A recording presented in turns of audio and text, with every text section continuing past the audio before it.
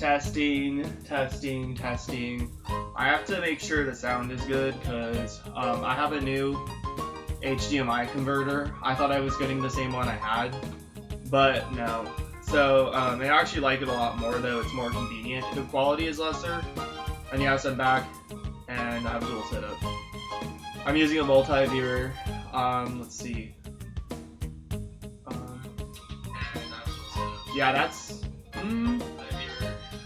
Hold on. Wait, bird. Yeah, that's.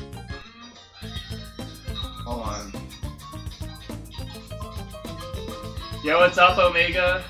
Just started your hunt at the same time? Hell yeah.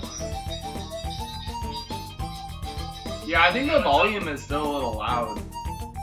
I'm gonna turn it down. Like this, for some reason, it's really loud for some reason. How's that sound? Like this, for some reason, it's really loud for some reason. How's that sound? That's better. That is better. Okay, cool. That's better. Trying to figure out where to put my phone. Like, I had something to set my phone on before. Good, bro? Nice. Nice. I'm glad it sounds good. I don't know where to put my phone. Like, I used to set my phone on something, but I don't have anything to set it on right now. Maybe I'll put it near my coffee. I'm not gonna drink my coffee right now, so hold on. I need to push my coffee a little more back. Trying to get ready. There we go. Yo, what's up? What's up, Quentin? What's up, dude? I actually did a lot more resets than I did a lot more resets than I said last night. I dyed my hair. So I was waiting for my hair to like dry naturally, and I played some more. I need to turn on live chat. Oops, I didn't mean to turn off chat.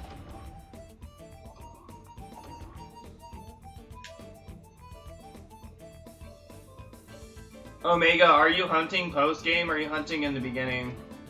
It sucks because I can't. It sucks because I did not get the early starter. I thought picking Crocodile would be the starter that's, you know, weak against you, so that's why I thought it would be Quilava. Yo, what's up? What's up, Hannah? AKA Bug, what's up? How's it going?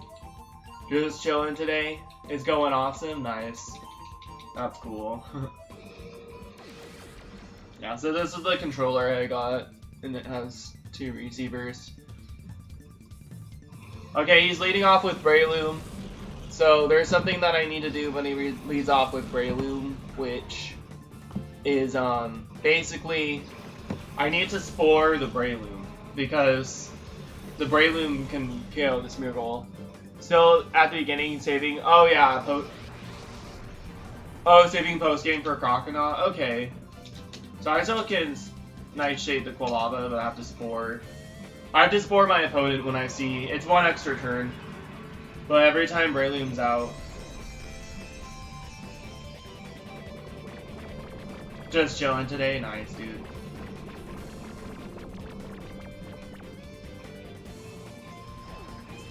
I got 100% catch on the Quilava.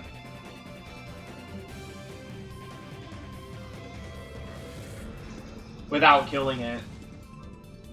Like, I don't have to worry about killing it at all now, which is like a quality of life change. I will use a Premier Ball, and if it gets a desync, I've had desyncs happen already, and it's fine.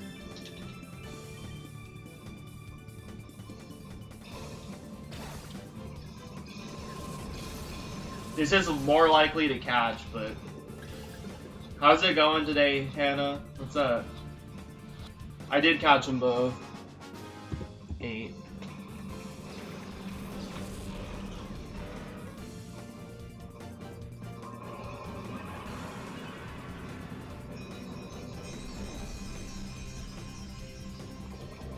This reset was a lot slower. This reset was 5 minutes. But it's because I was trying to figure shit out, so. Not shiny. Check this out. So, these are the Smeargles I EV trained. This one literally has one less special defense than the level 100 one. And it sucks because the level 100 one, I'm pretty sure its speed IV is 0. Because I had a docile Smeargle that was EV trained in speed, and that's a neutral nature. This one has a speed nature, and that one only had one less speed than this one. So I'm pretty sure this one's speed IV is like crap. And then I got this for Alligator, and I think this for Alligator has really shitty, no, it's actually the other for Alligator that's really shitty attack IVs. And it's Brave Nature, it's like, damn. Yeah, that's the setup.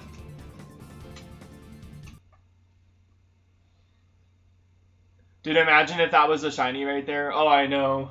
Just to start the stream.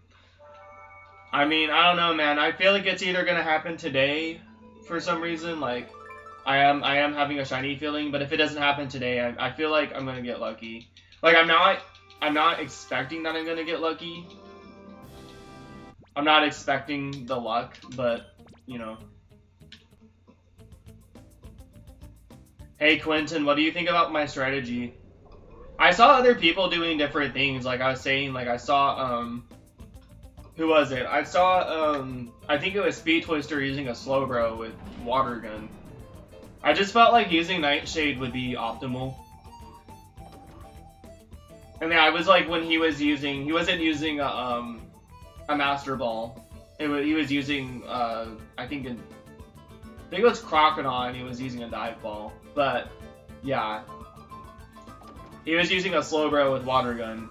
But I was like, you know, I wanted to Nightshade deals direct damage, and I felt like level 50 would be perfect. I haven't had a single Quilava that's sleeping that I hit with Nightshade. I haven't had it break out. I have had Quilava break out, but whatever gets the job done in a timely manner works for me. Yeah, I mean, this is good.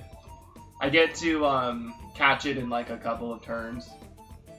Like, and it's a guaranteed catch, and I'm not sitting there struggling to catch it. Like, these encounters are way more consistent. Yo, what's up? What's up? What's up, Quentin's brother? Hey, Jay, glad to see you streaming again. Dude, I'm a little busy right now, so I'll be lurking, but again, happy you're back. Yo, I appreciate it, man. Thank you. And thank you for showing up, dude. I got this goated setup now. I have this goated setup now.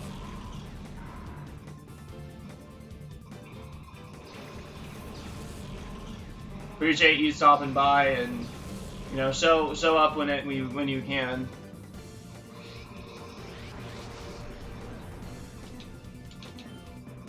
Okay, there's Grumpig lead, so I'm fine. Grumpig and Muck. I heard you were working on this dual setup with the Wavebird. That's so high. Yo, your brother helped me. Yo, I appreciate it, man. And yeah, I have the Wavebird right here. Right here. My strategy seems to really be working, though.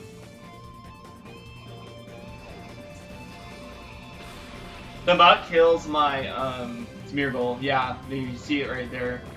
I was just saying that and it happened. There's a little bit of a desync right there, but it's fine. It's really easy to work around the desyncs when that happens.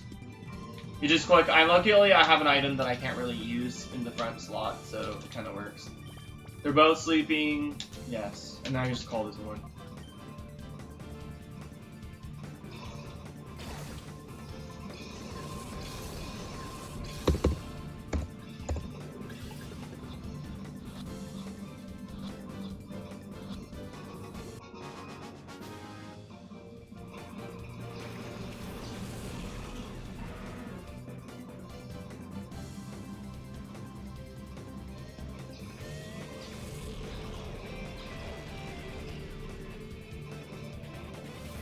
Yo, what's up, Marcus?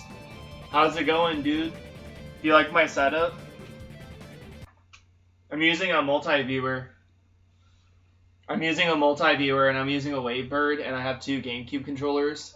So I'm playing like 2 games at once.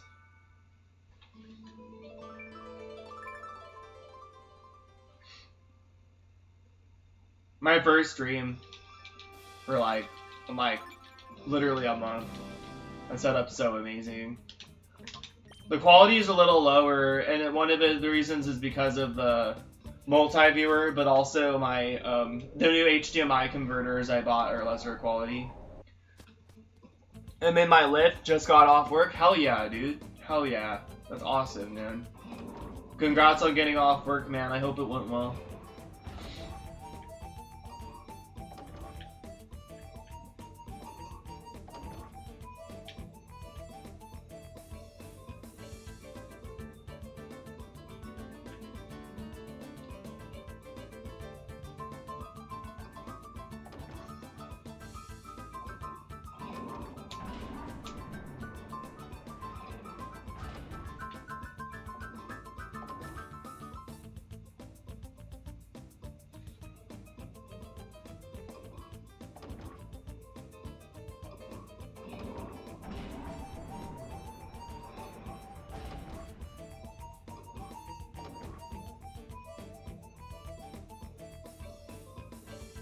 There was a desync that happened right here last night where one of my trainers got all the way to the end and the other one got stuck. It was funny. But I fixed it. It was really easy to get around. I feel like when desyncs happen here, since there's like not really any wild battles, it's easy to get around. So.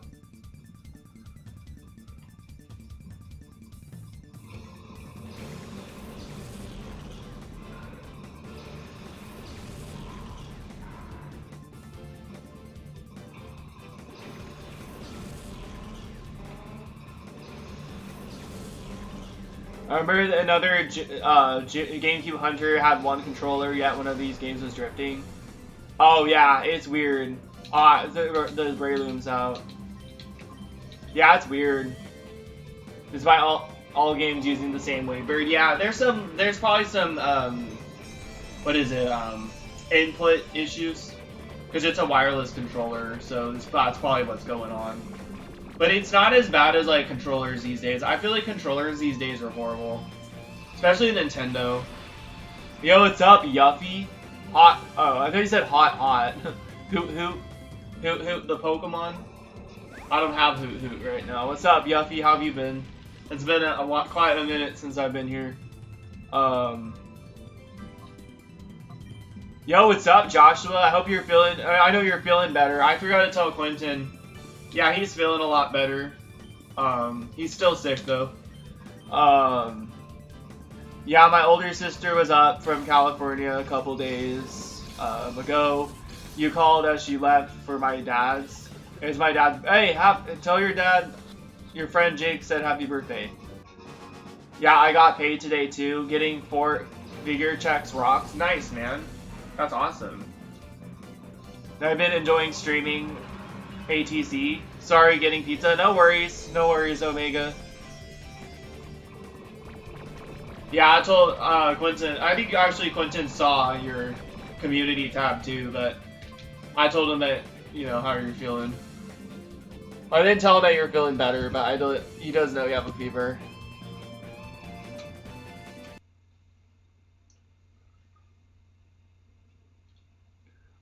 My friend's apartment, 100 up. Yes, please. At my friend's apartment. Yeah. Oh, you've been enjoying streaming at your friend's apartment? Yeah. Yeah, his internet's nice. My internet's good now too. It's funny because all I needed was a wired setup. Like that's literally all I needed.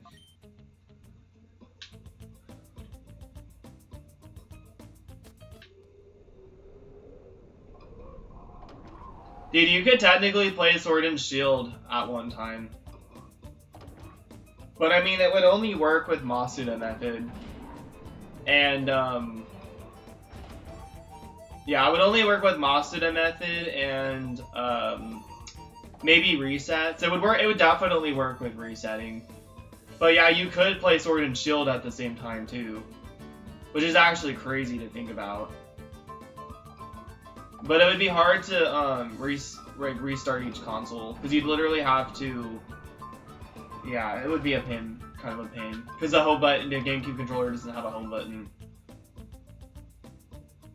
Now, oh, I know, Joshua. I know, man. It's exciting. Yeah, I'll try to get up earlier too on Friday. If you need me to get start earlier. Literally, I was up for a little barely. What time is it right now on the live? It's 15 minutes. I was up for barely over an hour and started streaming. I was just really excited to stream. I'm hyped. Yeah, me too. And I've been doing packing for my move. Oh yeah, that's right, Marcus. How's that going? I know you got a lot of consoles and stuff that you have to move around.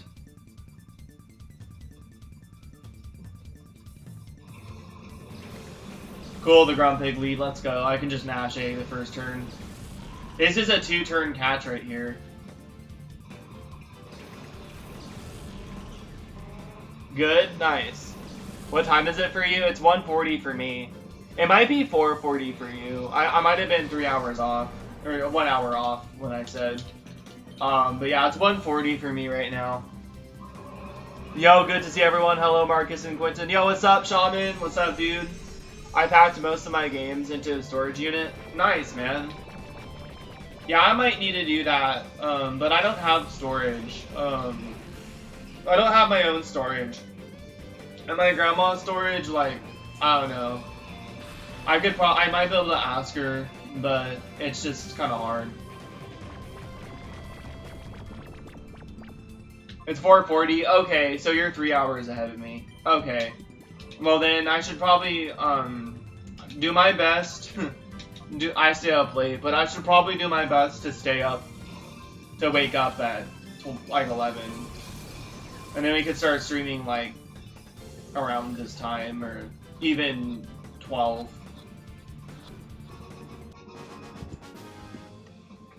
Good to hear from you. I saw you replied to me about your Celebi Hunt. Should play the earlier Metroids for Shaman. I've tried responding, but I couldn't for the life of me find the comment and oh, that's weird. Yeah, I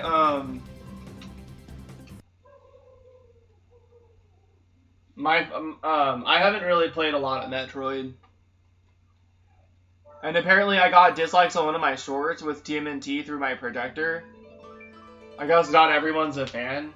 Yeah, that's the one thing about being, streaming and your channel growing and stuff. Even streaming, especially streaming, because when I started streaming, I started getting, a lot more dislikes. But then I started getting a lot more people, liking my videos as well. And so sometimes there's just, a salty hater. And then it's funny, because they don't say anything. The people who dislike don't even say anything. So, and then when they do, it's just something, really stupid. YouTube is hiding dislikes from videos. Oh, what? Whoa. Whoa, what the heck? Targeted dislike? Were you kidding me? Oh, what the? Well, hold on. Well, I just disliked my stream. I just disliked my stream and it showed it. But maybe it'll happen later today. It might happen later today. That's crazy. Only the person who made the video will see the Oh, okay. Oh, that's probably why then. Yeah, that's probably why then. I see a small streamer literally get 20 dislikes every stream by the same person just because the person doesn't like their voice. That's so stupid. I hate my voice. But yeah, that's dumb. Look at YouTube's Twitter. I'll check it out, Joshua. I'm not going to check it out right now, but I'll check it out when I'm done streaming. Yeah, I'll look at it, dude. I'm interested. That's crazy. Oh. Yeah, I could care less. I even called it charming. LOL. Yeah, honestly. I feel like some people just don't have a life. And I don't know why, people... I don't know. I kind of wish that... Because I feel like also dislikes are discouraging for the streamer as well. So I kind of wish that... And even for the people who do videos. But I kind of wish that it didn't really show show it like on the video screen. Like it's fine to show it in the analytics system, like when you're looking at the analytics to see if like anyone dislike bodied you or if you got like disliked. But it's like another thing, like I feel like you should be able to see it through the analytics system if they're changing this, but I kind of wish for like, you know, even the streamer themselves that it wouldn't, you know, they wouldn't be able to see it while they stream. Yeah, it was a projector stream I did. Oh, that's the one on last Sunday? Dang. That was the one? I watched that. That sucks. I'm sorry, dude.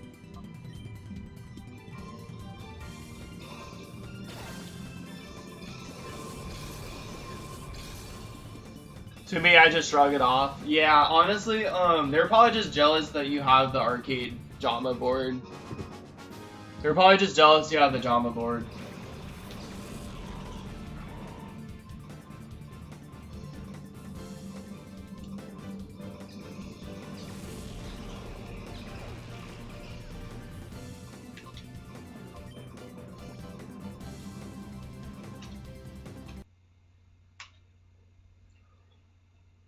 I'm gonna put my phone right here and drink some coffee.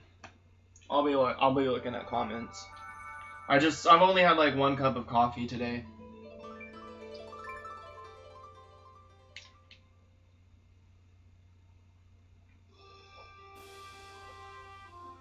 It was the NES version they didn't like? Oh, that's weird.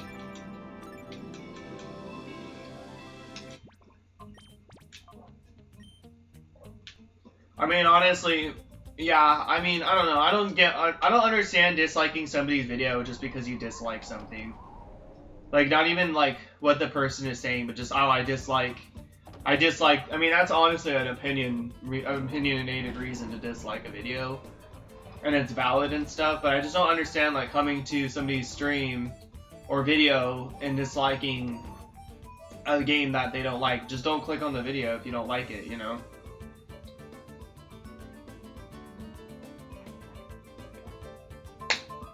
There's a different way to get a message across. You know, there's different ways to get messages across when you don't like something. Dude, I think it's so cool that we started the same time. That was crazy. Yeah, it is crazy, man. I did make the post about it, though. I talked about when I was going to start, but... but, I mean, still. I shared it privately. I shared it with you. Oh! Yeah, I can't help it that I'm that awesome. Yeah, people are just jealous. But yeah, man, I'll check it out. I'll check it out when I get the chance. I think I'm not gonna check it out right now, just because I'm really focused on these resets, and I don't want to slow down too much, but yeah, I'll check it out, like, on my own time. And I'm sorry it took me forever to reply about, what you sent me, yesterday. I had an appointment yesterday, and then right after my appointment, Quentin helped me. Shiny Ultra 73 helped me set up my multi-viewer. He helped me. Oh, I mean, I kind of did it. I did it on my own, but he gave me kind of like generalized ideas on how it should work. And so I think it was just his moral support that got me to be able to figure it out on my own. But he did help me with a lot of. He helped me get started, basically. But yeah, no worries. No worries, I just made it aware. Okay, yeah, I'll look at it soon. Like, when I'm gonna stream for a while today, though. Like, I want to stream for 6 hours. So I'll be streaming until, like, 7 o'clock or something. Okay, we got a desync right here.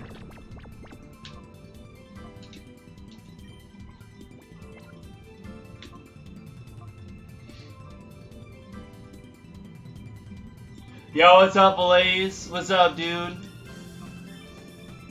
Yo, right now my phone is muted. Oh, for sure. For sure, dude. I'm just doing some... stopping by to say hi. Hi, Blaze. Okay. I'm sure he knows that I said hi to him.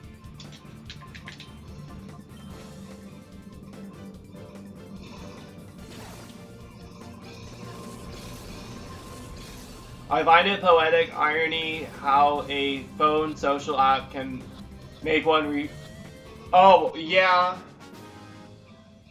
Yeah, I'm trying to think, like, we're not gonna say that person's name, because I don't want to, like, talk about other people on my stream, like, in negative. Even though, like, you know, it's not even that I'm scared of drama, I just don't, you know, I try to keep things, like, anonymous when I talk about anyone negatively, or when I talk about anything personal, but, you know, yeah, I did find it kind of strange, like, I mean, even when I look at my phone, I don't really see numbers. Like, I don't really see numbers. Like, I don't see numbers when I look at my phone.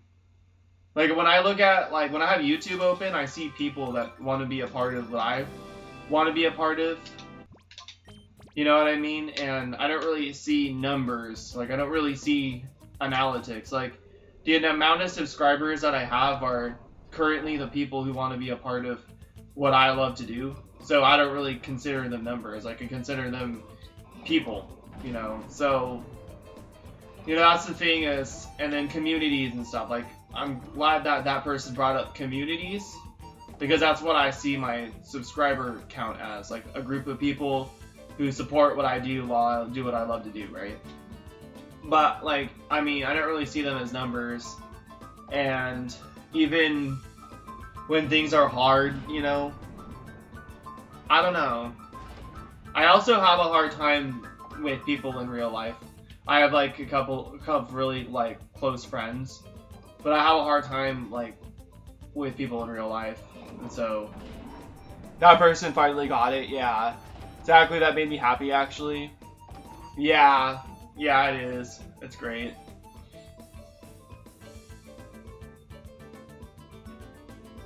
I'm gonna say, like, I feel like that person acted that way with me because, one, because of their follower count, and then two, because, they had a relationship, so they just felt too ahead of themselves, you know, and, I just, you know, I wish the best for people. And I think I might have overreacted to the situation, too. Like, I might have overreacted, or whatever. Like, I could have overreacted. I could have overreacted. For sure. I think that I read too much into things sometimes. I wish that person well. I hope that person will take steps to make connections in the real world. Yeah. And that is what I will say on that matter. Yeah. And yeah, what I'll say too is, yeah, I wish everyone the best. You know, and I think I do think that I do tend to read too much into situations sometimes. Because I do really just care about people, but I also care about how my words and how I word things are being perceived. You know? But, you know, like, that's the thing is, for all I know, that person might have not done anything wrong. I just mistook, like, their intentions with me.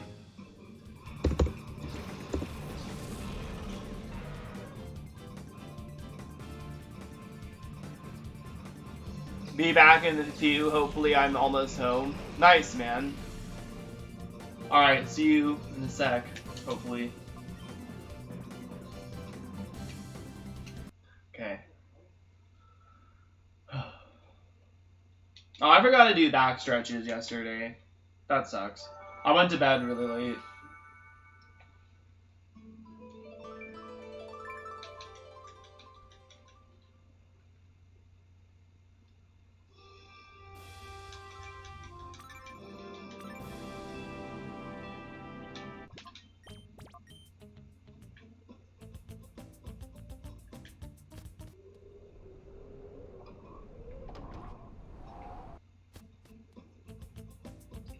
I'm gonna drink some more coffee.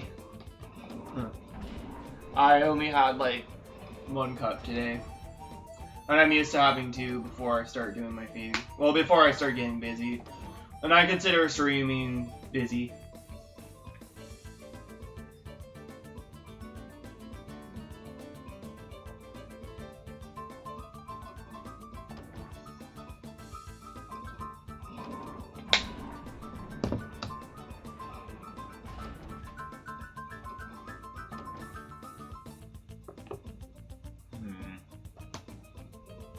now this is less heavy. Phone can knock it over. Seems fine. Oh yeah, you use to control which game delivers audio. Oh, okay, well, I'm okay with the game one delivering audio. That's cool. Thanks, man, for the advice. I don't think it, yeah, and I noticed that a lot of streamers have, one of their, you know, like, they have a select game with audio. I don't mind the first one being audio. So if you get the Quilava appeared on the right, you want to change the audio to the right. The sound on and send it out. Yeah, I feel. Honestly too, when I get the shiny, I think I'm gonna have this layout the way it is. But then I'm going to, I'm gonna have this layout the way it is. And then, actually, I hope my remote's working. I don't even know what I'd do with it.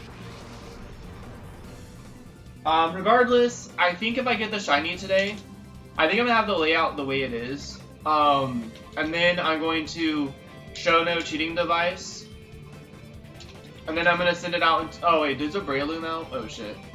Hopefully the Breloom's not out. I didn't look. No, it's just Grumpig. Okay. I looked at my phone on the replay. But I'll probably like switch my capture card and do another like showcase where I send it out into battle. Just to like kind of relayer everything. Yeah, I need to find my remote, actually. I don't know what happened to it.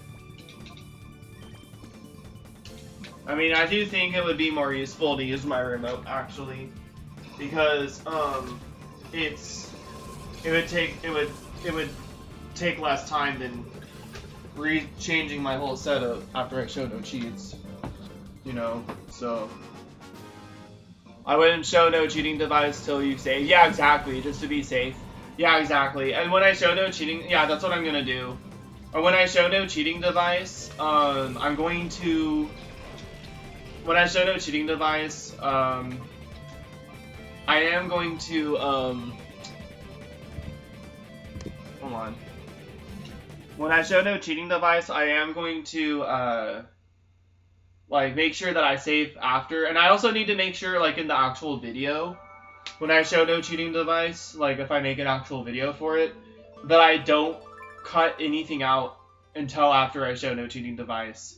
Because in that way, like, you know, it's nothing was clipped out and nothing can be like questioned, you know? That's something I've thought about when showing no cheats. Is like you don't wanna you kinda wanna like clip out, you don't wanna edit anything. You wanna leave everything unedited once you get to the shiny. Like you could speed it up before the shiny, but then edit everything before you get to the shiny, and then when you get the shiny, leave everything unclipped. And then yeah, I have that in my mind, Quentin. Like even when Fire Red and Leaf Green, when I got the shiny Nidorino for Safari Week, I saved before, and then I showed no cheating device. So, yo, what's up, Marcus? Welcome back, dude. Welcome back. I wish I knew where my remote was. I feel like I don't know. I wish I knew where it was. It's okay. It would save time to be able to switch the audio, though. But honestly, like, part of me doesn't even know if it'll work. Because I could not get my remote to work last night. But it also is because my shit wasn't set up correctly. Hold on, I need to find it.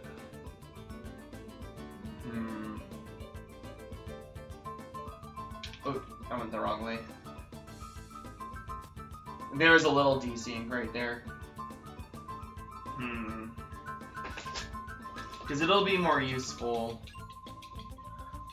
The floor in front of me is such a mess. I don't want to move my Elgato too much because it, okay. No.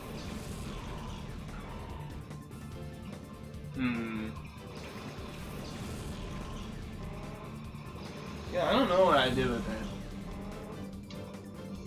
You know what? I'm not gonna worry about it too much right now. Yo, what's up, JJ Beats? Hi. Yeah, it's been a while. I'm super sad. Supergirl has been concluded. Yeah, I saw that.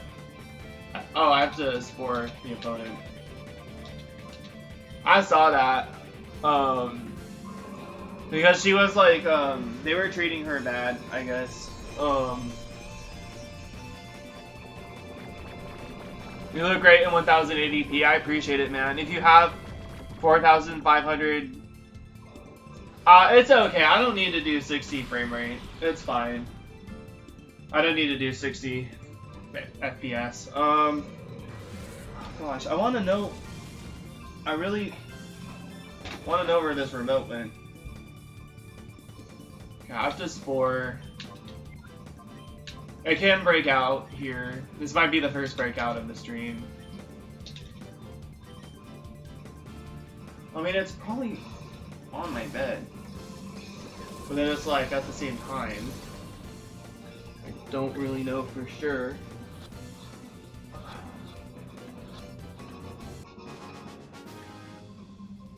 It might be under my guidebook. No. No. Man, I wish I knew where it was. I might stand up for a little bit too, because my back is getting a little tight. Yo, what's up, Joshua? What's up, dude? Welcome back, man. Well, welcome back myself too. I've been gone for a while. I don't know if all you saw, but my cat passed away, so I kind of felt like I needed to take a mental break from streaming. And then toward the very end of my mental break, I started to really miss it because people in real life are being kind of mean to me. Or not a lot of people, but a good amount. Oh, I found it! Finally. Where it's like, it's enough to get draining. When I just healed over my cat. I'm not fully healed, like I still I dream about him like every other day. I wake up, no, I don't dream about him every other day. I wake up thinking about him every other day. And then I had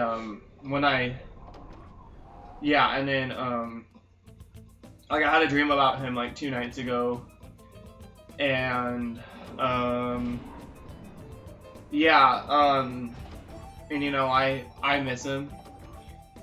And, you know, I feel like as time's gone by, it's gotten a little easier, but then I'm finally feeling more refreshed over, like, losing my pet. And then people in real life are just, like, accusing, like, some girl tried to accuse me of saying I wanted to sleep in the same bed with her, and I had the screenshots of her saying, because I had to take the bus, and so I was like, you know, it would be nice to have a place to stay instead of having to take the bus all the way to home. Because I was visiting my grandpa, and I asked her if, like, there's any place to stay, and she said, like, the only place to sleep is my bed. And I was like, whoa, that was weird. Whoa, hold on. Whoa, okay. That was a little weird. There was some crazy desyncs right there. But then, oh, fuck. But then basically, she said the only place to sleep was her bed, and so I was like, well, I'll be respectful. Like, I've slept in the same. I don't think I said that, but I would have been respectful, and I said I've slept in the same bed with my friend Alec before. You know what I mean? Like, because he only has one place to sleep, and it's not like, you know, I could even sleep on the floor. Like, you know, I have back issues, like, you know. But she accused me of saying that I wanted to sleep in the same bed with her when I never said that. Like, I had the screenshot right there, and everyone was on my side. They're like, and I even said I had to take the bus. Like, and that was, like, my only way of getting back home if we're going to hang out after I went to see my grandpa. You know, because my grandpa was, like, really important to me, so I wanted to see him before I hung out with her. So, Galeo plush? Nice. Congrats, Crystal. The last games I bought were 2 bootleg Pokemon games, and that were Chinese, damn. Hold on, I need to catch up with chat.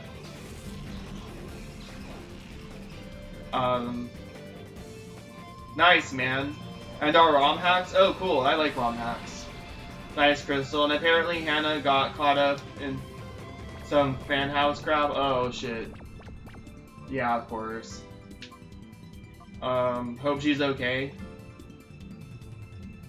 Exactly. Why make accusations if you can't back them up? Like, she didn't put me... I don't know if she put me on blast, but I blurred her name and showed it on my Facebook. Because just in case she did put me on blast, because I was worried that she was going to when I blocked her. I was worried she was going to when I blocked her, and, because, like, you know, obviously now she can choose to hate on me all she wants. And, so I showed the conversation, and even some other girl said that she seemed, like, bipolar or something. She's like, wow, she seems kind of bipolar. Like, is that... She asked me if that was, like, one of my friends, or one of my ex-friends, and I said no. It was, like, somebody else. But, yeah, like, people were on my side about it. There are ROM hacks of Fire Red and Emerald. Nice. Both are in 2009. Nice. That's awesome. Even I got Dustmane, Necrozma plush, Primal Groudon figure, Solgaleo action figure, Dustmane, Necrozma figure, and Eternatus. That's awesome. That's cool. I have a bunch of figures right there, but they're all scattered around.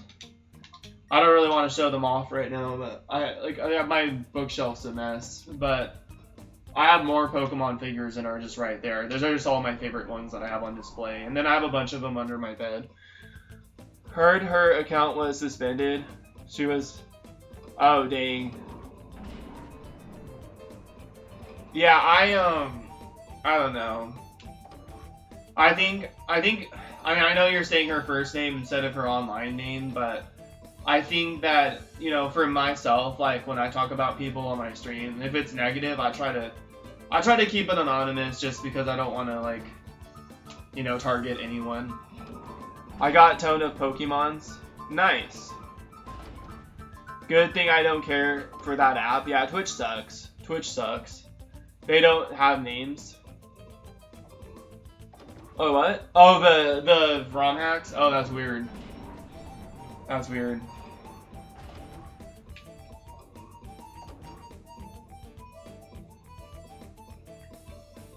So I called them Corridal and Turquoise? Nice, man. Well, I'd like to see them. There was a way you could show me, but I don't think there is right now. But that's cool, man.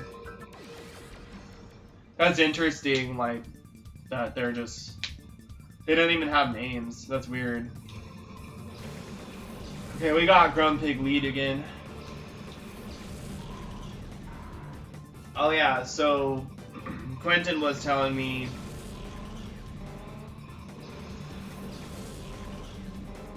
it doesn't seem like this remote's working. Yeah, I don't know how to get this remote to work. Like, the light won't even come on when I press the buttons. So I'll just have I might get a new time watch battery the next time I work, which is pretty soon.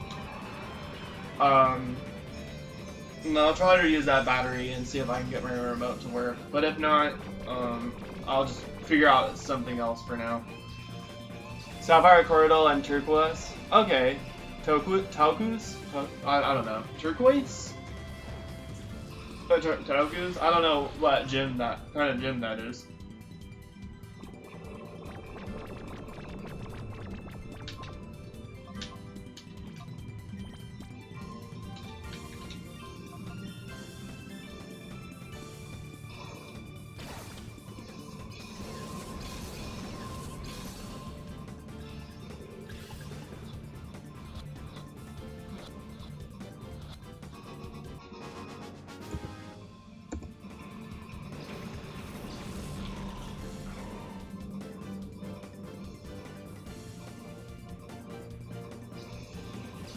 I'm going to be showering. I'm going to shower and eat dinner.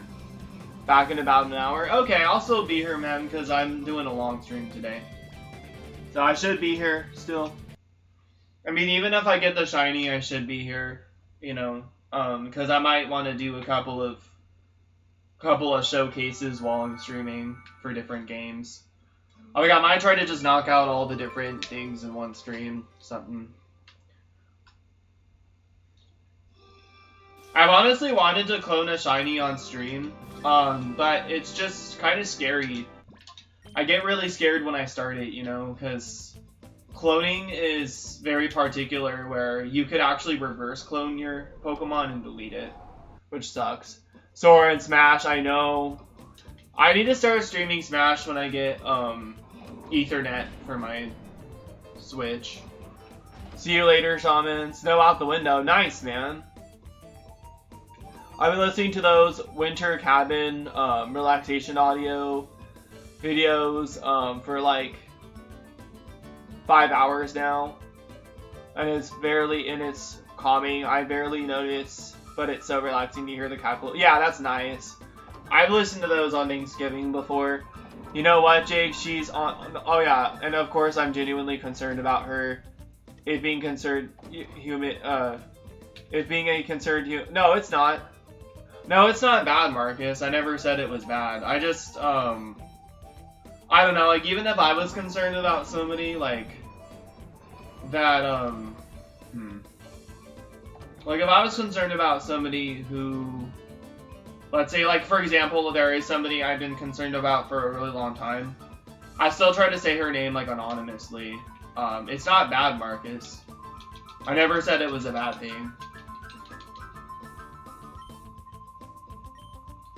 I've seen, yeah. I mean, I don't mind when people talk about my name when I'm here, or like if you're talking about somebody else, like if it's not like something. I mean, it's not really a rule that I have. Like, it's not really like a rule, but I guess how I do things is like if I know somebody who is in a bad situation and might not want that being said like on somebody else's stream, I try to, you know, at least keep their name anonymous if I feel like I need to talk about it because it's bothering me. But that's all. It's not bad, Marcus. I never said it was bad. I didn't say. I know you didn't say that person's last name. That's fine. That's fine. But I mean, and yeah, I mean, there can be a lot of people with that name on Twitch. There definitely is. I just, I don't know. I don't know. I'm just kind of weird about that. I didn't say you were bad, and I didn't say it was bad that you did that. I wasn't trying to shame you. It's okay. Okay. Yeah, I wasn't angry either. I wasn't upset. I just was telling you how I usually do stuff, because, yeah, like, there's somebody I've been concerned about for a long time, but I try not to say her name. Because I don't want, like, to expose her, and I don't know if she'd want all that stuff, like, floating around, especially if her name was thrown out there, you know? And that's why this is, oh. Okay, I'm sorry, Marcus, I didn't mean to. I didn't mean to upset you, I'm sorry. If I upset you, I'm sorry, man. I didn't mean to.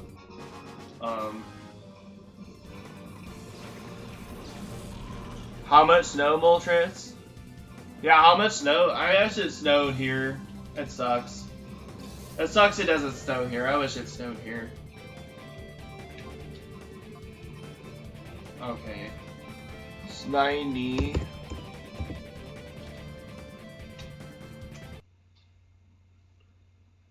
Okay, I'm glad. Okay, sorry. And yeah, I think too much. Like, I don't think that this is so, like, it's a social media thing. Sometimes I overthink things too. So it's not. That's valid. I love the winter in California.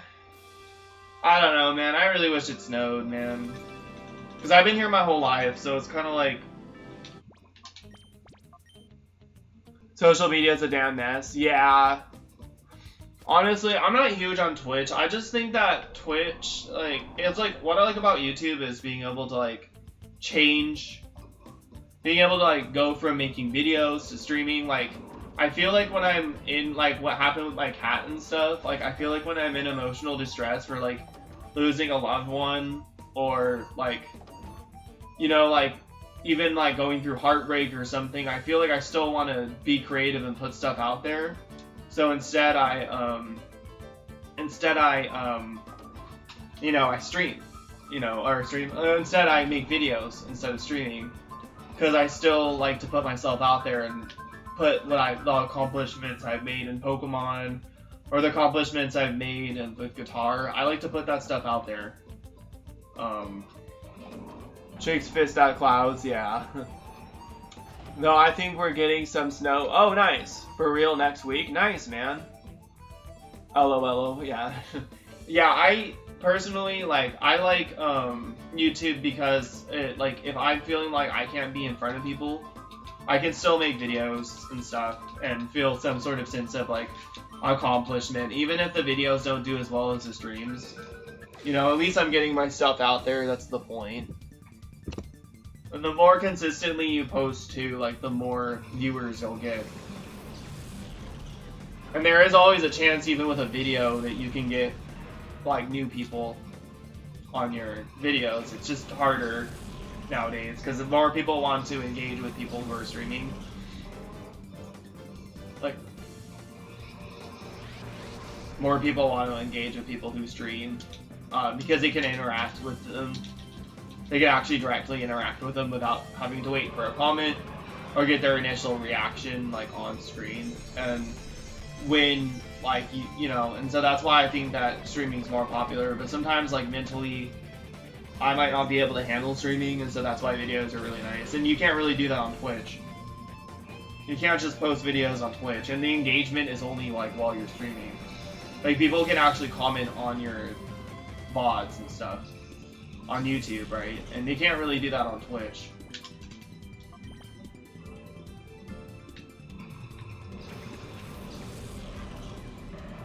Oh yeah, we're getting snow soon too here. Yep, Minnesota. Yep. Wait, I caught it. No, I didn't. Thought I caught it.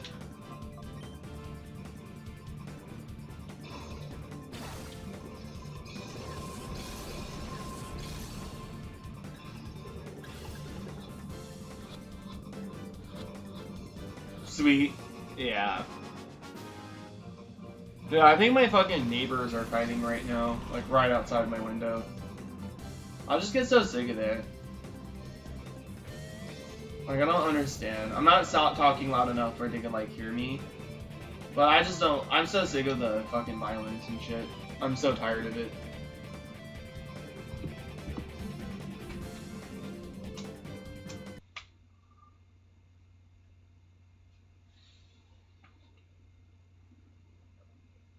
I think I'm gonna drink a little more coffee.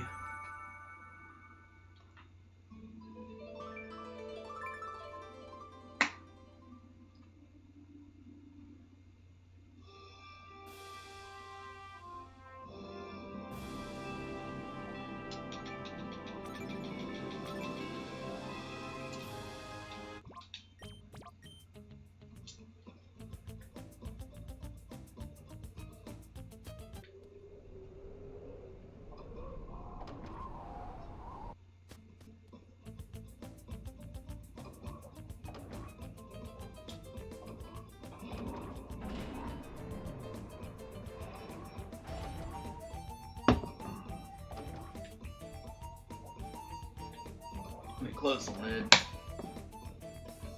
Hold on.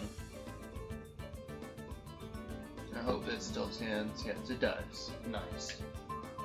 Well, if my neighbor slammed the door. Yo, what's up, Chinese Side Cat? What's up, dude? Neighbor ball stream win. Literally just stream them fighting. Super Smash Bros. Brawl, but it's my neighbors. We've been going through a place to play tabletop games. Nice, man. Also, I've been spending the weekend in Josh's apartment. Nice. I just want to sleep. Oh, I feel. My neighbors are awful, dude. I woke up yesterday to the entire family getting out and physical. But in the family threatening. Yeah, that shit happens too. Like, it's so stupid.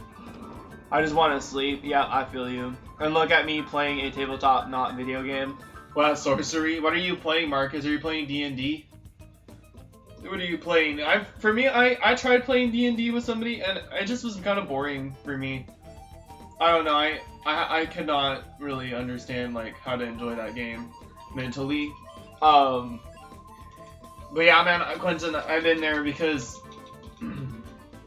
they're doing drugs, like bad drugs, and then sometimes they even call the police on each other.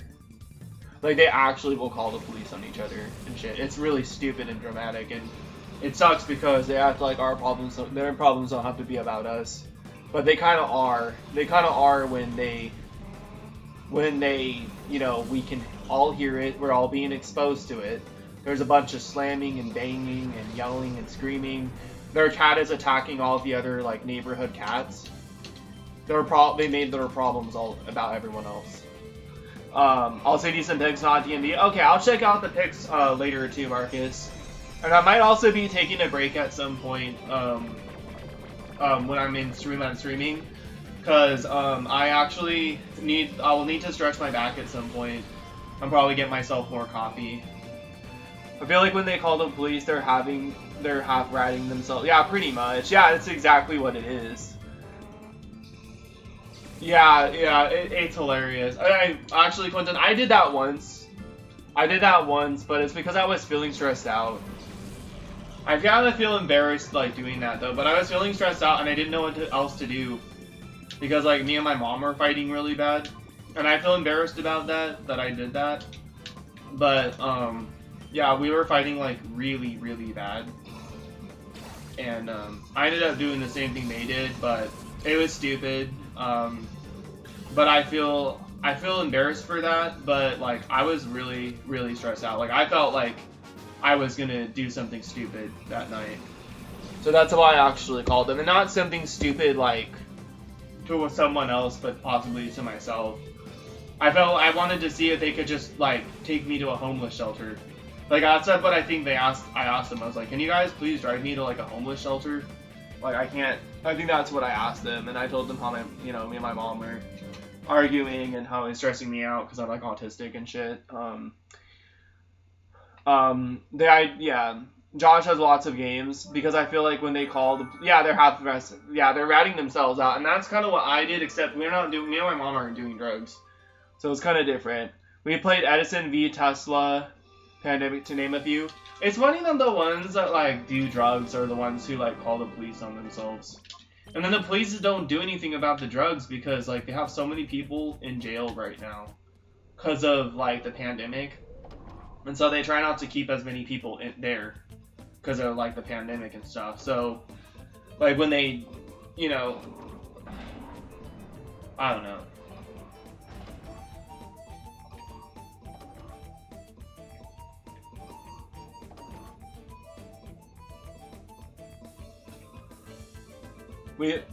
Edison, yeah, that's right. I think I just read that, but let me read that again. We've played Edison v Tesla, Pandemic, to name a few. Nice, man. I'm curious to know what that game is like. It kind of sounds like a thinking game. Because I see the word Edison in there, and that's what I think.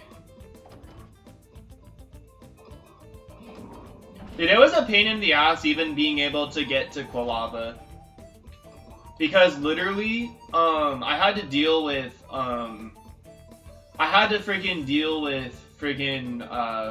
getting rid of like 4 or 5 trainers in this area, and like it was kind of a pain because I had sold all my potions and stuff, but I had a level 100 for Alligator, and on my second game I traded one of my level 100 Nidokings, not the shiny Nidoking, but I traded over my friend Ryan's Nidoking that he gave me as a Nidoran male, and I trained it all the way to a Nidoking. I even Eevee trained it. I ran through with that thing on my second file, or over there. Well, my first file I just used for Alligator. But yeah, honestly, it was kind of a pain in the butt, having to get through, that battle was, like having to get through this whole part was kind of a pain. It was easier when I played through the second time, but when I played through the first time, I was really frustrated. And then now I'm going to be doing like 10 less resets an hour versus like I would be doing 40, which I feel like is very kind of adds up. It's just very significant. Like after 4 hours, 40 really adds up because then I would be at 120 encounters in 4 hours instead of 90. So yeah. But it is what it is, and hopefully I get better shiny luck. Honestly. And if not, like, I might have to just play through Colosseum again. I have 1 memory card, I can use 2 more. I can buy 2 more. Progress is progress, no matter how small. Exactly, Quentin. It's kind of like Monopoly. Oh, okay. Okay, nice. Oh yeah, and then the admin have the same Pokemon, except instead of having Breloom, they have Sharpedo, which would probably be a lot less threatening towards Smeargle. But, yeah, it would be a lot less threatening towards Smeargle. But yeah, like, the levels are lower on the first Pokemon battle, the first battle too. But luckily in both battles they lead off with the Shadow Pokemon, so I don't have to worry about. I don't really have to worry about, like, you know, like them not leading off with the Shadow sometimes. Like, that would really freaking suck. Really bad. That would be horrible. I was lucky to get a couple of legit memory cards last week, so no memory corruption can happen when I'm playing. Oh! I haven't had memory corruption at all, but I got some third-party memory cards. I did get some third-party memory cards, old school brand. I haven't had any issues with them. They're pretty good. I ordered them off eBay. They're actually pretty good. They had good reviews too, so that does worry me hearing about memory corruption, but I haven't seemed to have any issue with that. But I did get some, like, third-party memory cards. Hopefully it's okay. I'm gonna make supper. Nice, man. What are you making? What kind of food are you gonna make, dude? You make the bomb-ass food, bro. And before I go, I saw Dune with Josh a while back. Great movie. Nice, man. Yeah, I'm not much of a movie person, but...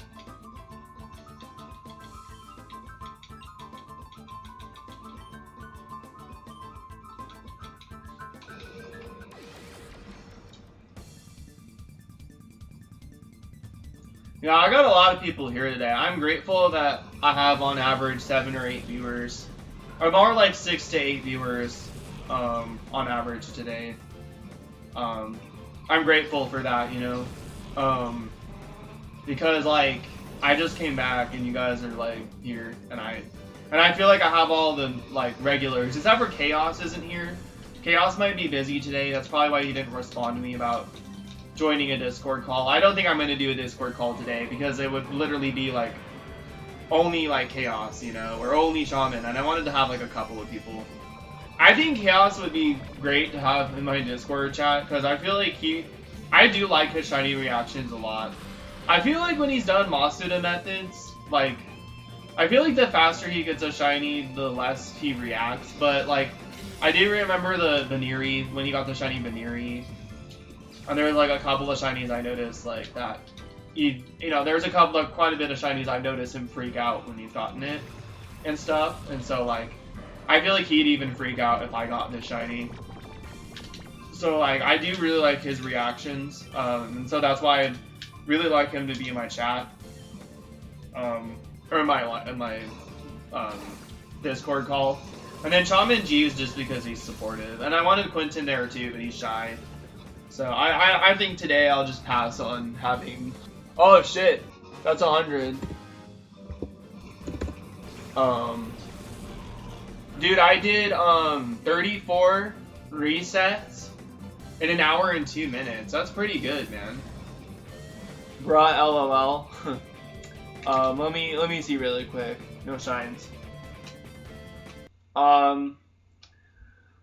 Yeah, the third-party ones I have are great too, but you can never be too careful. Yeah, okay. I'm glad to know that. I mean, I probably have good memory cards if I haven't had any issues with them. If I haven't had any issues with them, I'm probably good. Before hold on. There we go. In fact, how I'm just happy with one, LOL. I'm just happy doing something on here. Yeah, exactly. And me too. Like, even if I have one person here, I'd still be streaming. There are people who literally have 1 viewer and then they just stop streaming. Or they have, like, 0 viewers and nobody commenting and then they just don't. They just leave, you know, and that means you're doing it for, that means you're doing it to be impressive and you're not doing it for yourself. Like, you should always do something like this for yourself, you know?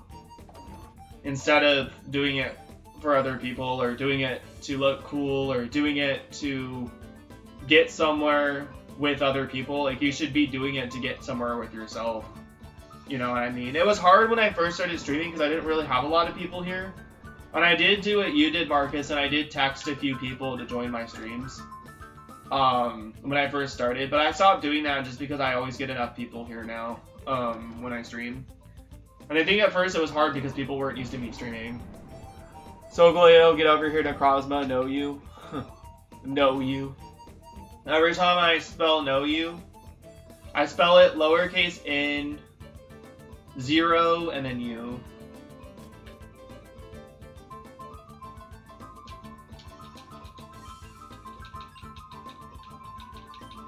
Dude, Quentin, I'm already 100 encounters, man.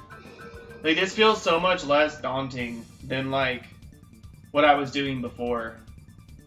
Like, if it was an hour, I'd only be at 16 resets, but I did, like, around, I probably did 32 resets last hour, which is better than what I did before.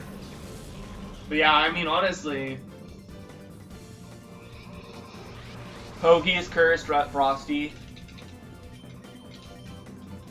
I don't know what you mean by that.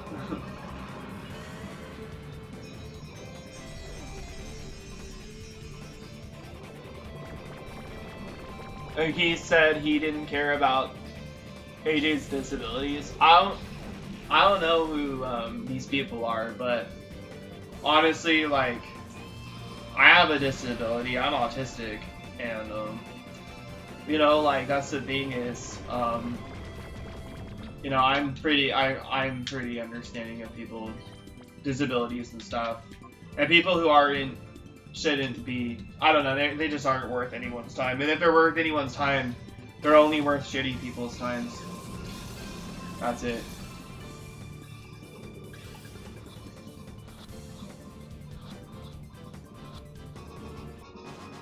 I mean, there was one person that made fun of an autistic guy, like, on YouTube, and I'll say these names because these are bigger people. Like, these are people who are never gonna see me say something and get offended. Levius here made fun of Tommy NC 2010, and he's not the autistic man. I understand when I said the autistic guy. Like, I'm an autistic guy too. That doesn't define me as a person, right? But it's just a part of me, a big part of me, you know. Anyways, you know, the thing is I like Tommy a lot. And I think that I never subscribed to Leafy, and I actually didn't want to subscribe to Leafy definitely after the way he treated Tommy. But actually, I think Keemstar was a lot worse to Tommy, and yeah, I think Keem was a dick to Tommy, to be honest. And Tommy, for some reason, is more fixated on Leafy, when all Leafy did is, I mean, Leafy did call him fat, a fat man in a fedora, and that's not nice at all. That's fucked up. But the only thing that Leafy did was send his viewers over to Tommy, and his viewers were sending like Tommy like death threats and shit, and that's fucked up too. But Leafy actually left Tommy alone after that. Like, Leafy's never bothered with Tommy again. And then like Keemstar was constantly like picking on him and shit. Keemstar is retiring sometime soon. Good. I don't hate him, but I don't really like him too much. I don't hate him. It takes a lot for me to actually hate somebody, but I feel like I very much dislike him. Because I was there in the Saber livestream. Oh, okay, yeah, well I think that people should compensate for people's disabilities and stuff. But yeah, so that's the thing with me. And I feel like, honestly, Keemstar should have better lighting.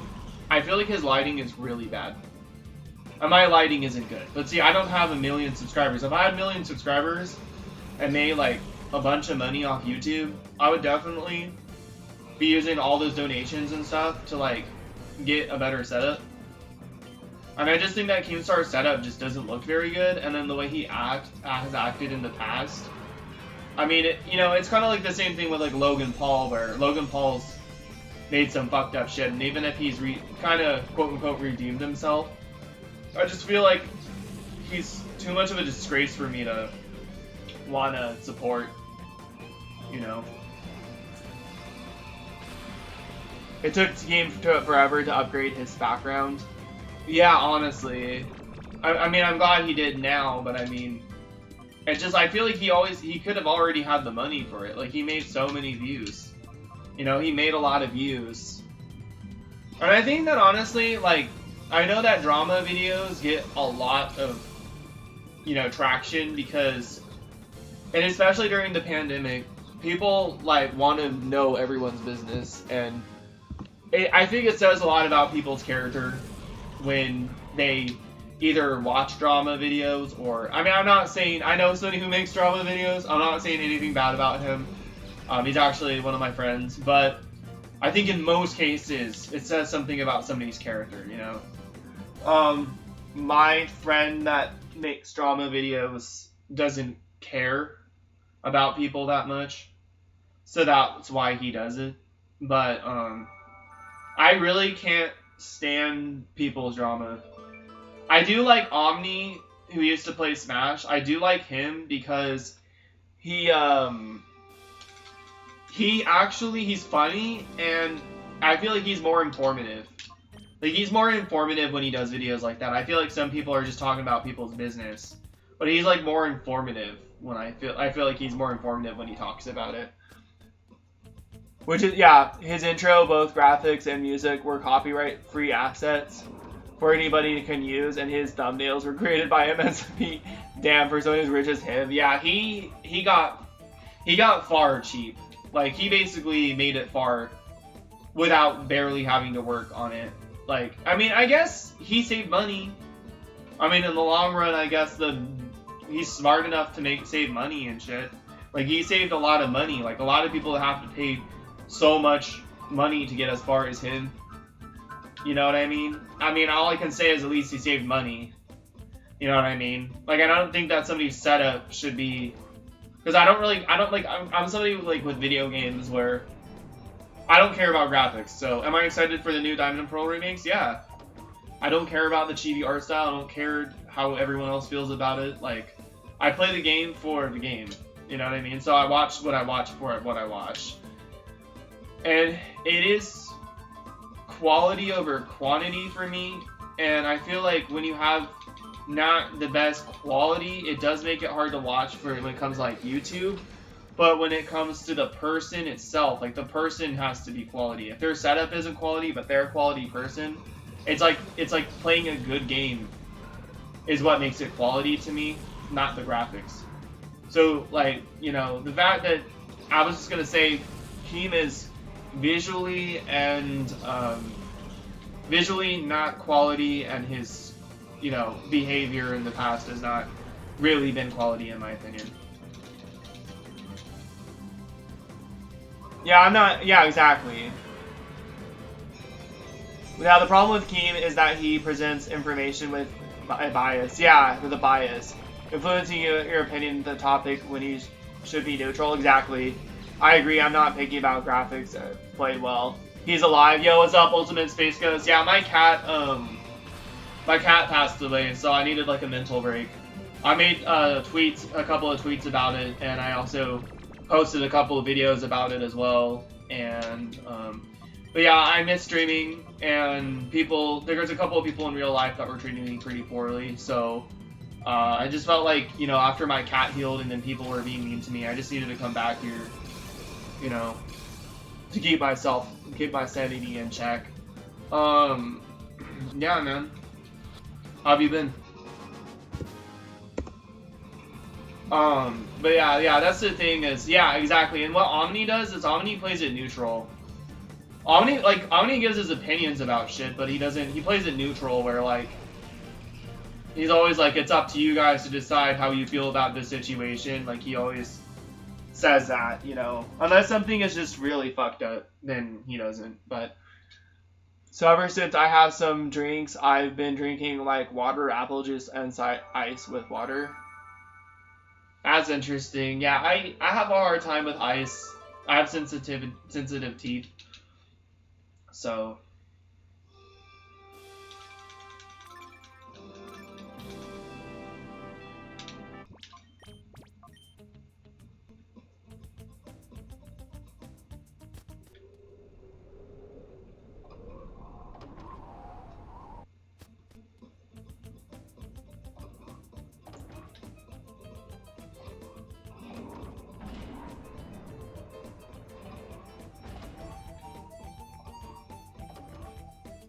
Home repairs, 3,500 for upgrades, on garage, making more cooking videos, and just living adulthood, barely any time to play games. I feel, man. Yeah, I posted quite a bit of videos last month. I just felt like I couldn't stream. I did post quite a bit of videos last month. I posted like 3 or 4 videos last month. But I just could not mentally handle streaming. So, yeah.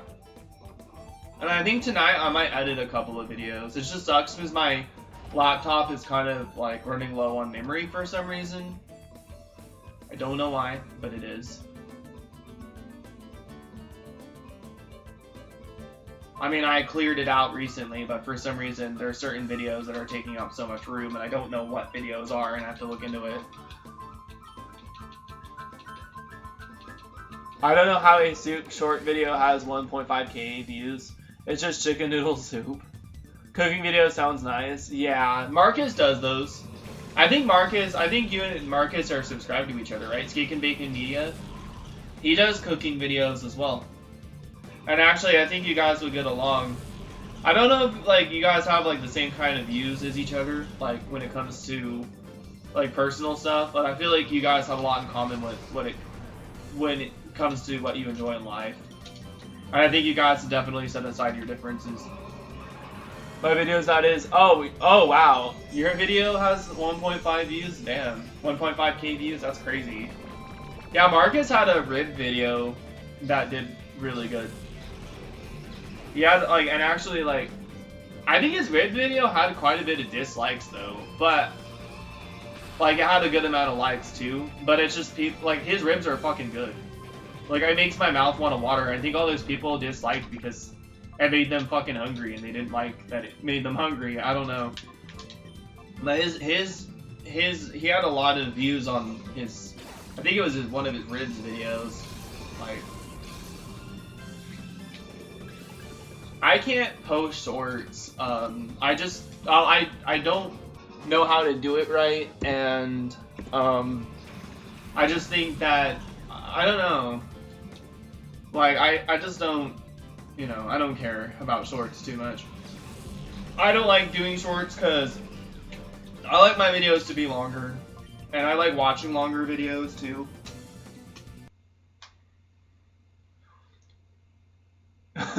They disliked because they were hungry. I love that. Thanks, Quentin. Feel free to see some of my smoked meats, as wrong as that sounds. Yeah, I'll definitely check it out. And also, I'll send Marcus some stuff too, actually. I'll send him some stuff too.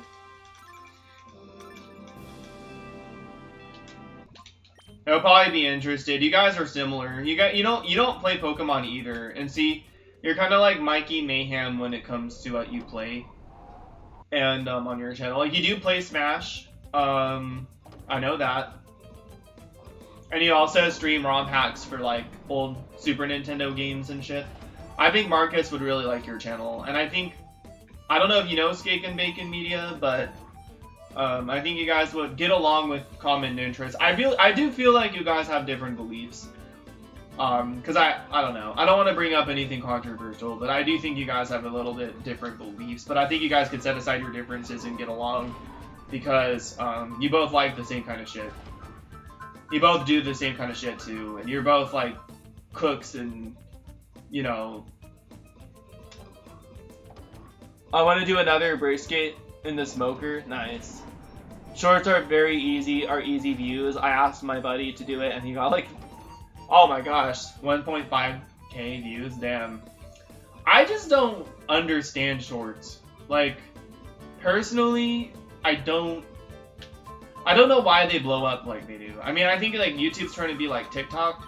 Like, I understand they're trying to be like TikTok, but I don't mentally understand why they're boring to me. Like, I think they're really boring. And so even though like, yeah, I could get more views off of, you know, shorts, I don't care, because it's, you know, I'd rather get less views over something I enjoy doing versus something that I'm just putting out there just to get noticed. I mean, I guess if I get a shiny Shadow Quilava, I could try to make a short for that. I might have Beetle Binky help me, because he actually is really good at putting together his shorts. And I might ask him how he does it. But I might do that, maybe, because I think that would get me noticed. But yeah. I finally did a 0 to death run of Donkey Kong Country. Till someone requested, how about a 101% 0 to death run? Challenge accepted eventually. I want to do another, yeah, that's crazy, man. That's cool, and 101%, so that's like getting everything, right? It's getting everything, I assume.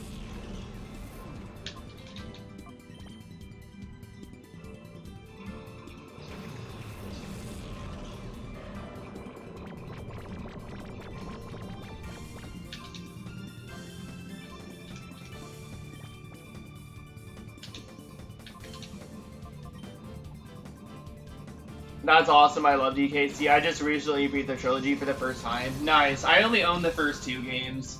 I mean, technically I own them all because I have the Super Nintendo online thing. But I own physical copies of the first 2 games. I own the second game on both Super Nintendo and GBA. I have the box for it for my Game Boy Advance still. It's up there. But I think it's more impressive having a Super Nintendo box for that game, I'm not gonna lie. Oh wait, what am I doing? Are you gonna shiny? No.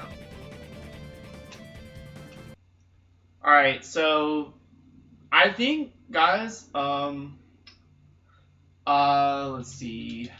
I have to use the bathroom and probably get myself some more coffee, and stretch my back. So, let me just start up the games really quick. Okay, guys, I think I'm gonna take a break. I hate to do this to you guys, because I personally don't really want to take a break. Let's see. Where's my coffee logo, damn it? Coffee. I need coffee! Damn it, dude. Where's the coffee logo? Dude, I hate it, but I have to take a shit, man. And this is not helping. Coffee. Break. BRB, where are you? BRB, where the fuck are you? Here we go, fuck. And I'll keep the music up just because this music's awesome. So yes, guys, I will be right back. Sorry, I gotta... Streamers take breaks, deserve to take breaks, bro. Good luck. Or you're good. Good luck to shitting. I heard that wrong. DKC2, I have the box with the manual. Nice. Me too, I have the Game Boy Advance one, though. That's awesome, dude. Did need to know that, Jake. Coffee, good. No shit, no. Alright, I'll be back. Yeah, sorry for the TMI. I don't know. I have to stretch my back, too, so it's gonna take a little bit. Hope you guys stick around, and if not, you can come back. I don't know how long it'll take. It might take a little bit.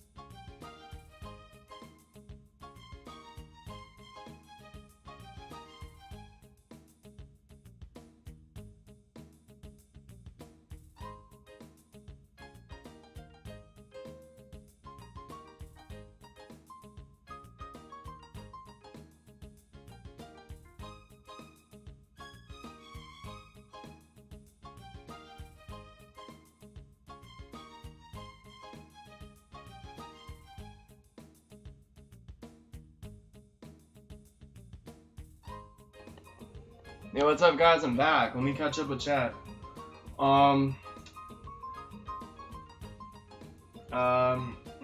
There's a lot of people chatting. Yo, what's up, Crickster? Sorry I missed you. I hope you're still here. It says I have one viewer, so I don't know who's here right now. Hopefully we have more people. I haven't streamed for a while because my cat passed away, Craig. It's okay, man. It's not your fault. You're here just in time. LOL, this is Jake's first stream in like 2 months. Yeah, around 2 months. It's been actually... Yeah, it's been a little less than 2 months, but still, like a month and a half. I'm doing pretty bad because yesterday morning my dog bit my game card and oh, that sucks. But here's the thing is you still have all your save data. That's how the Switch works. You still have all your save data.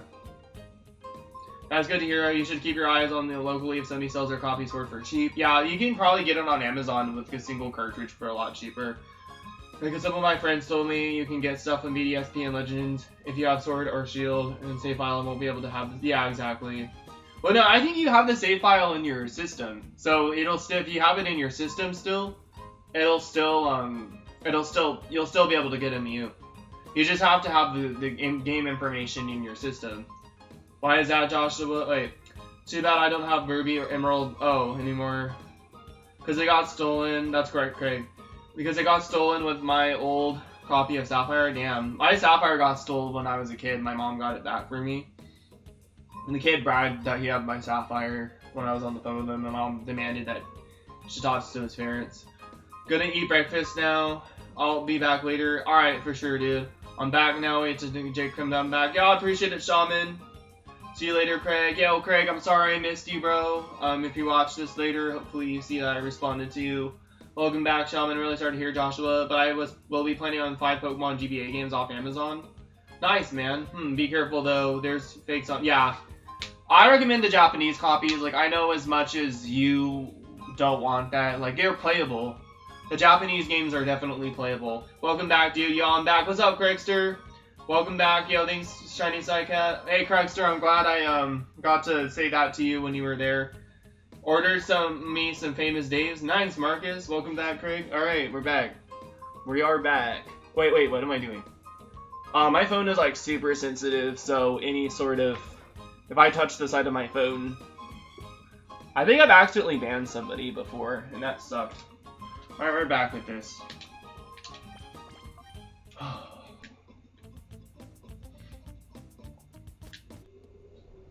I stretched my back. It actually felt really good to stretch my back today. I don't know, like my lower back just felt a lot looser than it normally does. Even after I stretch it, it felt nice when I was standing. Like, I'm gonna stretch my back twice today, too. Missed you, Jake. Long time no see. Yo, what's up, dude? Yeah, I saw your comment. You said I haven't been here for a long time, but it's been around a month and a half that I've streamed. Cause yeah, I think you saw, but my cat passed away, and I just didn't want to stream.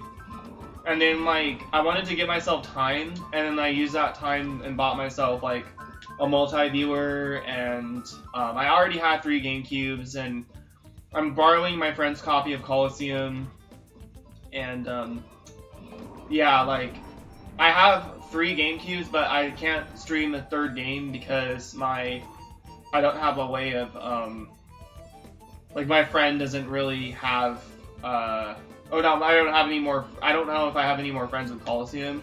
I don't know, I saw one person with the game and they said they wouldn't lend it to me, so, and then they asked me what I was hunting and I told them. They didn't say they wouldn't lend it to me, they were like, oh, I can't do that, sorry, but what are you hunting? And I was like, I told them and they just ignored me. But, it's whatever. People in real life don't understand why I do what I do, so.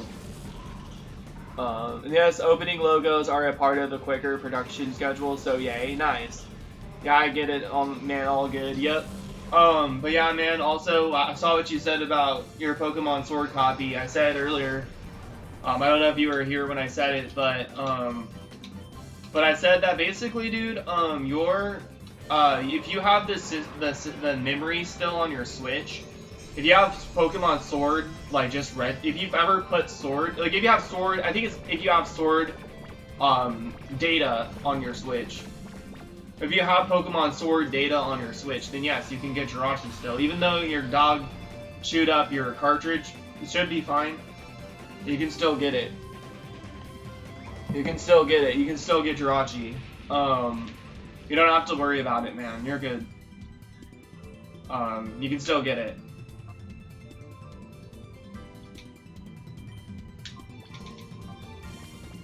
Because you just have to have, I think you just have to have the save data on your Switch. Whether it's a downloaded copy or a physical copy. And also, if you do get a new physical copy, it'll still keep the same data that you had from your previous one. Okay, that's the first breakout of the stream. I'm still gonna mark this, but I have to catch this one now.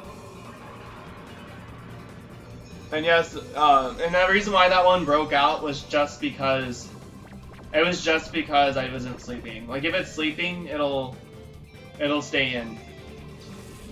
It'll stay in no matter what. It's 100% catch. So I just have to catch this one.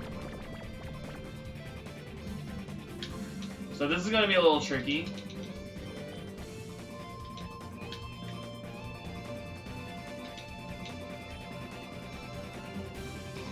There we go. Should be fine now. Yeah, I just wish I could play the game still. Yeah, I feel. But yeah, you said the thing about the legendaries though, and yeah, I feel, man. Yeah, and yeah, hopefully you can get a cheap copy. Hopefully you can get a cheap copy. Like, you might even be able to get a cheap copy on eBay too.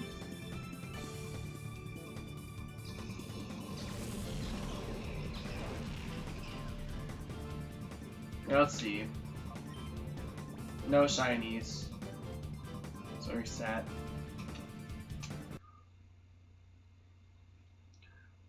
If I buy a digital version on the Switch and open it, would it still have the same? I am actually not sure. I've been wanting to test that out too. I don't know if digital and physical, I don't know if digital copies turn into physical copies, or I don't know if they just hold the same save data. I'm not sure actually. I've been wanting to try that out actually. Because I only have Sword on digital, or on download, or not download. I only have Sword on physical, and I have Shield only on digital. But I never had a physical copy of Shield in my Switch to be able to test that out. If that's the case, that's super useful for me. Since the save is stored in the console itself, yeah.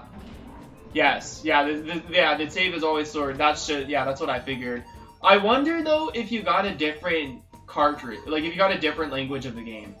Because I think even though the Switch's language unlocked, I'm pretty sure that the a physical copy of a Japanese Pokemon Sword or Shield might actually have its own separate save data, since the game picks up the language barrier. I wonder if that could work. You'll be fine. Yeah, you'll have, yeah, I think you should get, maybe you could get a physical copy or a digital copy only so then your dog doesn't chew it up.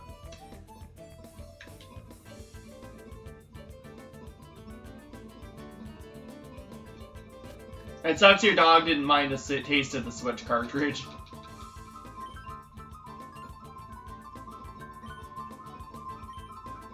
I remember when I didn't have a Switch and my friend Jacob did. And I went over to his house and I got a video of me like tasting his cartridge, and I was like, "Oh, my cartridge tastes like my medication." Like the cartridge literally tasted like my medication. Like, I'm not even kidding. Assuming the game allows for multiple saves, it was Animal Crossing. It wouldn't matter what user profile, but you get what I mean. Yeah. Exactly. Okay, so there's Breloom's out, so I'm gonna need a Spore.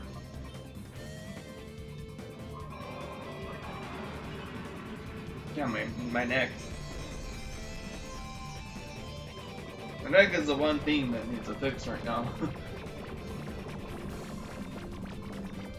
I hope they aren't separate, because my physical one is from Japan. Oh, 2 years ago, and if it's separate, then... Oh, dang, that sucks. Yeah, actually, for you, I hope it's not. But for me, I guess I have different uses for a Japanese copy of the game. I would be able to do, if it was a different save, I would be able to do different things. But I hope for you it's not the case.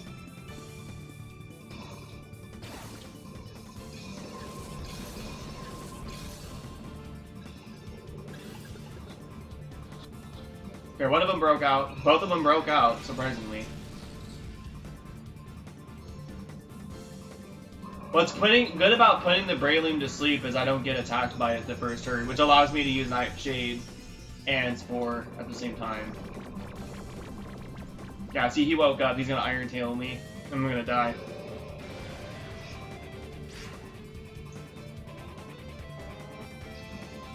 BRB, alright.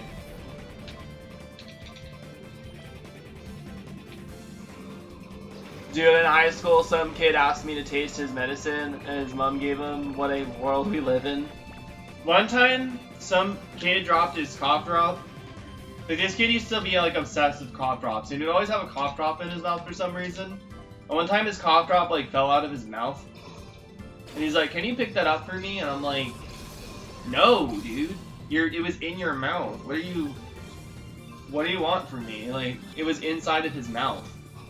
And he dropped it on the ground outside the playground. He's like, can you pick that up for me? I'm like, no.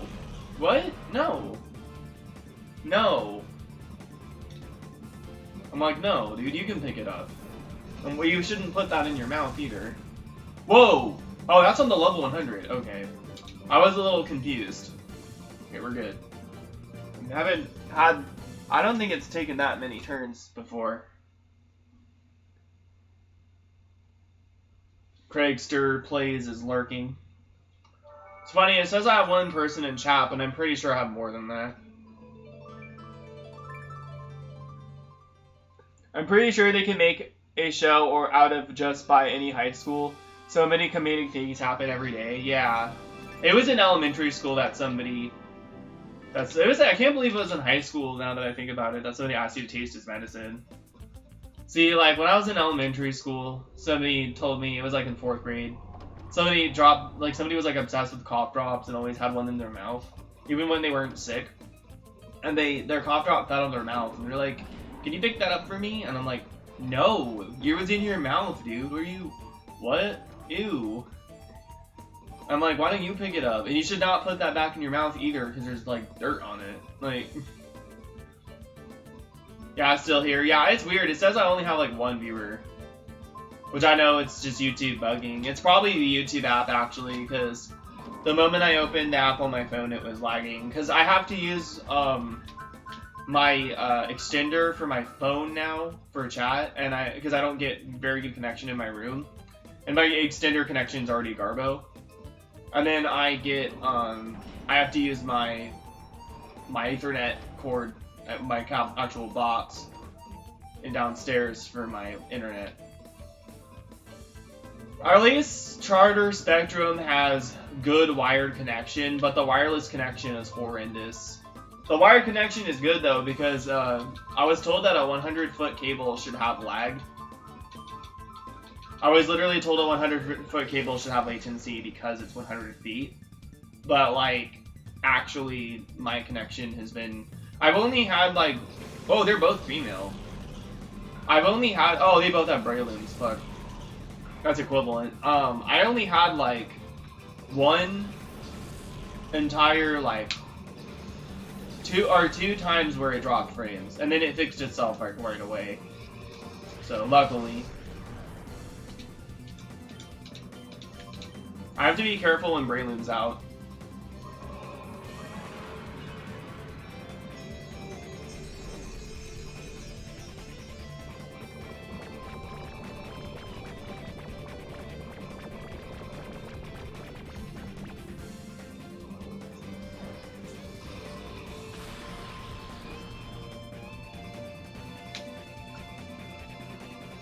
They're gonna attack the level 50, right? Oh yeah, they always go after the level 50, which is kind of nice. They're like, oh, this is the weakest Pokemon. Here, let's attack this one first. So it's kind of nice when I get off Nightshade and that happens.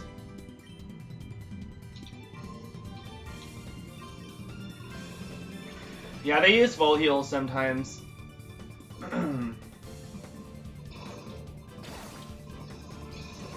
But it's fine because it still wastes a turn, and all I need is 2 turns.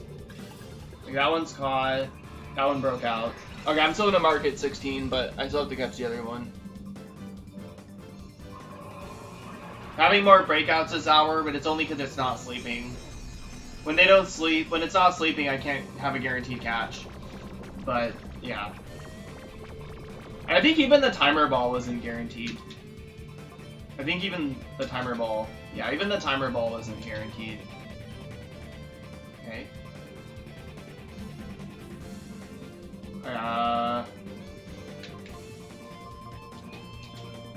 What?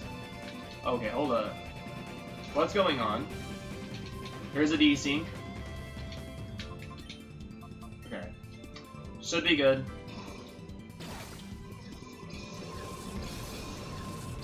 BRB. Alright, I'll see you in a sec, Shaman.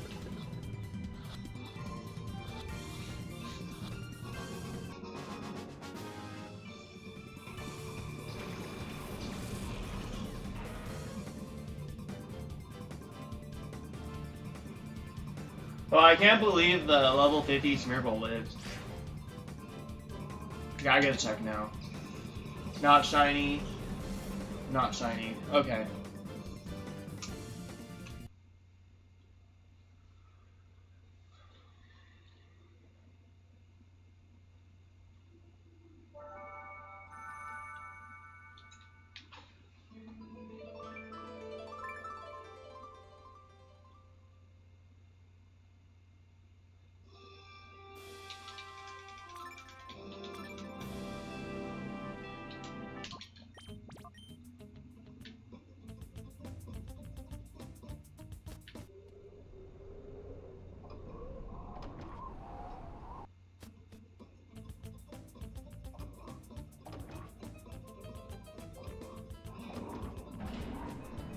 It's crazy to think about that, like, it would be probably, like, 60 resets an hour on 3 consoles if I was at the beginning area.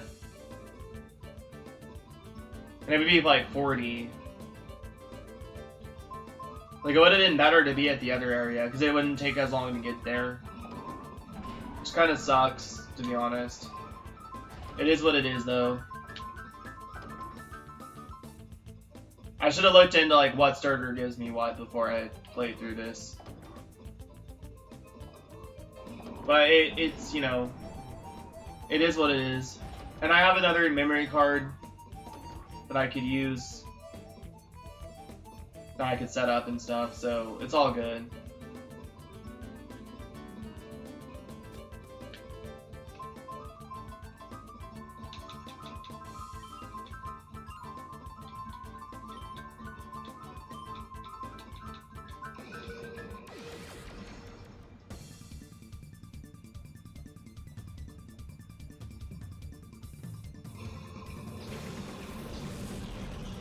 I'm getting a little warm. I'm gonna take this off.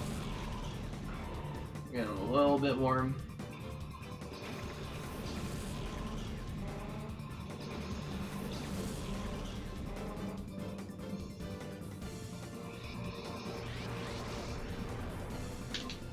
What am I doing? I'm so used to throwing Pokeballs in the inning still. Oh, freaking, they have Breloom again, dude. Oh, I'm so sick of the Breloom right now. I've had Breloom like every battle since I've come back. It just makes it take like 1 turn longer.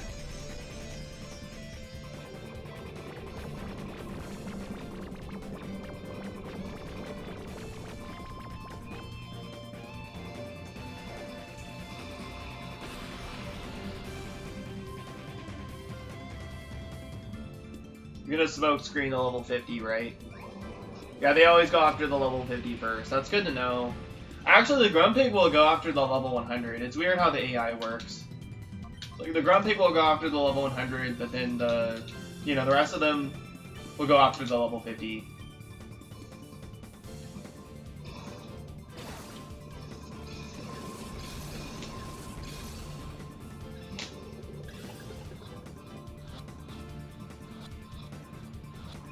Yeah, broke out. That one caught.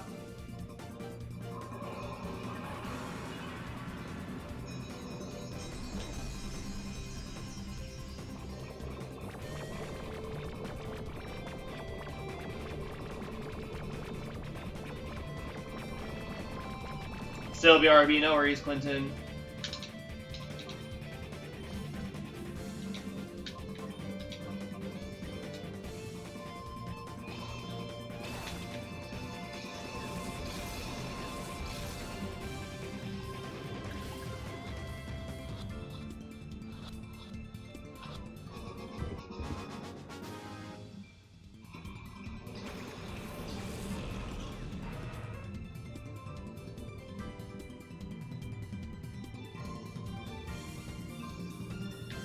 Oh. No shines.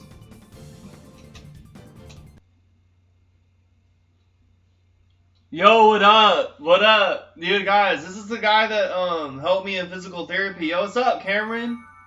Dude, I'm feeling better, man. I still like wake up and think about my cat every other morning, but it's not every morning anymore.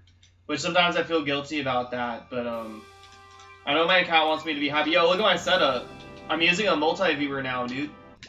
And oh, Cameron, dude, do you have Colosseum? Do you have Pokemon Colosseum, bro?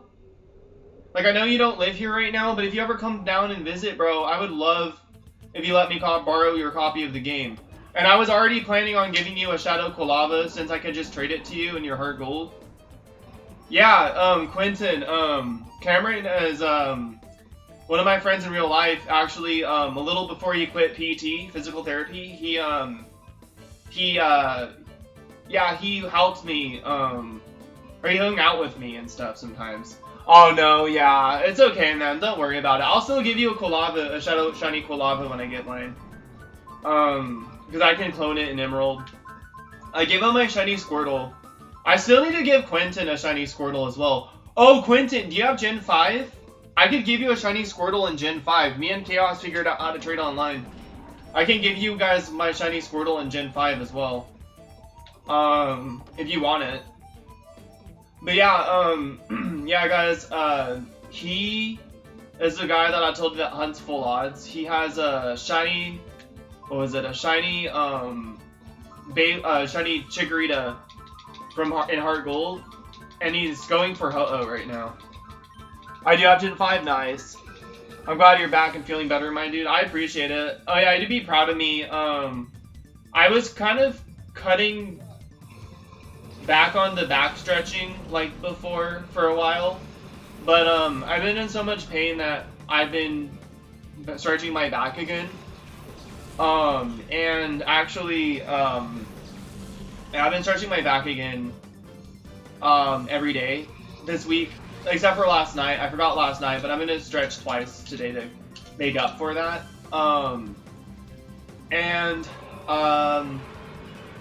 Yeah, so yeah, I just stretched my back actually a little before you came here. You're over 10k on Ho-Oh now? Damn, dude, that's rough. I think I started doing encounters for Shiny Pidgey. Yeah, I started doing encounters for Shiny Pidgey in Soul Silver. I probably won't finish it by the time Brilliant Diamond Shining Pearl comes out. But yeah, I'm actually right now currently 6,000 something. I think I'm 6,081 encounters in from what I counted. Dang, I wish you luck, man. It sucks going over odds, especially for full odds hunting, but it happens so often.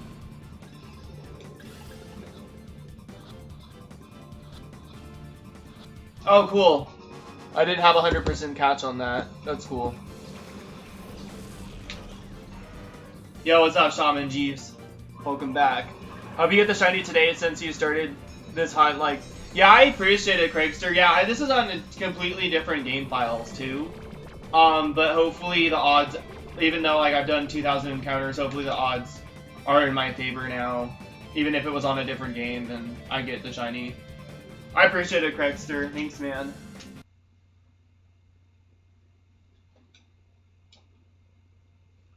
Welcome back, Shaman Jeeves. You know, I could, I do have two other files or two other memory cards, and I could play through the game, like, again for, like, another time, and get to this point, or get to pick the starter. I think I have to pick Bayleaf. Or Chikorita. I think I have to pick Chikorita? Hold on, I have to think about who picked... Okay, Chikorita.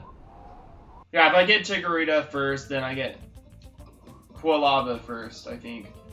Since that's a starter that's super effective against me, I get that one first. So yeah, I have to pick freaking dumbass Bayleaf. I know that Cameron has a Bayleaf. I like Bayleaf. I don't like Chikorita or Meganium that much. And I might not even use Bayleaf on my team. I'll probably use like Quagsire or something.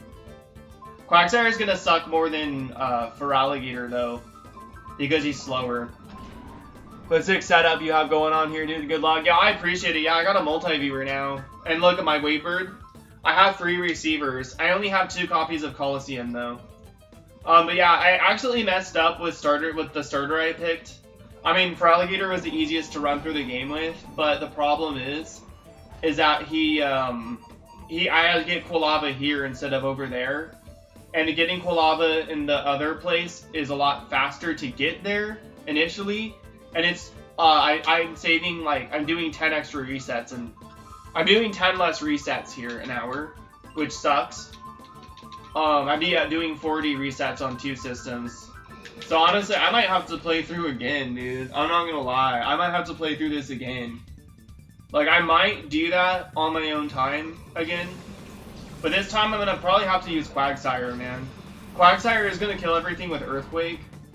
But Cirque's gonna be... I don't know, I want my Quagsire to be like a speed nature. If I use Quagsire. I want it to be like hasty or naive. Just because then I can like make sure it has good speed. I don't know, I have like a little strategy for that, but... Oh, Breloom lead again. I've had Breloom lead every time since I came back from my break. Well, sadly, I got school. Good luck on the hunt, man, and welcome back. Oh, I appreciate it, Craig. Thank you, bro. Appreciate it, man. Have a good one. Yeah, have a good one, Craig. Good luck in school, man. Appreciate the shiny luck, and appreciate you welcoming me back to the stream. I have been going for this since May, I think. Since I got shiny Nidorino in, I was thinking it was March, but I think it was actually May that I started going for this. Which actually is not that long, but it's just the idea behind that, I feel like this is less... I feel like it's mentally straining hunting it on a single system because I was failing so many Quilavas and stuff, and not to mention I had to deal with RNG. And this, I don't really have to deal with the RNG. And then Grumpig can't even kill me with one Psychic and a crit. If it gets a critical hit Psychic, it won't even kill my level 100 Smeargle. And for some reason, Grumpig targets my level 100 Smeargle, but then it targets, the other Pokemon target my level 51. So, honestly, this is okay. Like, you know, I would rather it go faster. I think I am going to work on some videos tonight. And then maybe the next few nights I'm going to... Did I mark that? Yes, I marked that.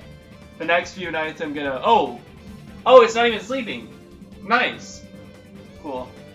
I didn't have 100% catch on that. But yeah, I might play through Colosseum again. I actually think Bayleaf gets Earthquake. Bayleaf might be okay, actually, because Bayleaf gets Earthquake. Oh my gosh, that's actually good. It's not that fast, though, but neither is Feraligatr. But then Bayleaf doesn't have nearly as good attack as Feraligatr, though. That's the only problem. It's more of a bulky Pokemon. I'd rather use Quagsire, because he also gets, Stab Earthquake, and if I have a Speed Nature on him and give him Speed EVs, or Speed, I give him Speed, yeah, Speed EVs, he should be good. And I did find a way to EV train a little bit in Colosseum, it's just really hard.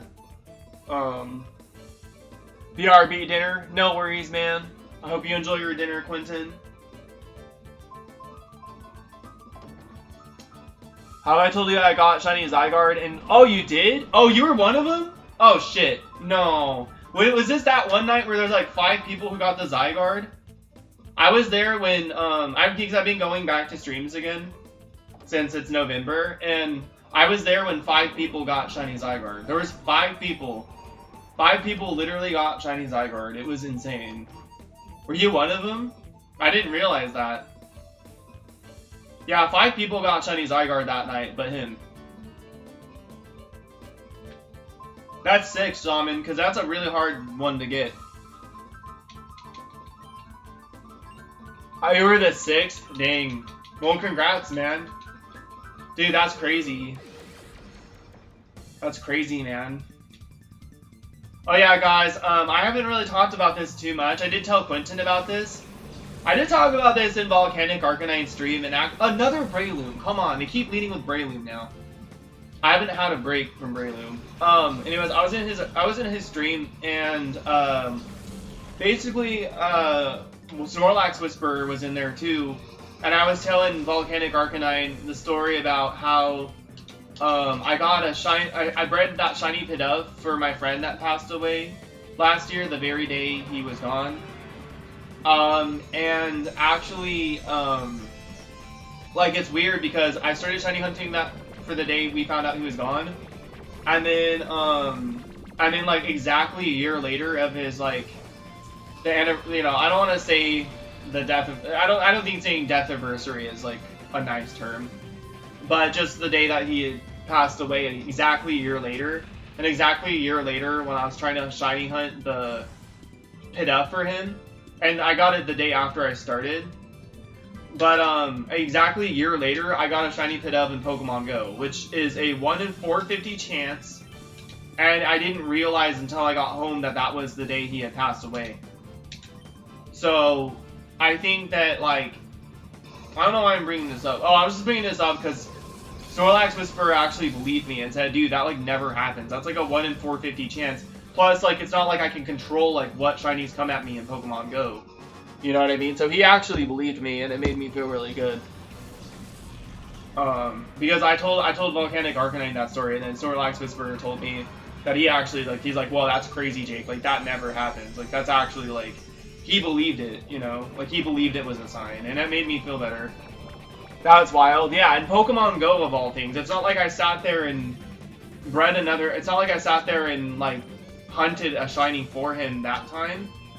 It's not like I did that, you know? It's not like I did that, like, I had no control of what I was getting in Pokemon Go. Like, you don't have any control unless they have, like, spotlight hours or community days, things with increased shiny rate, or things where Pokemon are spawning more often in the wild. Like, those are the only times you can actually shiny hunt something specific.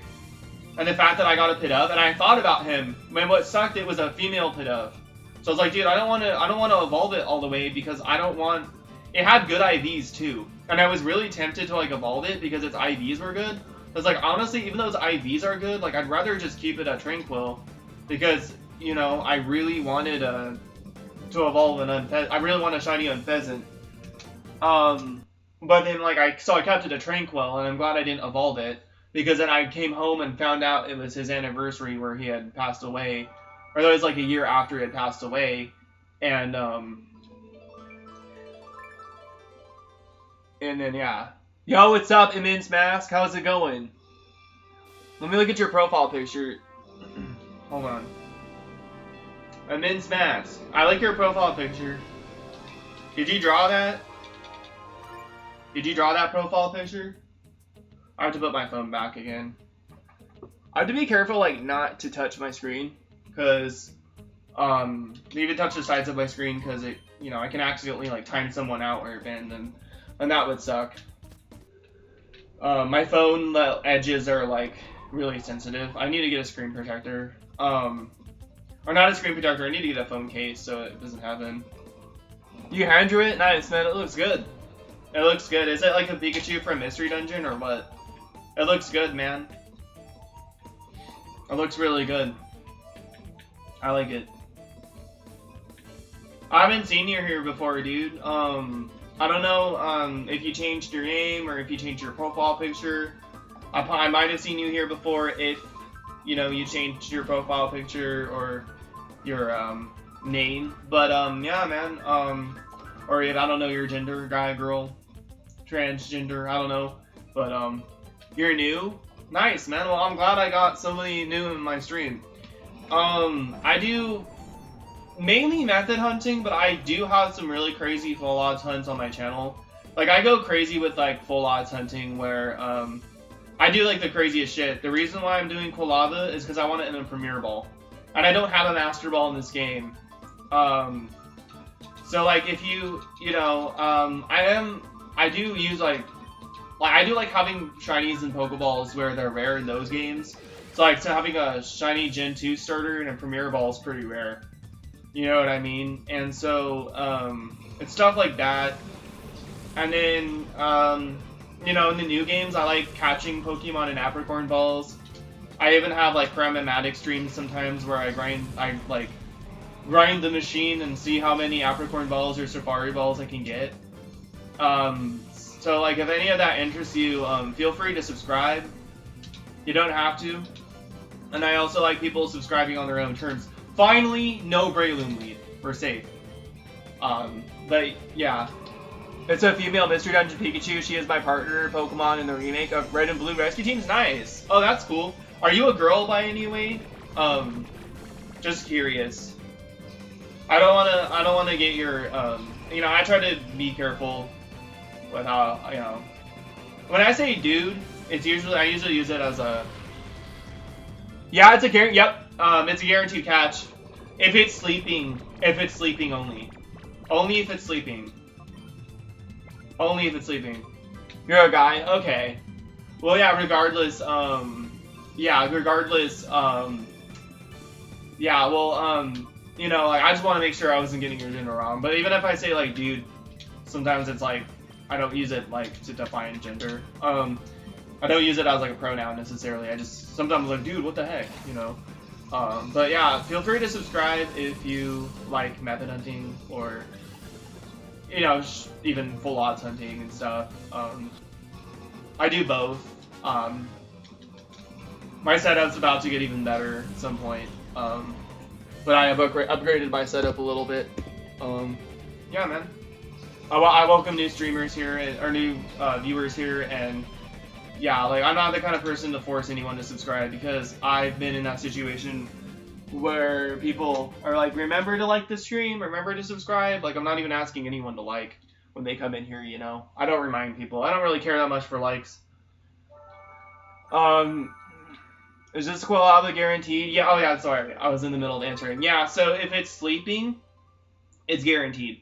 If it's sleeping. So if I can get it while it's sleeping, it's hard to get when Breloom's out. Hold on. Damn it. Hold on. If Breloom's out, it's a lot harder. But yeah, you can still, it's 100% catch with the Nightshade that I'm using, with Nightshade, and with the Premier Ball. And I have Timer Balls, like, just in case, but actually they don't really raise the catch rate that much. Like, I get 100% in a Premier Ball and a Timer Ball when it's sleeping.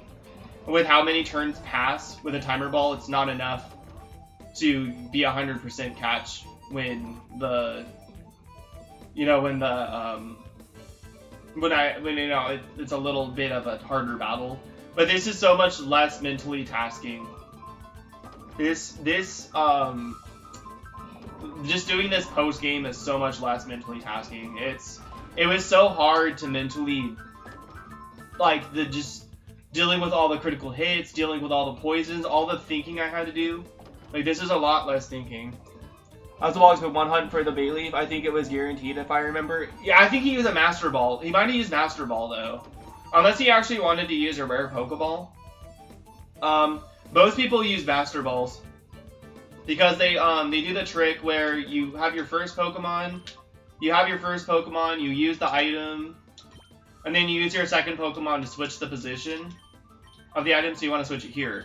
And then you throw the ball, or no, then you use the attack. You throw the ball with the first Pokemon, then you switch the position with the second, and then you attack with the second Pokemon. And then, or you call it or whatever, and then it doesn't waste the Master Ball. And you can do that with like any Pokeball too.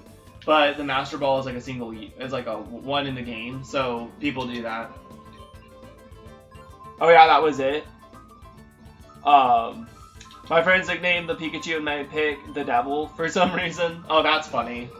The Devil. That's actually kind of cool, though. I think that's a cool name for a female Pikachu. It's like an evil female Pikachu. That was it. Yeah, but it's also 100% catch here too. So what I have to do is just Nightshade. I just Nightshade and Spore, and then I just throw the ball the next turn. If the Breloom is out, I have to Spore the Breloom and whatever other Pokemon.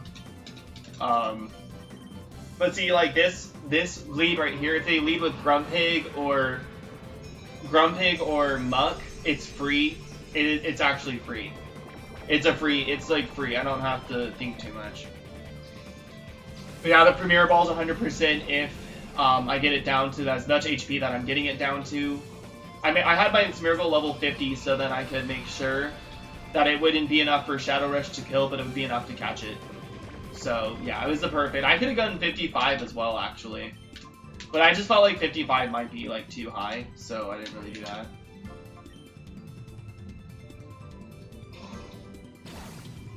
Yeah, these are both guaranteed right here because they're both sleeping and they're, you know, below half health.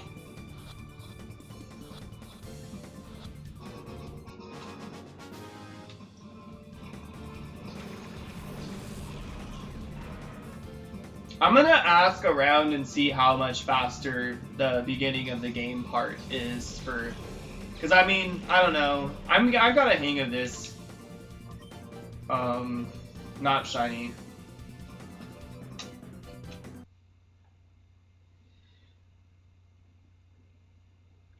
My friends may call her the devil, but I also have the name for her. Nice. That's cool. What's your name for her? I know in Pokemon Mystery Dungeon, Explorers of Time and Explorers of Darkness, and I think Time too, when you evolve your Pokemon, you can re-nickname them, which is kind of cool. I think it's weird that you can even do that with your partner or even with yourself, because the entire time you played through the game, everyone was calling you by your name.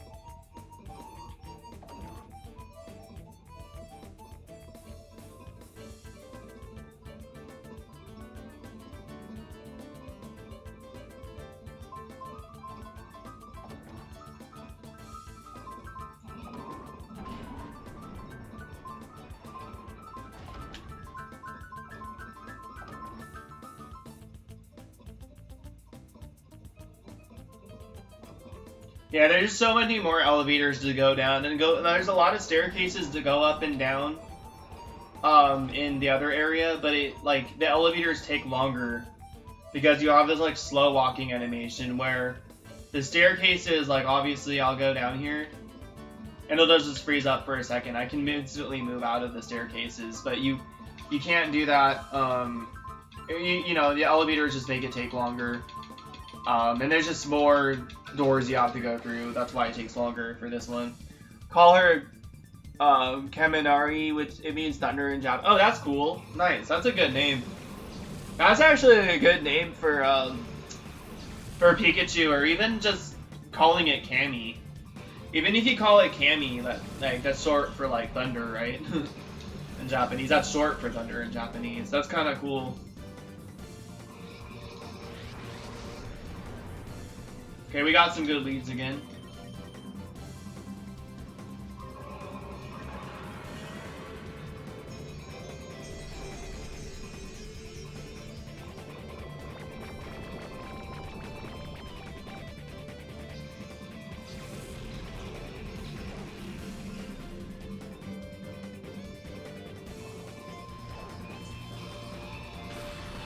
I like Nightshade's animation, it looks cool.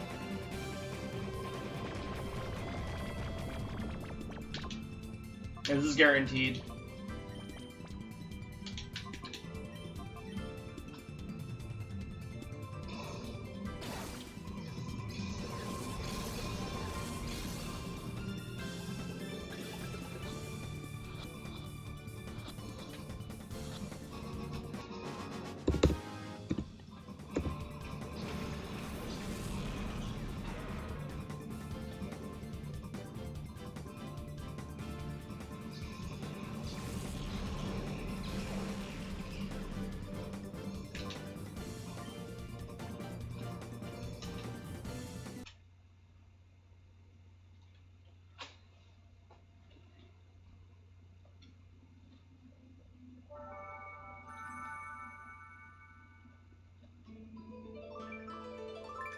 Dude, I feel like honestly, even getting to like 1,000 encounters is, I mean, even 2 systems like this point in the game is like a lot less mentally tasking than. Oh, there's a very weird story attached to why they call her the devil. Is it a long story?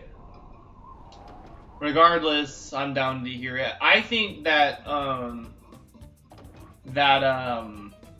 I mean, there's like literally cults who think that Pokemon are the devils and shit. I remember hearing a story back in the day on the news that somebody literally, like some parent literally, like, well, I read an article or read something or heard something that this like cult parents like child had Pokemon plushes and they were freaked out that they were like gonna come to life and kill all of them because they're like devils or something. Pocket monsters, they're devils, they're satanic, something. It's a medium-length story for a few paragraphs. That's fine, go ahead and tell us. A few paragraphs isn't bad. I write paragraphs when I go in like people's streams and shit. Most of them don't mind, but I'm just very expressive. And it's funny because all my streamer friends know that I just communicate like that. But then for some fucking reason, all these chicks think that I just talk to them like that. Because girls, for some reason, make everything about them. So they're like, oh, you're a freak because you talk to me like this. No, I talk to everyone like this. I might still be a freak, but it's not only about you. You don't have to make it about you, you know? You really don't have to make it about you. Period, the end. You know?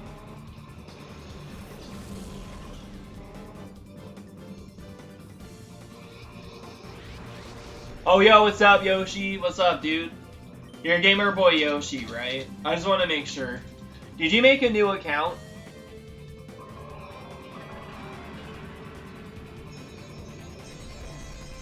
Yeah, I'm okay. I mean, I don't mind if they tell the story. I write a lot of paragraphs sometimes, or sometimes I write a paragraph and then I finish the paragraph in a couple of letters or words. I'm about to move Sweet Kiss. Waiting for me to respond. Oh, that's weird.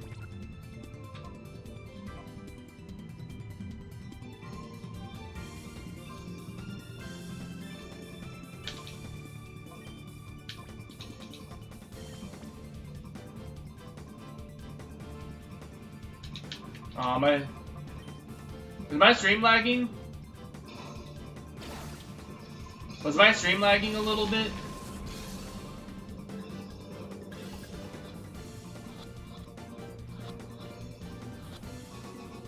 Let me see if I dropped any frames. It says frame drop 0. Like the moment Quentin put in that emoji,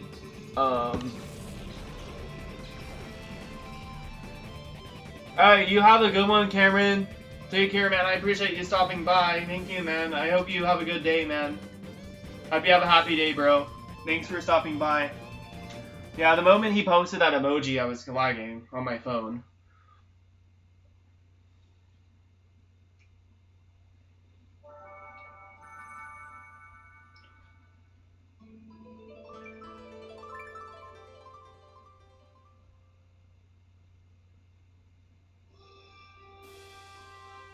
Oh, that's weird. That's a little straight HMN smacks. Finally, these chocolate peanut butter dream bars are done. Ooh, damn, dude. Yoshi's World with a lurking emoji. It's all good. I lurk a lot. I appreciate you letting me know you're still here, though. Part of me feels like I should start drinking my third cup of coffee. But I almost want to wait. I don't really need it right now.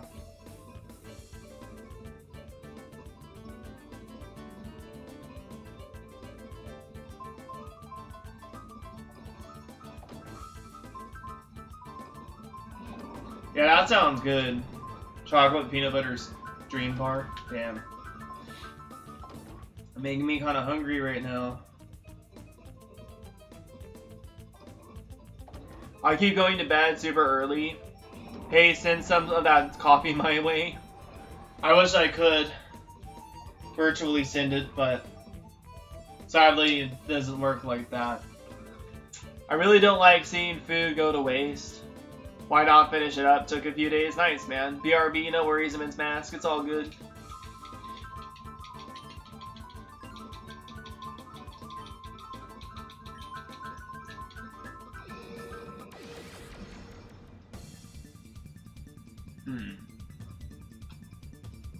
You can have this coffee emoji though. I virtually sent you that coffee emoji. I have a coffee maker, but I'm super picky about how I make my coffee, so can't get it right, so I have to keep throwing out, unfortunately. Oh man, that sucks. Yeah, man, you might not like my coffee. It's okay. Black coffee really, really hurts my stomach if it's warm, or if it's hot or warm, because it's acidic, so the ice kind of makes it easier on my stomach.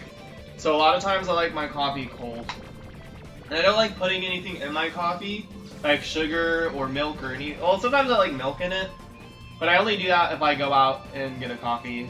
I don't use milk in my coffee because I don't know. It's kind of particular, but kind of a particular reason, but. Get another guaranteed miracle. Another guaranteed miracle. Another guaranteed cash. REW. It's Nutter Butter Cookies as the crust. Ooh, with chocolate pudding. Holy shit. Peanut butter mixed with cream cheese. Oh my. Yo, that sounds bomb as fuck. Hate to cut and run, but I wake for work at 4:30 a.m. So it's time to wind down. Yo, you have a good one, Shaman, and I'll let you know if I get the shiny, and you can look back. You can look back at it. Don't worry about missing out, man. You can always see the VOD. I'm gonna mark this. Oh, what? Excuse me? What happened there? There we go. I don't know what happened there. Apparently I deleted something. There we go. No shiny. Let me see. See you, Shaman. Nice hearing from you, man. It's been a while since everyone's been here, because I haven't been here. I had to cook and bake.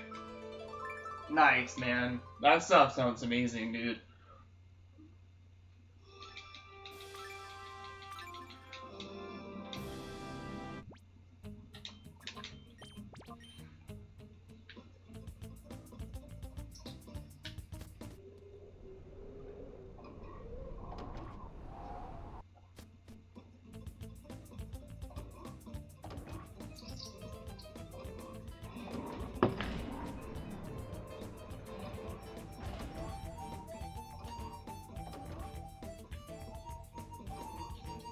So I avoided one trainer on the first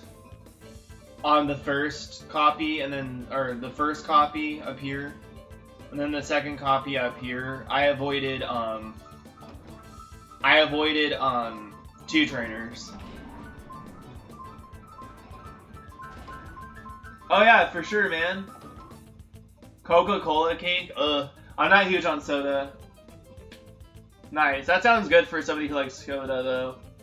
I like fruity soda.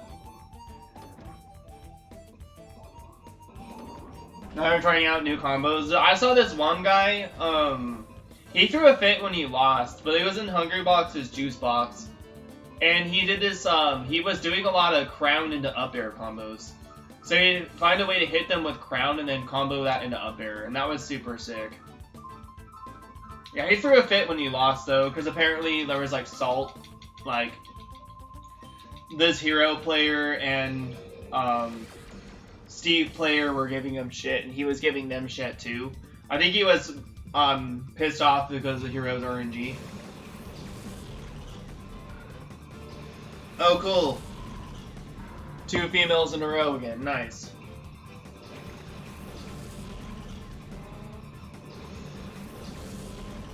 I want to learn how to KFC with Banjo. It's called, I know, Kentucky Fried Chicken. It's called Kazooie Fast Cancel. I want to learn how to KFC with Banjo.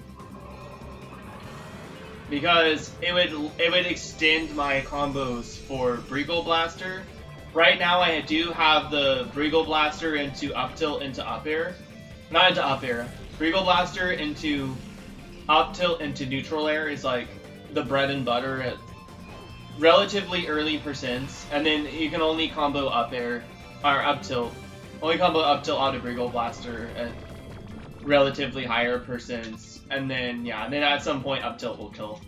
But up tilt is really the only combo of Breagle Blaster, and then at early percents it's up tilt into neutral air. But then with Breagle Blaster, like the Kazooie Fast Cancel, you can extend your combo game to Breagle Blaster in the Wonder Wing true combo if you fast cancel the animation, and then Breagle Blaster into fast cancel back air. What you can do there is, since they're in hit stun, when you hit them with Breagle Blaster, you can actually do drag down back air. You can do drag down back airs. And actually get jab locks off of them. Usually back air can't jab lock, but in that situation it can. And so you can get reads off that too. And it's another jab lock setup besides down tilt. It's another jab lock starter besides down tilt. And then yeah, now those are really the only few things that I don't know anything else that you can do, but it just extends. It gives you 2 extra moves to combo out of Breagle Blaster, and one of them is huge. The fact that you can combo a move into Wonder Wing is insane, but you have to fast cancel it. Yeah, I've done that. Oh wait, KFC, I remember hearing this from you earlier. Yeah, I'm still, yeah. And they recently they did buff K-Roll. Yep, the forward air. I just want to reduce the hurt box on. Yeah, you know, it sucks because Smash 4, Super Smash Bros. For Wii U had the same problem on Mewtwo, and you think they would have learned in Ultimate. Mewtwo's tail was still a hurt box, and then they fixed it in Smash 4 where they got rid of his tail as a hurt box, but they didn't do it for some reason in Ultimate. They didn't fix it, and they brought it back instead of continuing to leave it out, and then they didn't even fix them. Yeah, it kind of is. His hurt box is kind of bigger than Ridley's, like on the sides. Yeah, it sucks.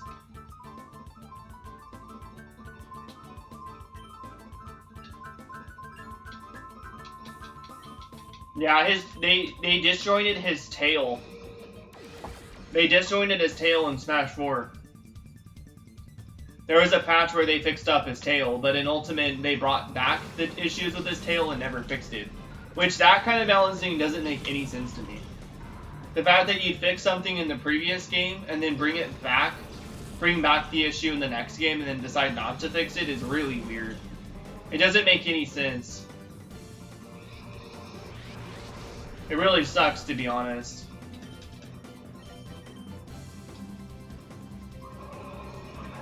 When Bowser picks up an item in Smash 3DS, his hand glitches and shows 2 hands at once in a place at a time. Oh, that's funny. I didn't know that.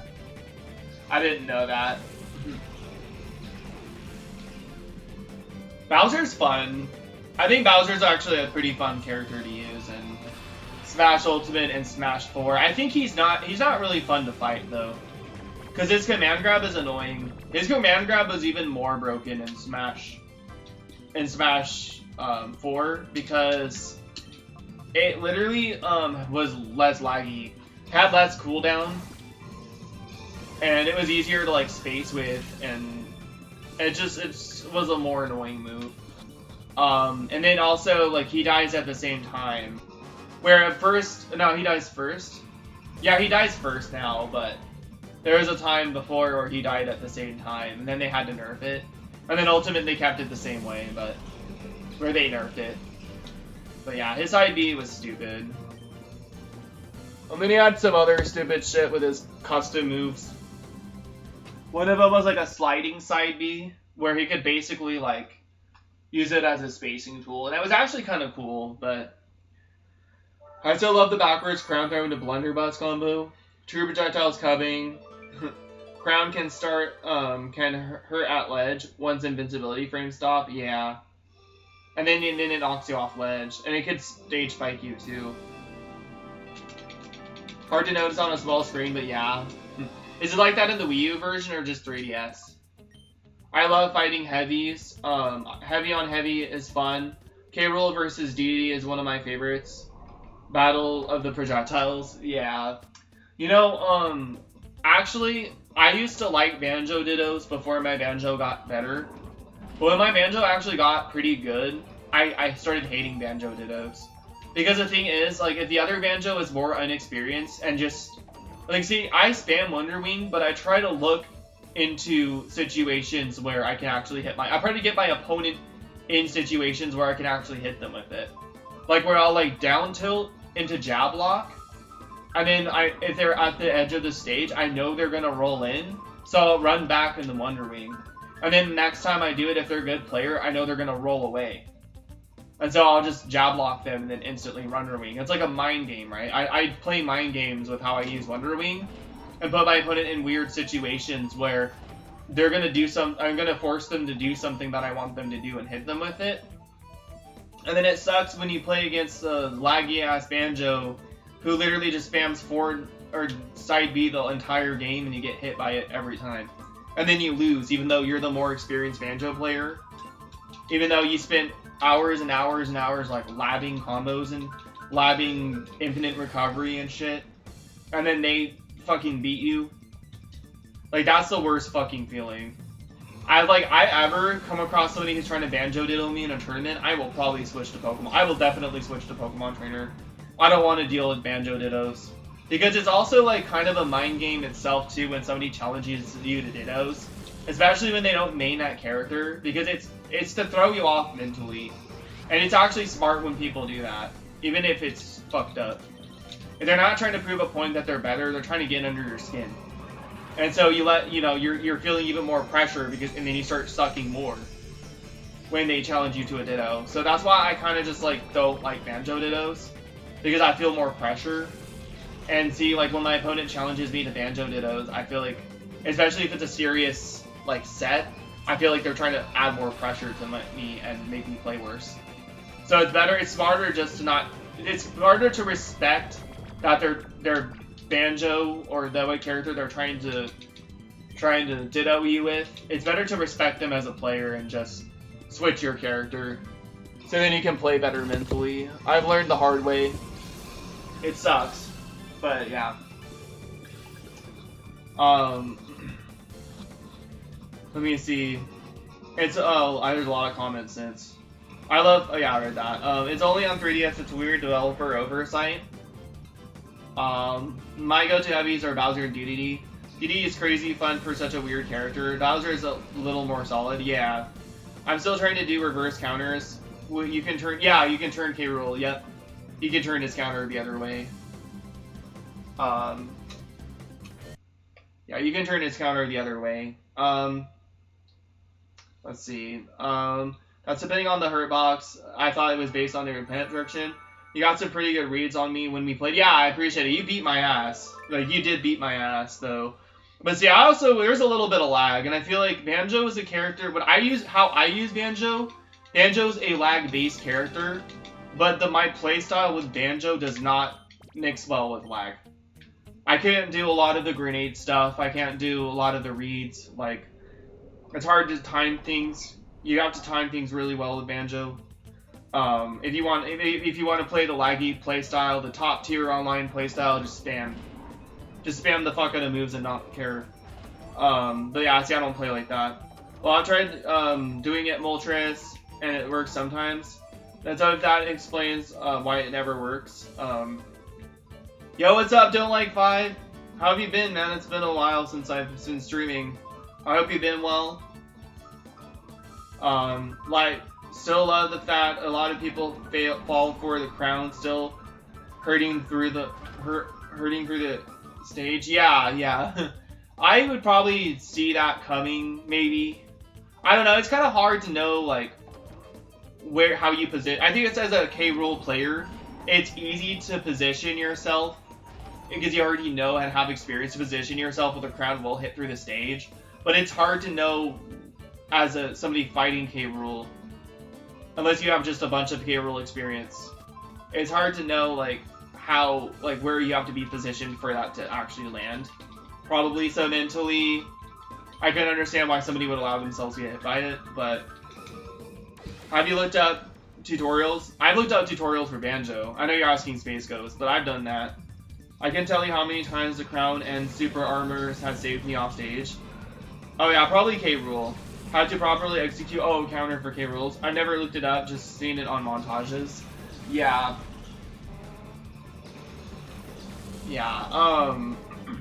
Oh cool, we got Muck lead.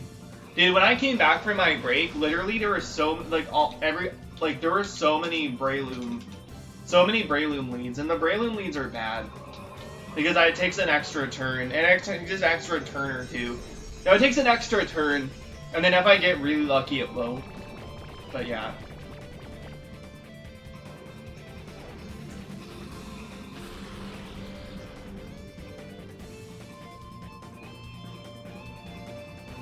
Drink some more coffee.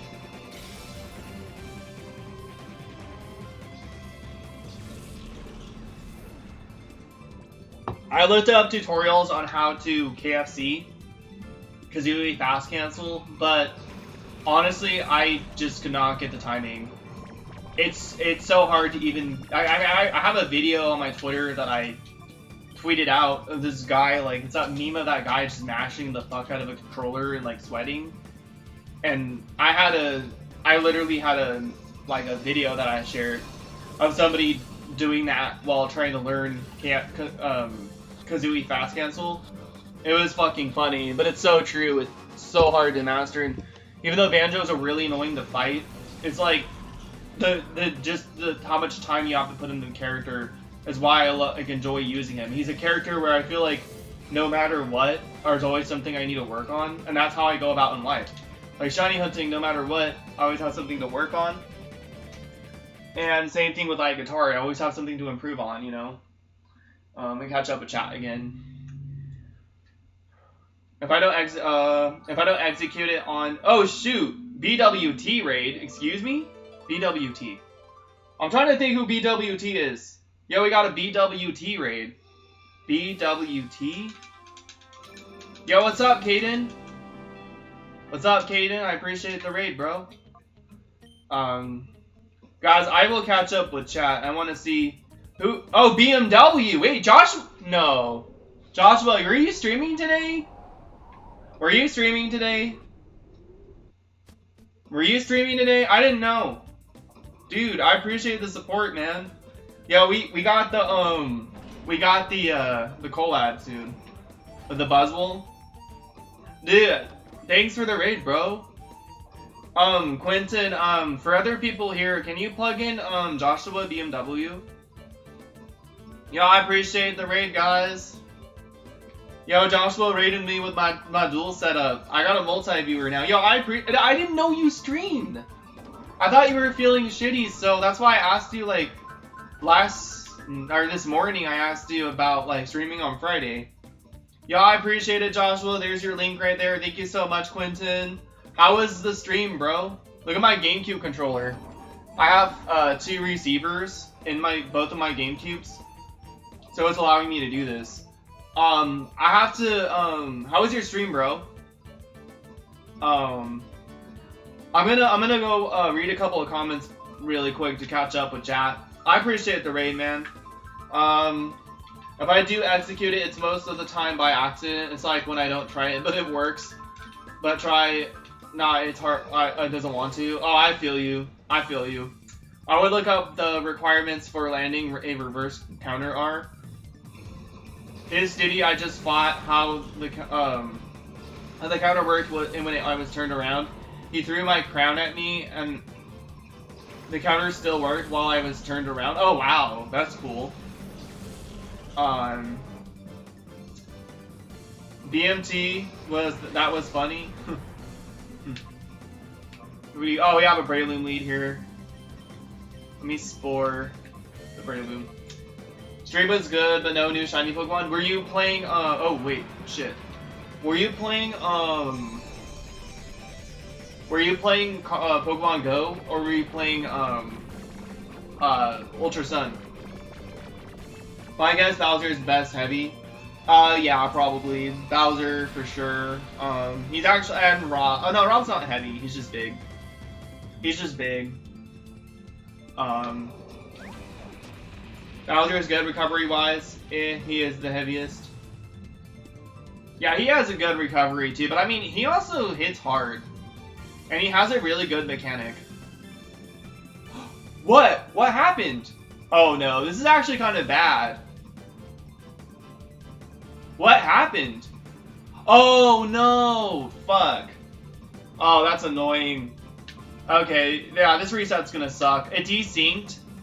Yeah, I'm gonna use Timer Ball. Actually, I don't know.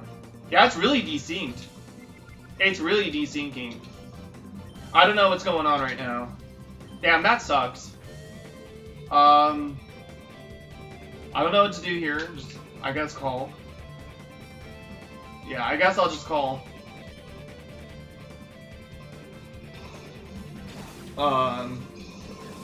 He does hit hard and hard to kill.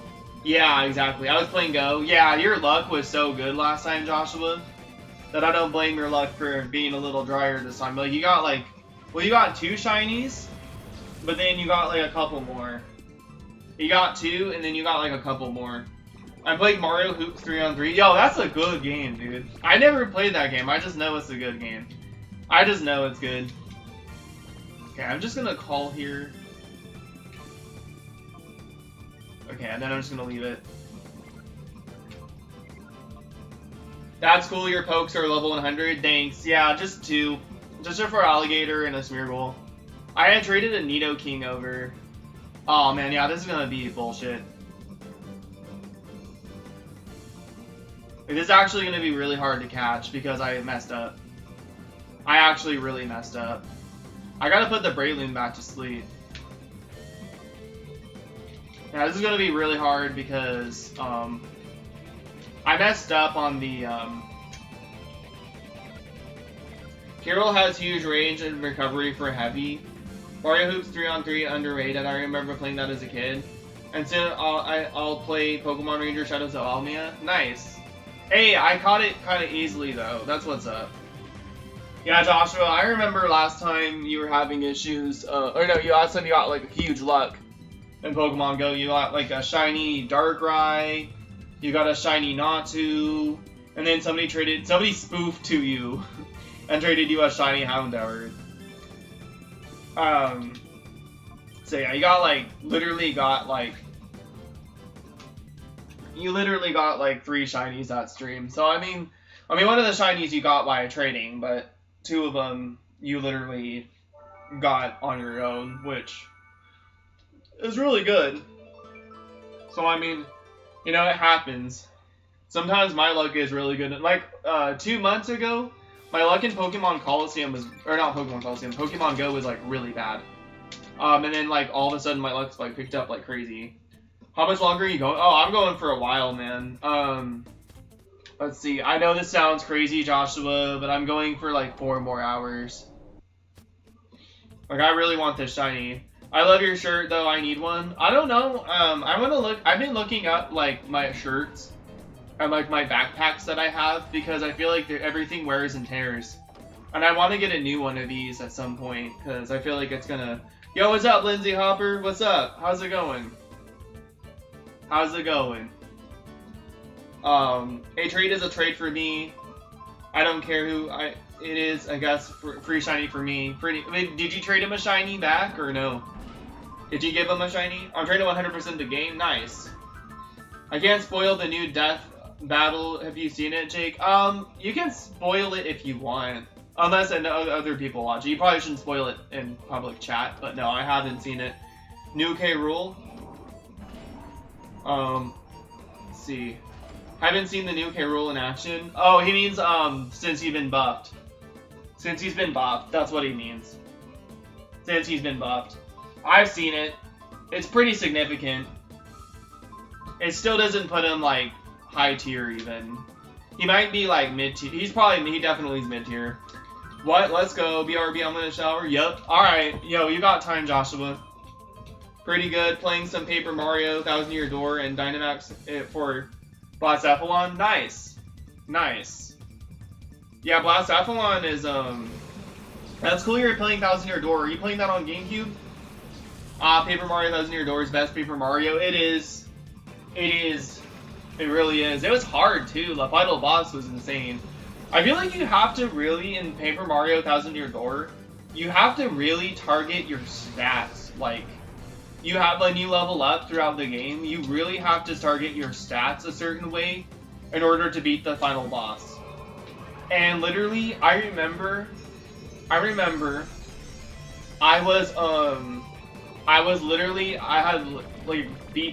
got to the final boss. Oh, I'm so lucky. I fucked up and he missed. I fucked up and he missed. Let's go. I need to pay more attention, but he missed. We take those. But yeah, I literally, I remember when I got to the final boss, I got bodied. So then I went back and literally went to the bullet bill blasters on the 5th island, like the island, like the 5th chapter. I went back to the 5th chapter and leveled up against the bullet bill blasters. So there's bullet bill blasters in a cave. And once you get past like level 30, you only get like 1 star point. So you have to beat 100 bullet bill blasters in order to level up. And I went from level 30 to level 37. I went from level 30 to level 37. And then I went back to the Shadow Queen. And even though I was level 37, I barely won. How I won is I got, I had the slot machine, and it was a Shine Sprite. And I got all the full heal on everything. And then I beat the final boss. And the final boss only gave me 1 star point. Yep. I traded him a shiny Bronzor. Oh yeah, that's right. I did see that. The Bronzor. Yep. You said you had a lot of those. I don't have any. I've seen them.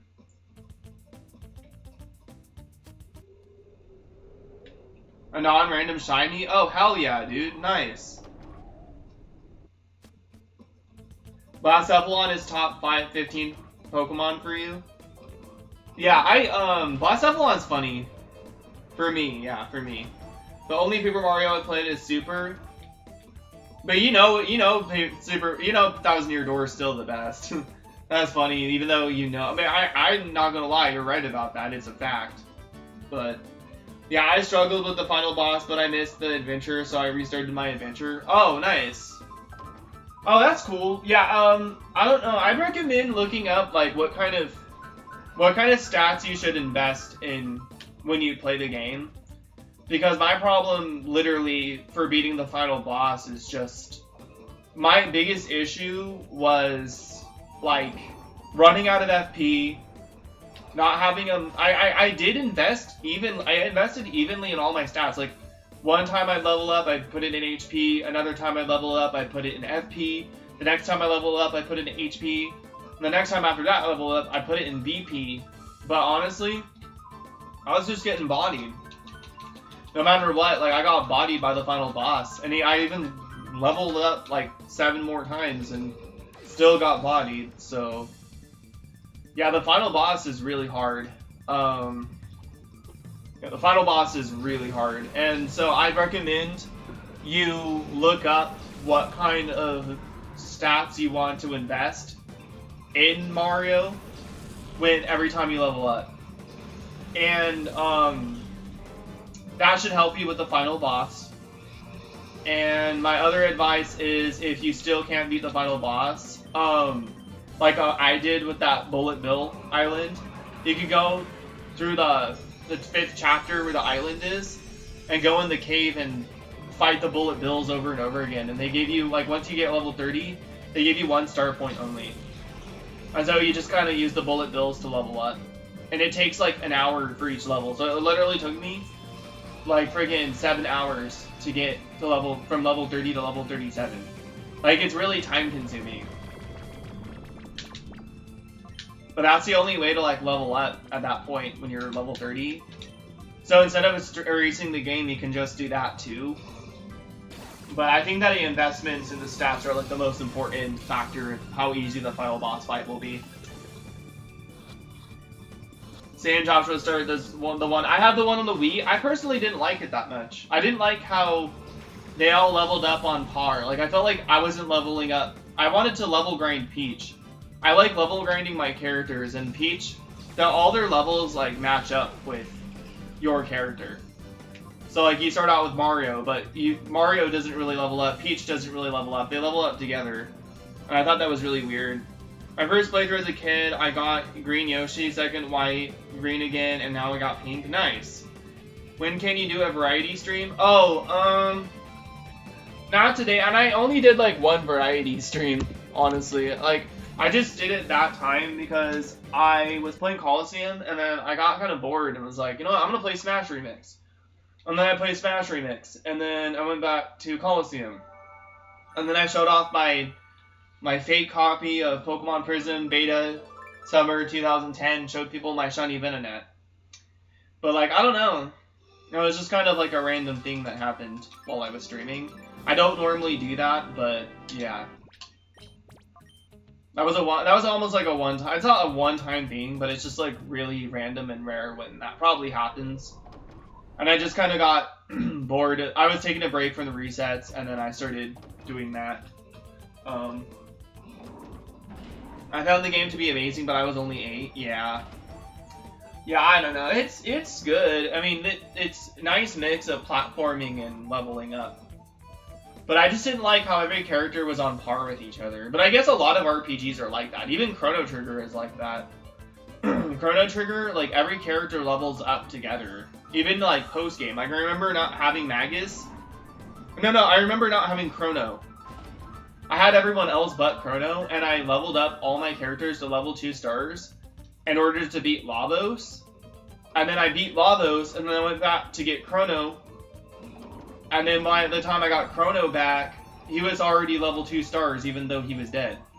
So, like... And then I got 2 different endings really easily. But, yeah, it was weird.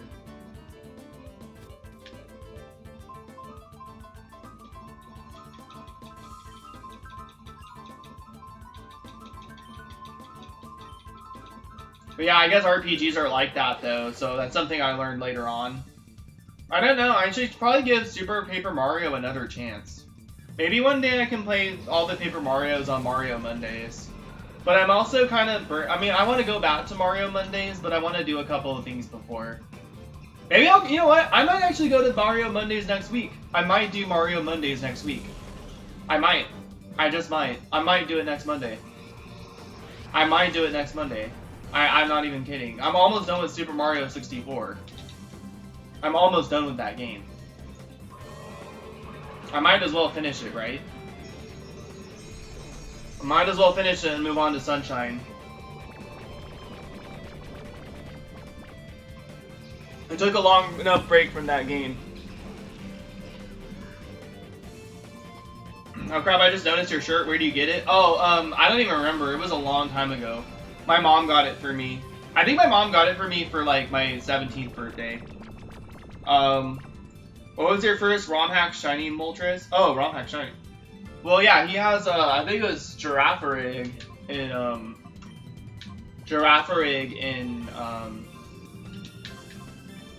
it's Girafarig, I think, in, Liquid Crystal. And one of his only ones. I think I played one of those cursed Pokemon, Emerald ROM hacks with the custom Pokemon. Oh, okay. Mine was Advanced Adventure. Nice. Honestly, the only GameCube final boss that never gave me problems was literally Colosseum. Really? Oh, yeah. You have to level grind, but, it's not, like, that tedious. Or it's tedious, but it's not hard once you're high enough level. The first one I beat was Topaz. Nice. Yeah,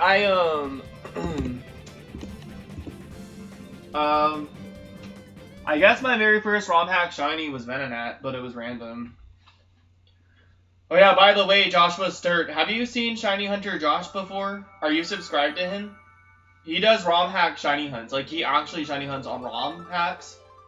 And, he gets, like, shiny, he does shiny hunting on ROM hacks. Where he's playing Pokemon Fullerton right now, or he was playing Pokemon Fullerton, and he was trying to get shiny Cyndaquil in the wild. He got, I think, 2 shiny Torchics, and then a shiny Numel, I think. I'm not remembering exactly for sure.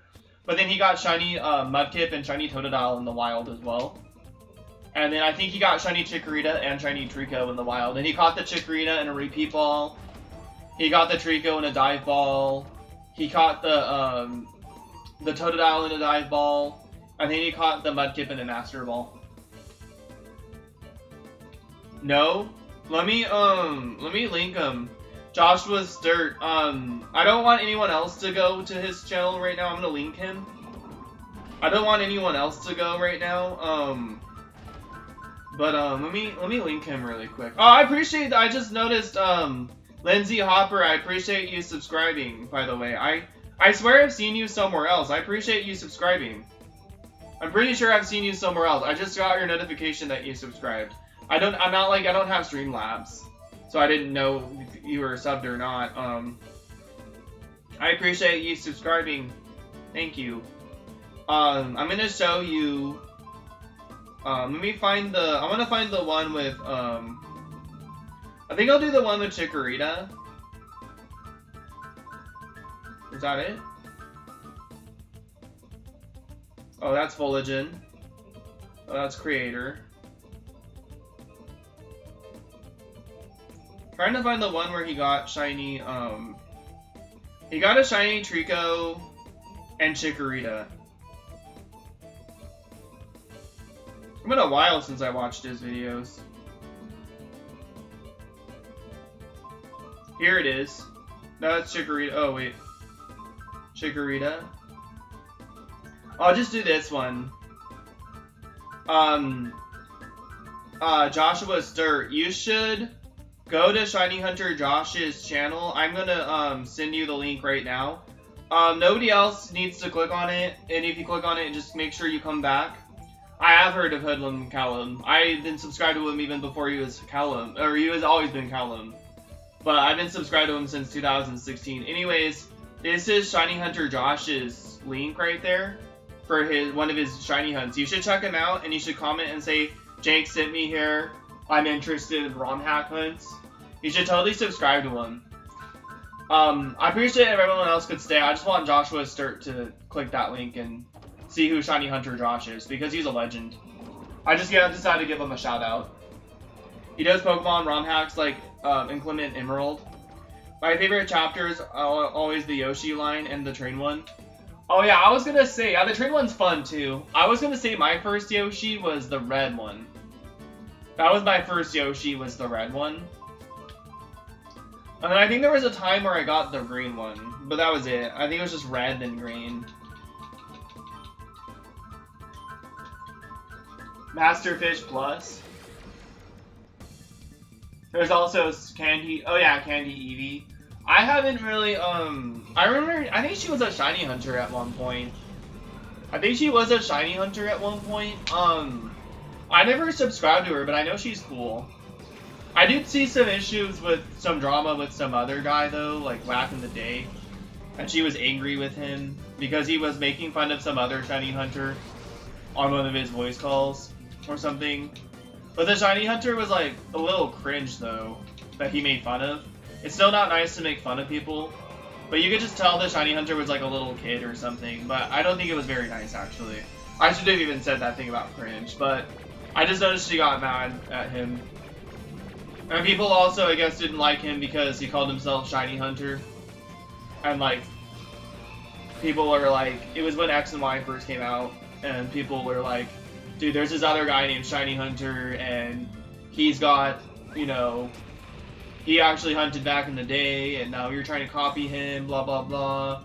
It's like when YouTube also changed the way they do names. And then he changed his name to one point to Yellow Chikorita. But I personally liked him, but a lot of people didn't. A lot of people liked him, a lot of people didn't like him. And I think that it was just an example of Method Hunters and Shiny and Full Odds Hunters kind of clashing when Gen 6 first came out. But I shouldn't have said that thing about cringe, but she was a shiny hunter and has recently returned to hunting. Cool, especially on stream. Nice. I like the one where people wondered what was in the grass around Pallet Town. Oh yeah, I used to think Mew was in there. Mine was evolving Dragonite into Yoshi. And the grass behind Bill's house containing... Oh yeah, Pokegods. Yep, I remember that story. And yeah, I used to think that the grass... I never knew what the grass had in there. For some reason, I just thought Mew was in that grass. I thought it was nothing but wild Mew.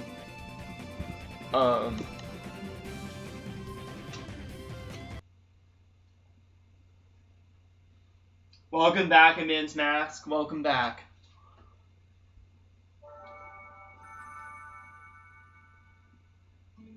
Oh, apparently I dropped 118 frames. That's okay. That's nothing.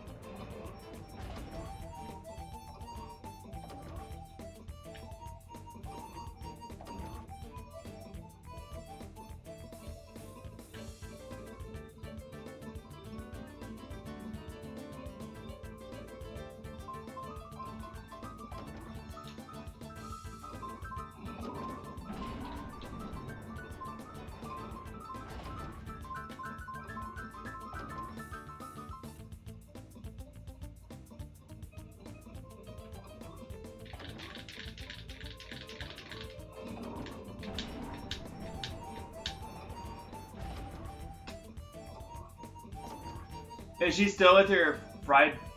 Oh, is she? Was she dating that guy? I didn't know that. I didn't know she was dating your fried red. I have no idea. Doesn't that guy name change his name to like Kidney Toast or something? Or he changed his name to something. Like I don't remember. No, Kidney Toast was somebody else. Never mind. Kidney Toast, I think, is somebody I know in real life. I don't know. I thought about that.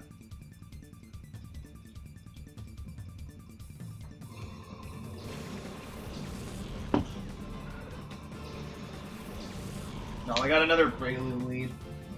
That's annoying.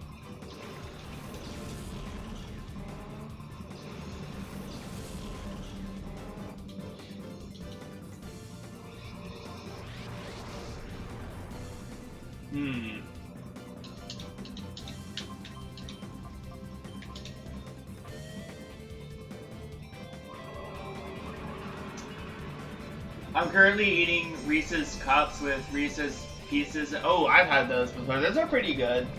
All it really is just crunchy peanut butter in. It's like basically chocolate peanut butter crunchies inside of chocolate peanut butter. It's weird. I went to the Reese's Dollar Tree yesterday, and I saw Reese's peanut butter cups with potato chip. With a potato chip. I was like, what is this? And the guy was like, it seems like Reese's peanut butter cups just have everything in them now. And at my workplace, they were selling Reese's peanut butter cups with, that were like peanut brittle. So it was like kind of like peanut butter on the outside, peanut butter on the inside, but it was like peanut brittle. So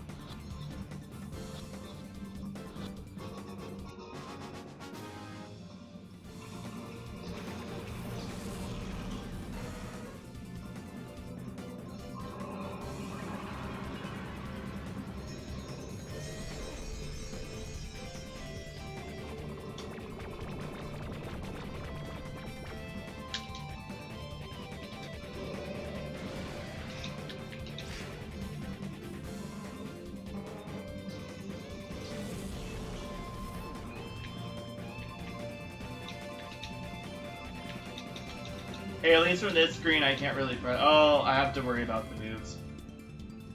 Should be fine. Why not put honey in them or something? I don't know. Oh yeah, honey would be good.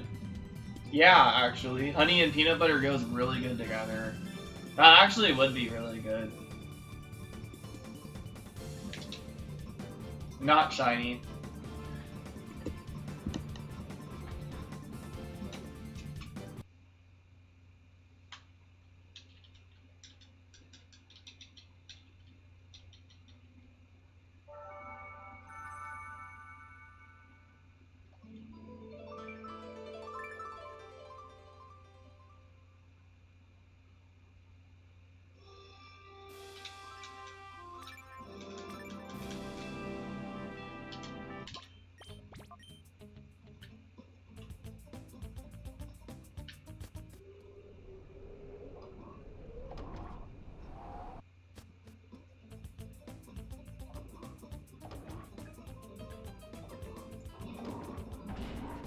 Who at Reese's was like, let's put a Reese's in Reese's? Pretty much. How about peanut butter and waffles? That sounds better than a freaking potato chip. Like, I don't understand what I saw at the Dollar Tree. I was literally like, to the guy, I was like, what is this? The guy's like, I guess Reese's has to put Reese's has to literally put everything inside of their stuff. I mean, I didn't know if there was a potato chip inside or if it had potato chips inside of the cup. But I didn't really want to find out. I'm like, this is fucking weird, dude. I don't understand Reese's anymore. I love Reese's, don't get me wrong, but no. It's so weird what they're doing lately.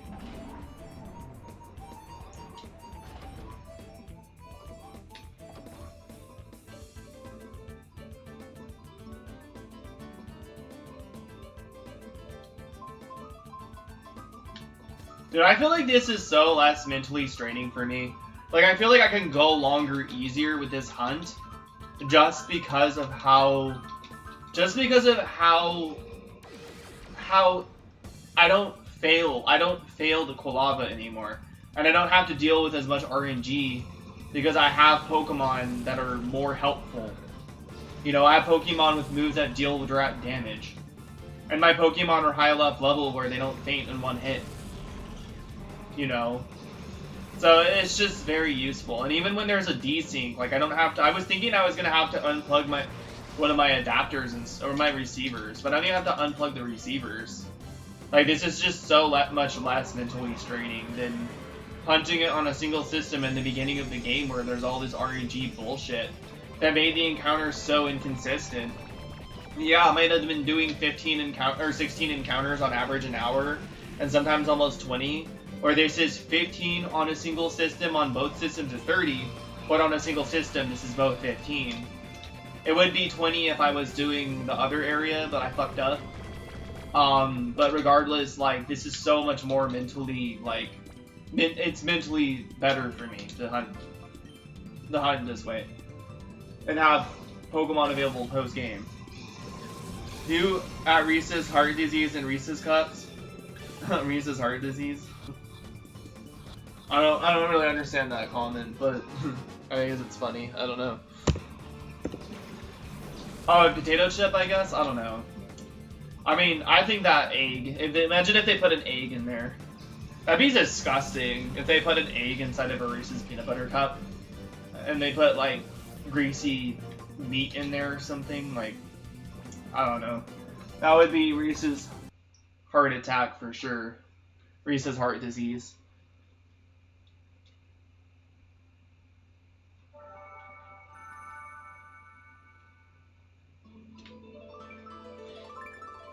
I don't think I'm going to stream this tomorrow because I'm actually hanging out with this chick tomorrow.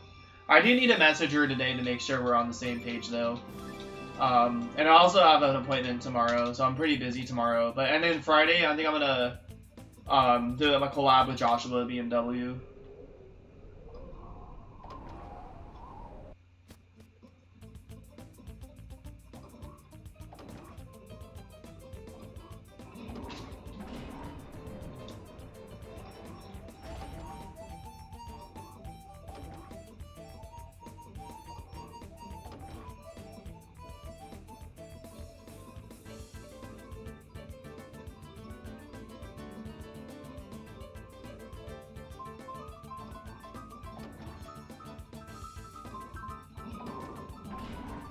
Collab hype, yup. And it's a shiny race, it's a versus. I actually did a couple of resets for Buzzwole already. I just was doing test encounters. I do that when I reset. I think I did 4 encounters for Buzzwole, I'm pretty sure. I did 4. Yeah, it's not too hard to catch, and I was able to get it every time. I've got a 19% chance of getting in the friend ball. I want it in a friend ball. He's probably just gonna go for a beast ball or master ball. You know what I think would be crazy is if we both found the shiny around the same time. Like, say if I found the shiny first, and then shortly after I found the shiny, then he found the shiny, and I was in the middle of like catching it in a friend ball, and then the pressure is really real, because at that point it becomes whoever catches shiny Buzzwole first. At that point, it's not who gets to the shiny first, it's whoever catches Buzzwole first. And then so the pressure is on. And I'm still going to try to get it in a friend ball no matter what. And if Joshua gets his first while I'm trying to catch mine, then whatever.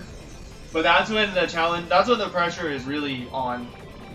It's like, I imagine that actually, me trying to be in the middle of catching it. And then it's like the title of the video is the most clutch shiny race ever. Or the most heart-stopping shiny race of all time.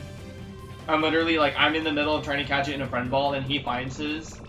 And then like, it's like the one beast ball and the one last friend ball I use, like, catches the shiny, and then it's like, who the fuck caught it first? Like, that would be fucking insane. Do I eat races without the shell? I don't. I take off the paper, of course. I eat around it sometimes. Like, sometimes I eat around it, and then I eat the middle part. Because I like how it's thicker chocolate around the, Or sometimes I just put the whole thing in my mouth and eat it first. Just, like, shove it in my mouth. Oh, yummy. Something like that. But I don't... Yeah.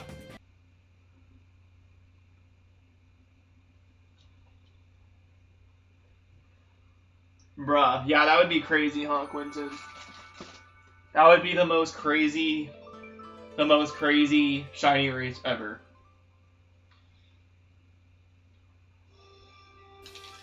You know what's funny? I pictured that with me and Joshua, and then me and Lil... I need to have this collab with Joshua first, and then me and No Leaks Louie can collab a shiny race. I want to collab with them because... Actually, I think me and No Leaks Louie planned it a little before Joshua.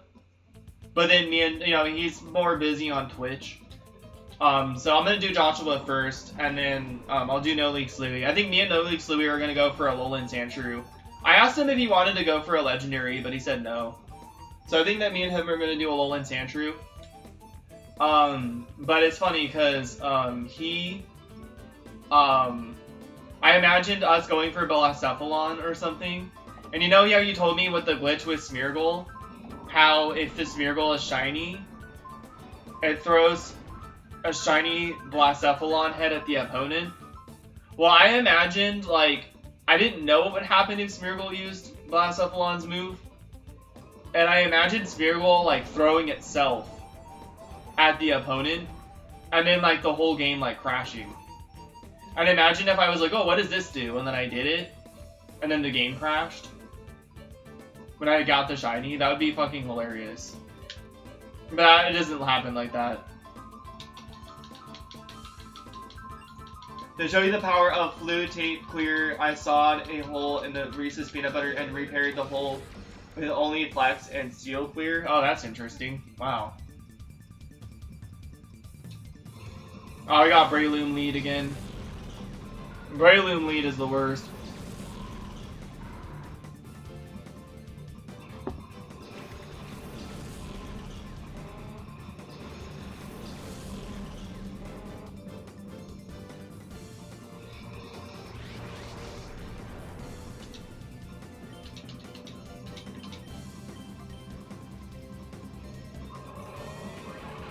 It's a joke. I don't know. I didn't really believe it. I was just reading your comments. I didn't know it was a joke. I didn't know if you were just making up stories or if it was actually supposed to be a joke. I don't mean to be offensive. I'm not really good with sarcasm. So it's not, you know, it's not your fault.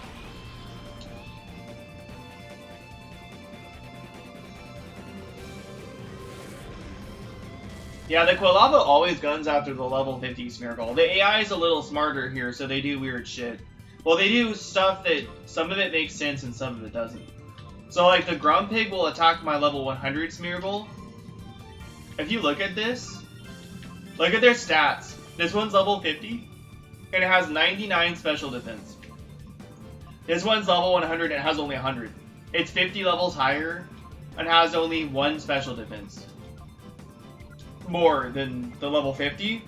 So for some reason the level the Grumpig will go after the level 100 Smeargle with Psychic, but then the other 2 Pokemon and the Quilava will go after the level 50. Okay, we got 1 breakout so far. It'll go after the level 50. So like it's just you know, the AI is really particular with how they do things, and I think the reason why they go after the level 100, this Grumpig goes after the level 100, is because it has around as much special defense as the,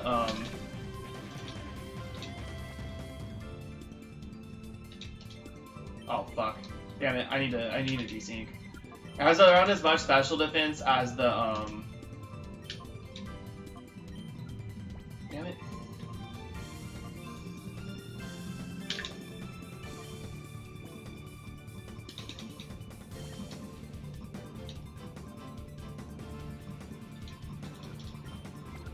I'm having a really horrible, like, desync issue right now. I need to focus. Okay. Yeah, there we go. That's fine.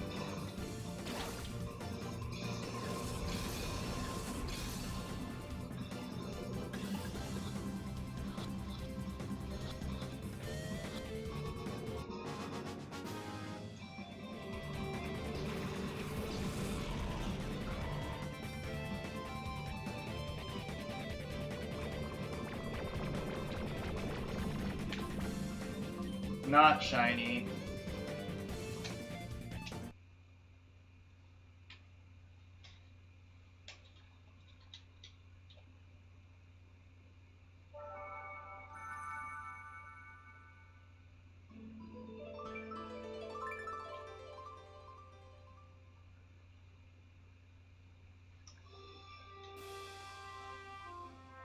I decided not to play Shadows of Almia. Why not? Oh yeah, Joshua, did you check out Shiny Hunter Josh's video yet? Joshua, I'm gonna drop this link. Curse the EV Quest. I'm gonna drop this link.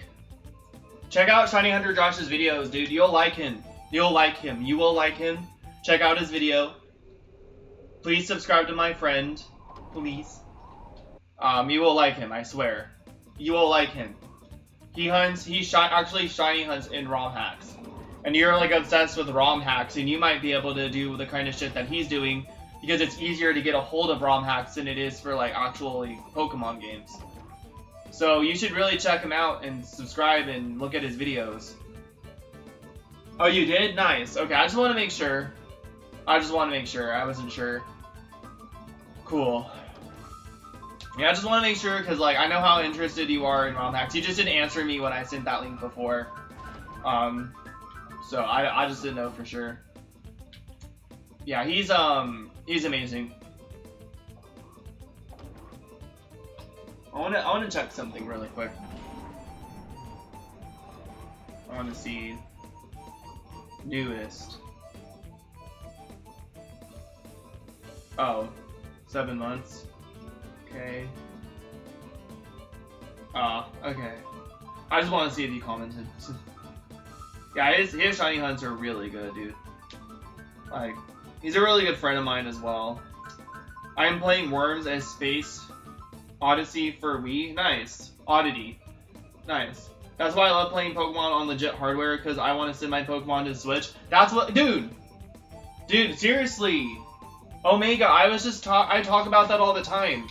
There were people when I was playing Colosseum who asked me if I was playing it on emulator, And I've constantly had people who ask me if I'm playing the game on emulator, because I have a 3DS capture card, or a 2DS capture card as well, and those are pretty rare. Like, the 2DS ones are rare, you know? And so I've had a lot of people ask me if I play on emulator, and I don't. And, it's because I like being able to move my Pokemon around to legit game, like, and to other legit copies of the game. And you know what's stupid is I got basically slandered on Facebook on a public, well, not a couple, it was a public platform, but it was a community page for this place in my area. Somebody literally slandered me, or multiple people literally slandered me, just because I wanted to borrow an authentic copy of the game instead of modded. No matter how much I explained, I have all the controllers, I have the receivers, I have 3 GameCubes, and they didn't know that I had 3 GameCubes to start. It's not like I went out and bought 3 GameCubes. Only one of the GameCubes I ever bought. That's only one of the GameCubes I ever paid for. Like, I do want to pay my coworker for her GameCube because I almost want to keep it for this game particularly. But that's the thing, dude. Like, I got basically slandered on Facebook just in my area. People in my area are fucking dicks. Like, people in my area are actually fucking dicks. Like, they're assholes. And literally got slandered in my fucking area just for fucking wanting to borrow an authentic copy of the fucking game. And they're like, your only options are to fucking pay a dirty scalper or to fucking buy a dirt cheap Wii. I'm like, you're a bitch. You're a fucking bitch, dude. Like, you literally don't fucking understand that I have 2 authentic copies, and I already had 3 GameCubes. It's not like I bought 3 GameCubes. I only paid for, like, one of my GameCubes. I literally only paid for one of them. And it's not like I'm trying to scam everyone. It's not like the 3rd GameCube I got, I scammed. I bought both the N64 and the Super Nintendo for my coworker. And she even told me I could keep the GameCube, and I didn't have to pay her for it, but I still feel like I need to. It's just I don't feel pressure having to pay her right away for it, because she already said I don't need to, and I'm going to pay her for it at some point. Especially if I end up really using it. The people in my area are fucking assholes and can't fucking understand. And no matter how many times I tell them, yo, this is why I'm doing this, and I'm not shooting myself in the foot. I literally had all this shit from the start. They don't fucking understand. Because they're used to fucking stealing shit and fucking not buying shit. They're used to fucking, I mean, yeah, they don't sell Colosseum anymore, so Nintendo doesn't really profit from this game. But they're still, like, they still don't, they're fucking entitled. And they literally just fucking hack all their shit because they're dumb. Look, I love Project M and shit. I love Smash Remix. I have a ported version of Smash 64, but I also have the authentic versions. Like, I have a downloaded version on my EverDrive 64. But I also have the actual N64 cartridge. And the only reason why I have a ROM for Smash 64 is because of Smash Remix. Dude, that's so petty. Yeah, exactly. Yeah, people are telling me, what a confusing post. And they're like, some guy was trying to literally shove down my throat, telling me that I, like, am shooting myself in the foot for my setup. And I'm like, are you fucking kidding me? I only had to buy 3 receivers. Like, I didn't have to buy the GameCubes. Only one of the GameCubes I bought when I had my second job.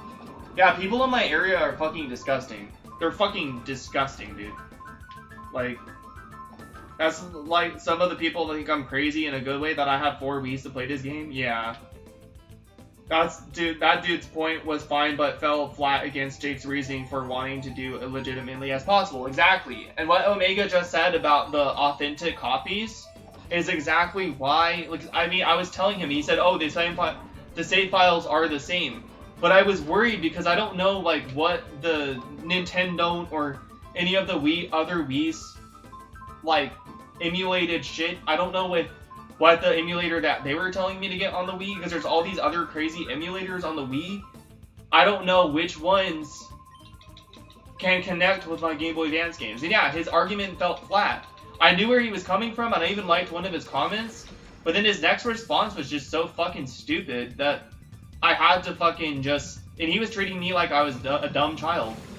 And I was like, you're the one who's fucking dumb, because no matter what I say, it comes through this ear and goes out that ear. It doesn't stick. Like, it just doesn't fucking stick. You know? You're not being helpful. You're being a fucking dick. Shut your dumb ass up. Sorry, I get really angry when I think about this kind of stuff. But yeah, it's like, seriously, my area in a nutshell. Fucking, I'm just gonna fucking say it. I don't live in Slow, but Slow motherfucking shitty ass county in a fucking nutshell, dude. Fuck Slow County. Hashtag fuck Slow County. Hashtag fuck all these fake ass motherfuckers where I live. Hashtag fuck this culture, dude. Like, the culture where I live is fucking disgusting. It's a safe area, so everyone acts like a fucking dick. Oh, I fucked up this reset. Yeah, I fucked up this reset. I can still catch it though. It's just gonna take it's just gonna take longer. Yeah, it's horrible though. I mean, I might be able to get lucky.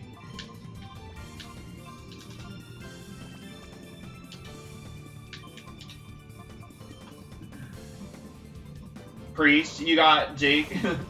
Oh, I forgot you forgot you could do 4 with Weez Omega. Yeah, yeah. Preach, you go. Oh, you go, Jake. Oh, cool, I got lucky as fuck. It was full health and sleeping and I still caught it. Let's go. That was about to be a horrible reset. Because I fucked up. I saw this miracle. Or I saw the Breloom and still decided. Actually, I need to do this at the same time. That's not shiny. Okay.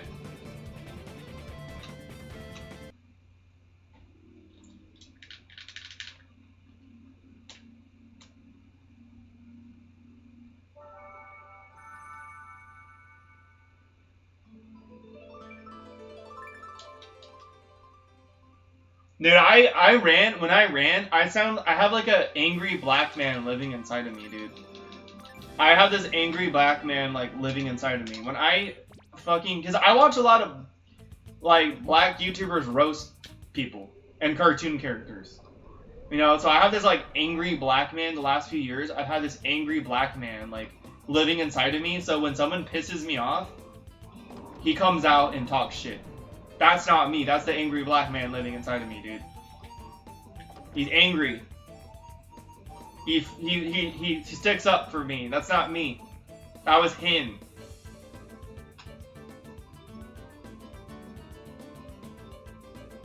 Like, literally, dude.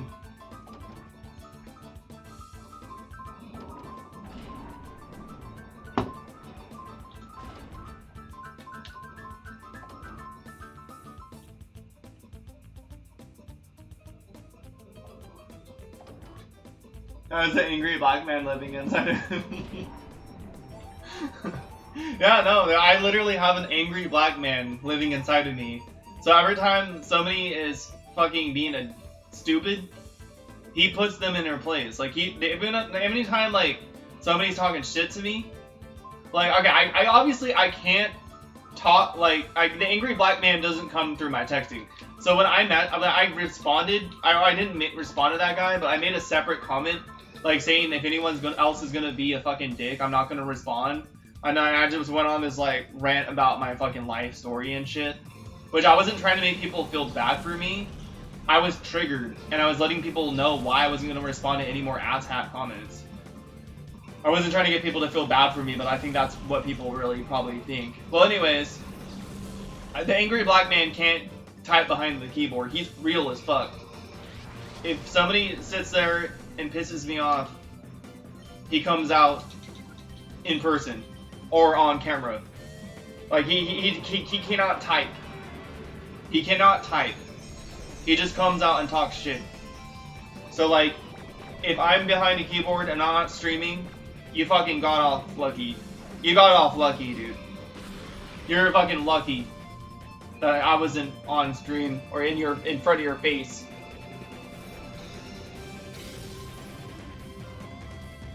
Yo, ooh, Ghostly. Oh, what's up, Shining Angel? What's up, dude? What's up? You Shining Mew, right? Shining Mew? What's up, dude? What's up, bro? It sucks I had to label my systems and TVs so I don't fuck up shiny hunting. Oh, I feel. I'm the same way, Omega. LOL, my Wii has a label and my name on it, and so I get confuse it with the other two. Yeah. Oh shit, wrong time. LOL. Dude, I'm just glad that my, oh wait. Oh. Did I? Oh, they're both sleeping. Okay. I got a little confused. I got sidetracked. Luckily all three of my GameCubes are different colors. And so here's how I'm organizing the discs. My main disc that I grew up with is inside of my XD Gale of Darkness GameCube. And my friend's disc is inside of, my black GameCube. And so, this case is mine because it has my instruction manual inside. But when I had my friend ask me to borrow it, he didn't care about getting his case mixed up. He's like, oh, I don't care about that, but he still did. I asked him to switch his Colosseum case with one of his other GameCube games, so this is his case. Because it has this instruction manual inside. And so I think with the last case, I'm going to probably take one of my game manuals and swap them with the other one instead of having the other person do it. No shiny. Instead of having the other person do it, because then I might forget what game he swapped his with. So I might swap one of my instruction manuals with that person's instead. And before I take out the disc and put it in that GameCube, I need to make sure that I swap the instruction manuals.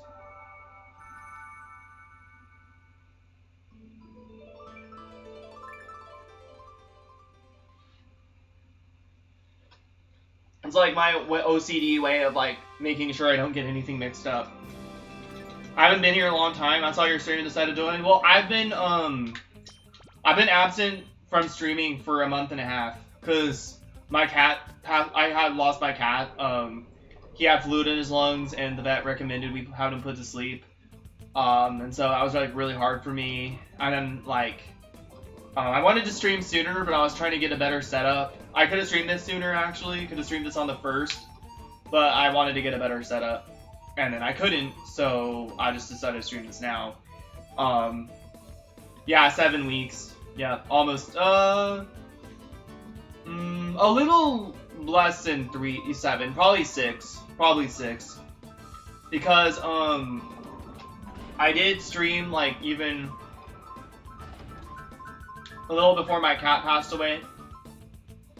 But, you know, my cat passed away on September 28, 2021.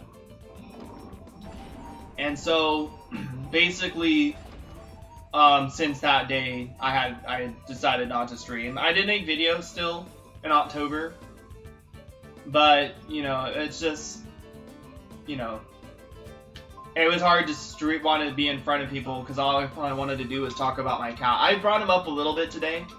I will tell you guys, I did go downstairs where his ashes are.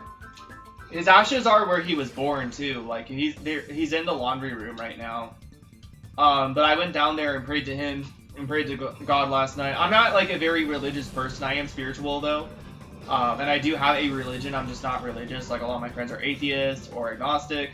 Anyways, I did pray to my cat and I did pray to God for a shiny look. Because this was like the last time that I was with my cat. Not the last time I was with my cat, but this is the last shiny hunt that me and him spent time together. He used to sit on my lap and just be super cute while I was playing this game.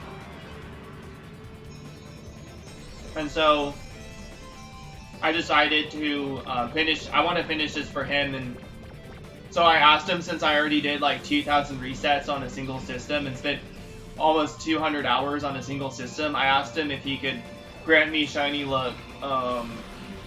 If he could grant me shiny luck. I asked him if he could grant me shiny luck for this hunt. For the dual setup and the triple setup probably, but I asked him if I could please get the shiny today. Like I literally asked him. And I said, if you don't want me to get the shiny today, you clearly want me to earn it a little bit. Or you clearly want me to earn it and stuff. And work harder for it and stuff, and like I understand. And I said, I told him thank you for everything you've done for me when you were here, you know. And when I was breeding that shiny Litten for him, I literally got 5 shiny Littens in a span of 221 eggs.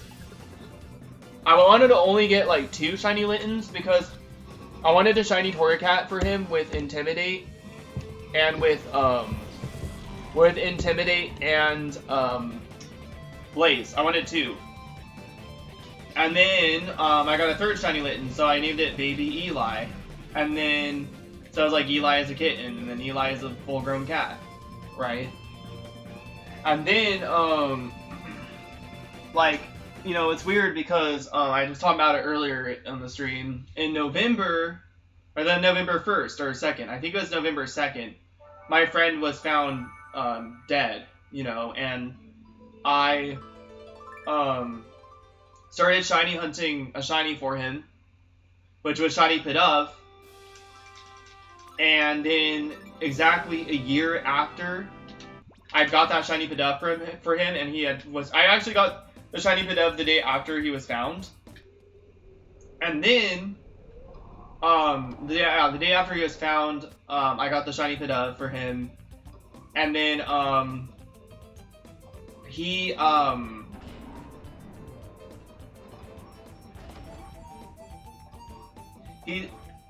and then like exactly a year after I did that shiny hunt for him and he was found, I got a shiny Pidove and all things in Pokemon Go, which you kind of just click on stuff that's around you, and if it's shiny, you catch it, right?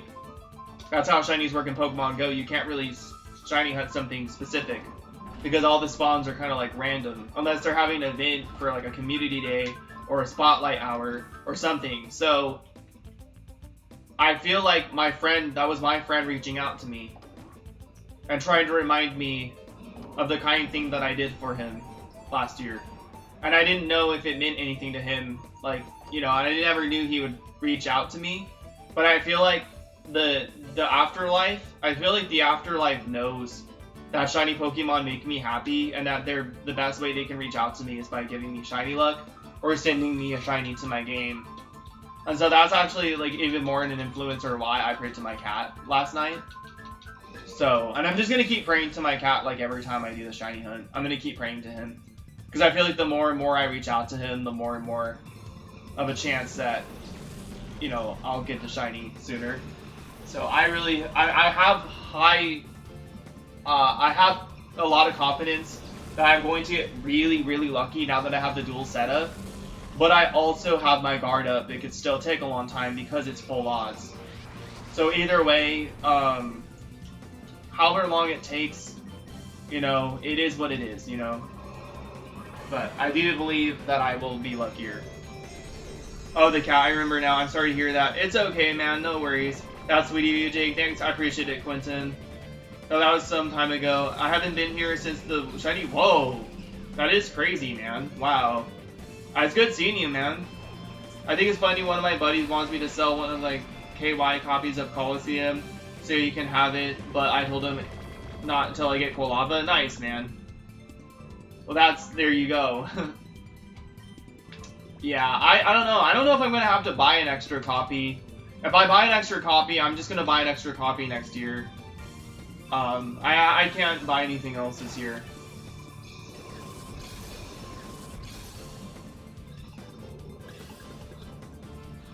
But yeah, I really think that my cat's gonna help me with this hunt. And also, I want to call my shiny Shadow Quilava Sparks, but I also want to name it after my cat too. So I'm gonna clone it in Emerald and name one of them after my cat. You know, even though like Typhlosion's more of like a badger.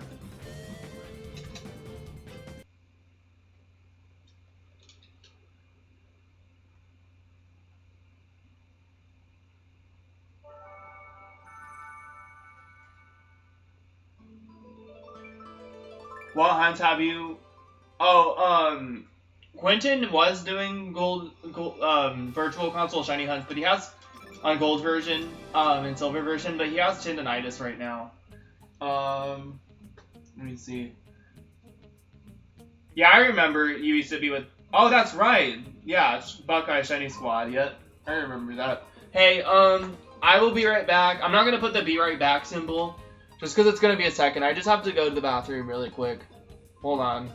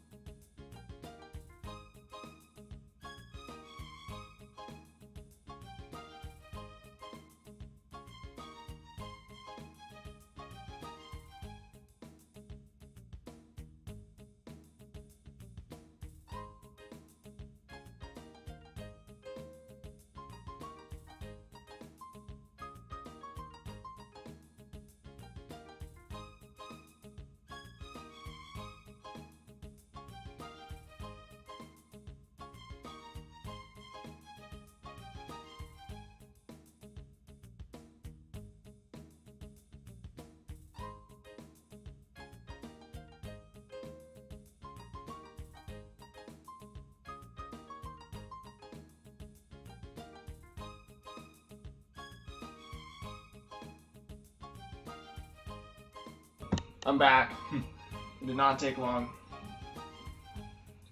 Here, let me check comments. I've been hunting. Oh, it's in Crystal.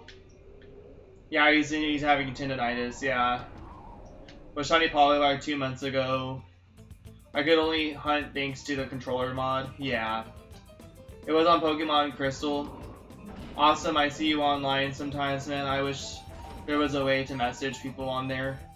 Yeah, exactly. That would have been really cool for the Switch. I mean, there kind of was on the Wii U, because the Wii U had, what was it, Miiverse? And I think you could message people on there. And it just sucks that... Miiverse was so cool. Like, I hated that they shut it down. I used to post, like, pictures of, like, my Pokemon. I used to play Pokemon Rumble World. Was it Rumble World? Was that the free one? That was the only Pokemon Rumble game that I really liked. I mean, even though the Wii one is good because it has shinies, I did not like the one on the DS, or the 3DS, the one that was the first one on the 3DS. Not Rumble World, but I didn't like Rumble Blast. Rumble Blast was just too, like, I don't know. Rumble Blast was crazy.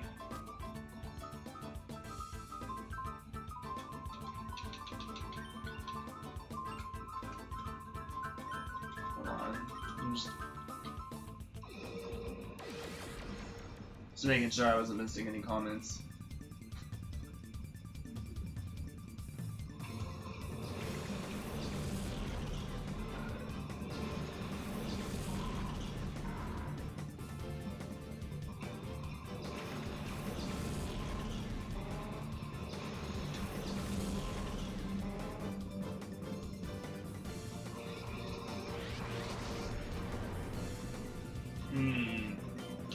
I got a Braylon lead again.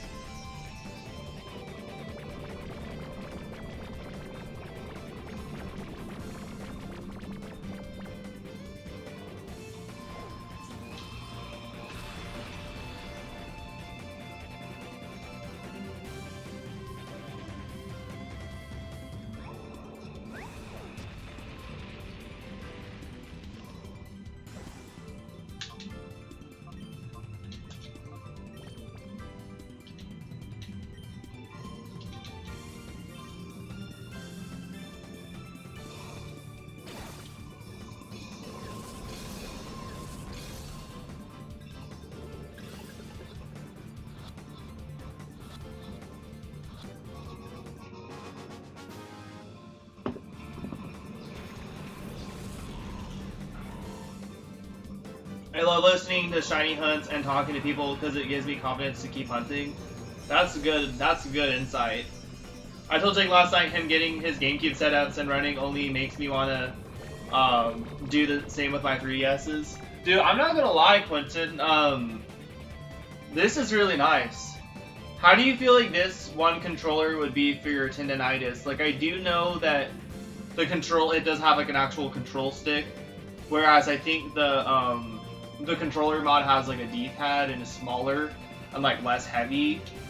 But I was thinking like maybe you could do something like this because you only use like one controller.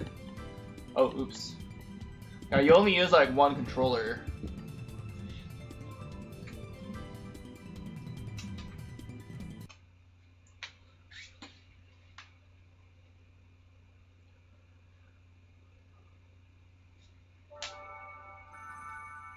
Usually do it Unite. Yeah. Yeah, when I go on my Switch, I'm usually playing like Sword and Shield or Smash. Like, I actually did play Smash a little bit last month. And I think I only played once. Like, literally. Like, I think I only played Smash once last month. It was literally when Sora came out. It was literally when Sora came out. I went on Elite Smash and wanted to see how many Soras I could beat. And I literally beat 3 out of 4 Soras. 2 of the Soras were pretty good. And then one of them was like, 2 of them were alright. Like, they were kind of making bad movement options, though. I noticed that I was getting grabbed a lot. Sora was like, the Soras were grabbing me a lot and then down throw. Which is weird because it's not really a combo throw, but it's weird because their down throw would literally place me on a platform where it was, like, really hard to tech. On, like, Battlefield, his down throw has, like, this sort of angle where it launches you, like, perfectly enough at lower percent where you get in a no tech situation on the platform, which is pretty bad because you have less room to roll, you have less room, you have more of an opportunity to get punished. Like, I feel like Sora can just, like, put you on the platforms and punish you. Not huge punishes, but he can hit you, you know what I mean? He can put you in a situation where you have to tech or no tech and you still get hit. Because he pushes you on top of platforms. But that was the only thing I really noticed that was good about the character. I don't think he's that great. Which is crazy because most DLC characters have like that DLC privilege where they have some sort of special gauge or some sort of special gimmick that makes them really good. And then Sora does not have that. He doesn't even, and his only gimmick is that he's the floatiest character in the game, which isn't really like a gimmick. And it's not good either. And then I guess Min-Min's whole gimmick was that she had range. She had a heavier amount of range, but like, you know, Sephiroth doesn't really have a gauge, but he has the One-Wing Angel where he gets an extra jump and then his moves get stronger. He gets more knockback in percent on his moves. So it usually doesn't matter the controller. I use Pro Controller, but the usage of my wrist muscles to press any button causes extreme pain. Aw. As I type to you, I feel like my hands are stinging and being pinched, but I'm used to it, so I haven't noticed it in a few hours. And I can't even imagine. I mean, I'm susceptible to getting tendonitis because you know, you and I do similar stuff. You know, I do know that you like enjoy programming and stuff. But you and I both do similar things, where I feel like both of us could be susceptible, more equally susceptible to getting tendonitis. And I should be careful with what I do with my hands and stuff. I should be careful how I should like probably pace myself when I do certain things, like when I play guitar and my fingers start getting cramped up. It's the same kind of thing where I probably want to be careful, you know. Because I also play guitar, and sometimes I would play for so long, especially last year, I would play for so long where my fingers would get sore or tight from playing for so long. And I actually am going to start playing like that again soon, because I guess nothing was wrong with my amp, it was my power cord, and there was one tiny screw that was loose in there that they tightened. So I'm only being charged like $45. So I'm gonna go to Central Coast Music and ask to test it out, and then I might buy a new amp or not a new amp, a new power cord for my, but I want to get one that doesn't, like, rip. I don't like the ones that have the texture, like it's like, some sort of texture, because, I don't know. I don't like those ones. Because mine ripped, like, really fast. I have what Moltres has, but only in my left wrist. It's been, like, at least for 9 months. Damn. No idea why it's my left wrist instead of my right, but yeah.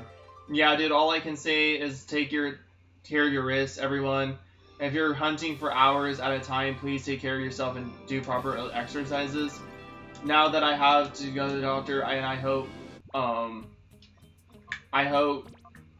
it's tendonitis because they tell me it's carpal tunnel. I'll need so please don't let yourselves get that. Oh yeah. Dang, that's gonna suck, Quentin. I hope it's not carpal tunnel. Where do you get surgery when you get carpal tunnel? Do you get it in your hands? Or where do you get surgery when you have carpal tunnel? Dang, man. I'm wishing you the best. Yeah, I gotta be careful when I play guitar, too. Or even when I play Smash. Like, the moment my hands start feeling, like, tight. Like, I crack my knuckles a lot, which I think helps, but some people can't do that. Like, I'm double jointed, so I can, like, bend my fingers back like this. A lot of people don't like that. I can bend my fingers back. Like, look at my... I know it's kind of gross, but I'm lucky that I can bend my fingers back and crack my knuckles like that. Because some people just have to, like, literally learn how to do it like that. And I feel like being double jointed gives me a little bit of an advantage when it comes to probably my joints and my hands not being as messed up. It probably allows me to fix it easier. I'm pretty sure they got your wrist for the surgery. Oh, or they cut your wrist? Yeah, in your lower wrist, I believe, but I believe it's tendonitis because I got immediately after playing Liquid Crystal for 2 days straight for like 15 hours both days. Dang. What did you play it on? Oh, that doesn't even seem that long ago. What did you play it on? Did you play it on the Game Boy Advance SP? Did you play it on the GameCube? Did you play it on the DS? Cause for me, when I play like on the Game Boy Advance SP, I feel like it's so, like, cramps up my hands so much because it's so small. You know, I love the SP, don't get me wrong. It's the most compactable, portable Game Boy ever, and it has a backlight and a chargeable battery. But it's like, kind of, like, tight, cramped, really easy to feel cramped up when playing it. I do like that the buttons are bigger than the DS, though. Your DS capture card, yeah, I could see that, too. Because I wanted the game to be ready for Safari League, and I had similar pain before it went away. Dang. That sucks. Yeah, I could see the DS doing that too, because the DS has really small... buttons.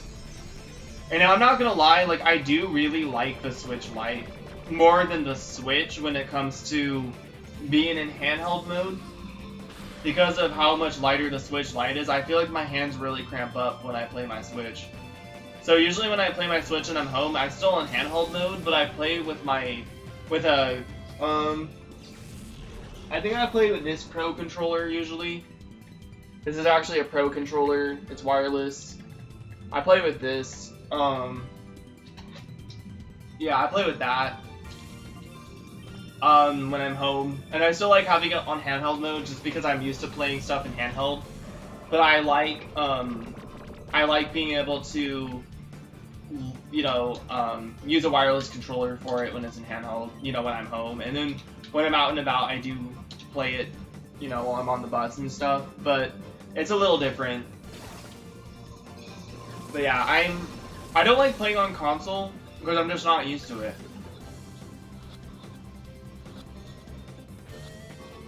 Like, I enjoy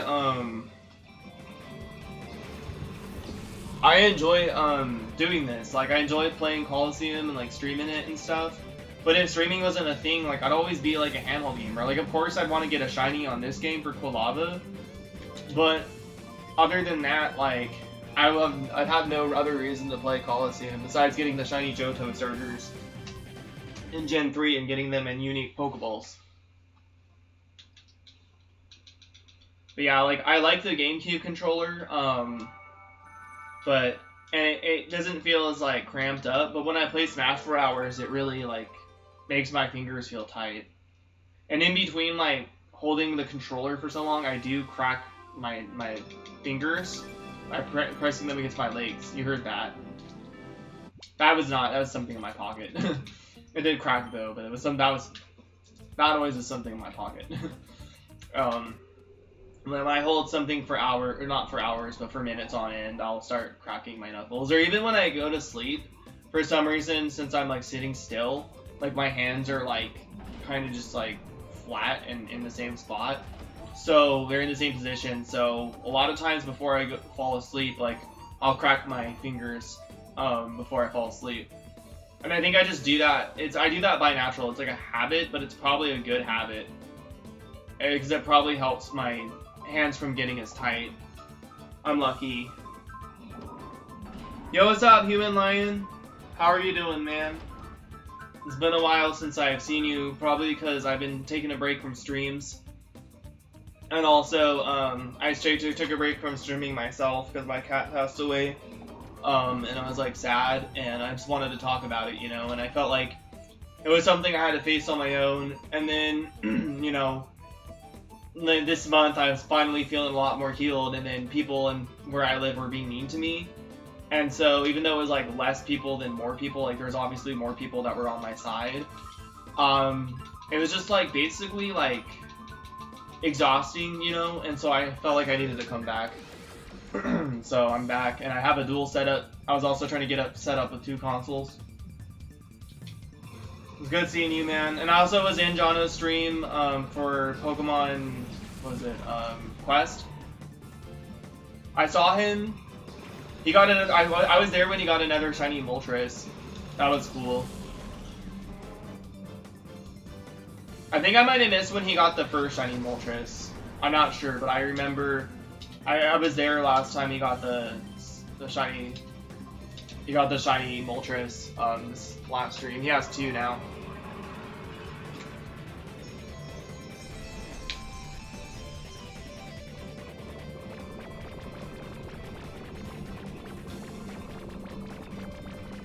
I wish shinies in Quest sparkled.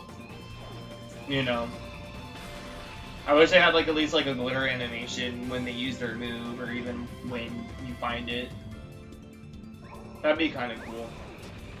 Even if it's just like glitter, like it does in Pokemon Go, where it doesn't make a noise, it's just like glitter. That'd be cooler.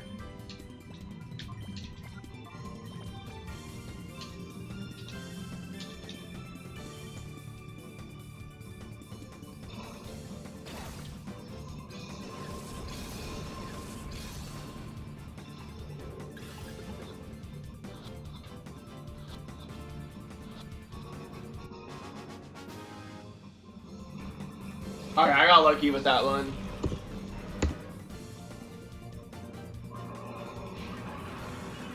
Do I have more coffee in here? Oh, I do.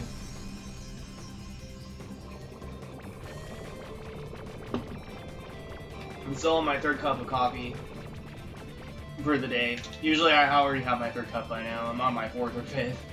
But, yeah, I just wanted to start this sooner. Yeah, it's been a while. It has been. No worries, bro. Understandable. I've been away from YouTube myself because I've been dealing with cellulitis due to being in the ocean, and it gave me. Oh, dang, that's rough, man. And I hope you feel better. I hope you're feeling better now, though. Yeah, how do you have a shiny with no sparkles? LOL. Exactly. So I had to deal with the flesh-eating bacteria for 1 month now. Dang. And today it finally healed up. I ended up in the hospital for 4 days trying to get the correct... Dude, that's rough, man. I hope you're feeling better now, dude. That's horrible. Dang, man. I couldn't even imagine that happening. That has to be rough. That's horrible, dude. I'm glad you're doing better. I'm glad you're alive. I'm glad you're healing and, you know, keep taking care of yourself and keep getting the right help to get taken care of when you need it, man. That's rough. That's horrible, dude. I'm glad you're doing better.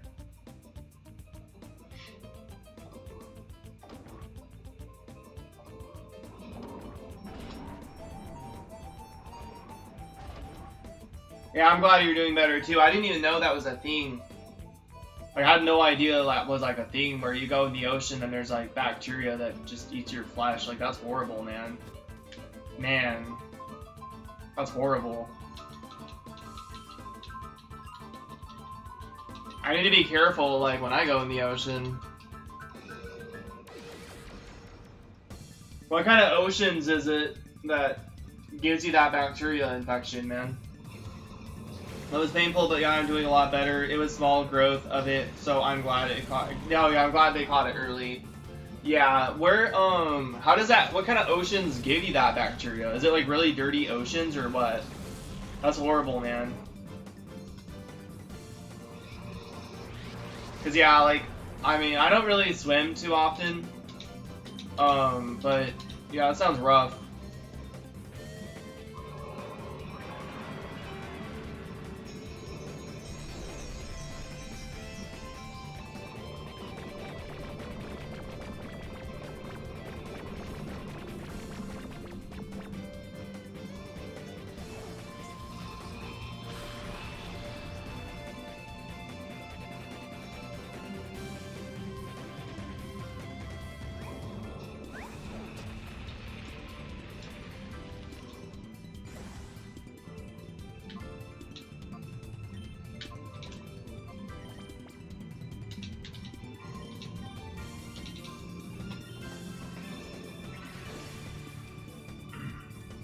Well, happy to hear your recovery, dude, so thankful you found it early.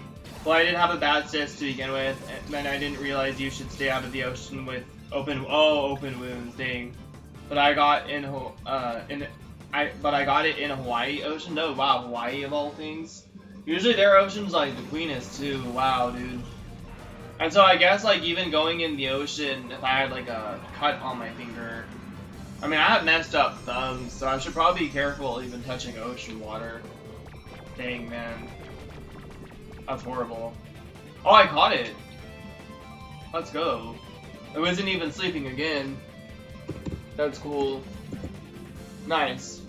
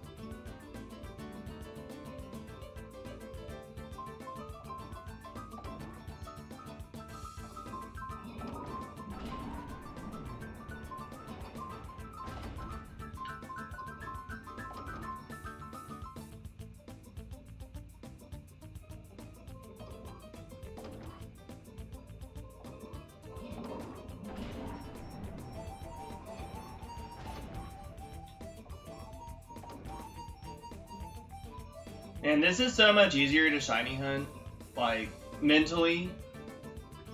Like, I'm not even kidding. Like, mentally, this is so much easier than actually going through and...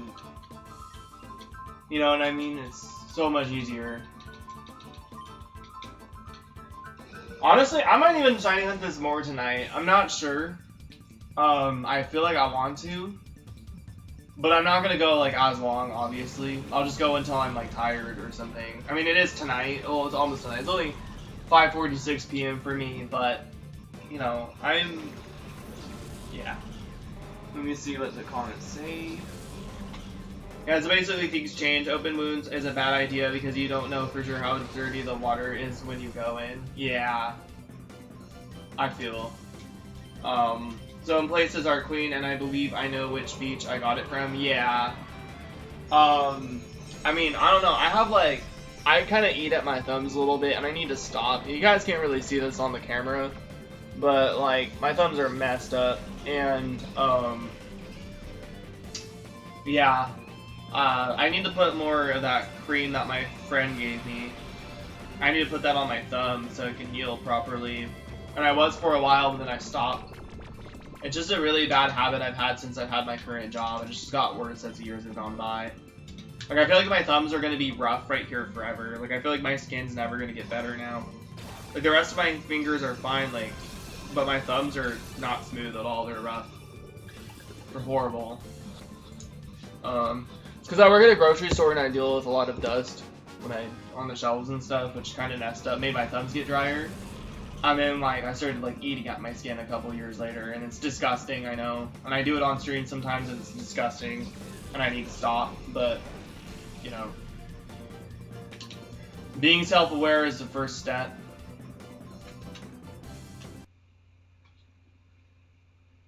I don't know if I can get something from, you know, the ocean on my thumb like that. That's horrible, though.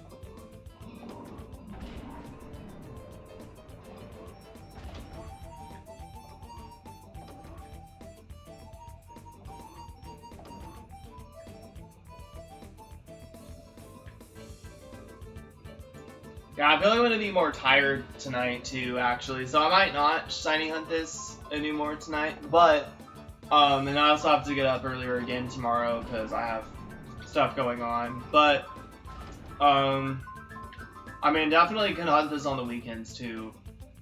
You know, or I can even shiny hunt this like tomorrow night if I'm not too tired. But yeah.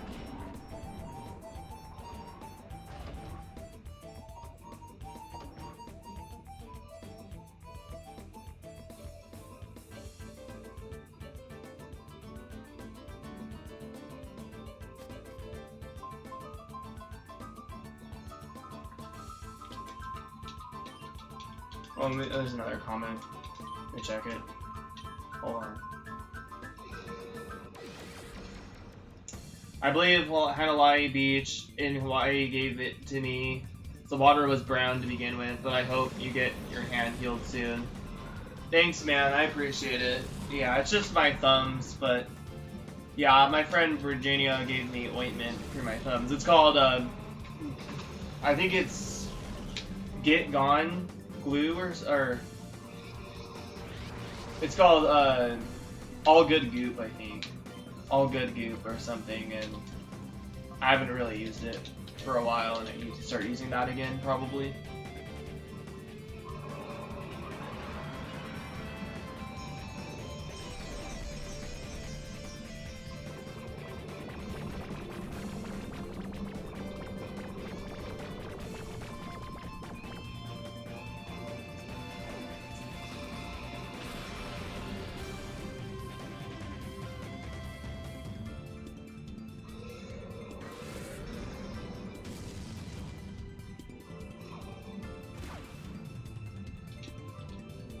I'm gonna not do that.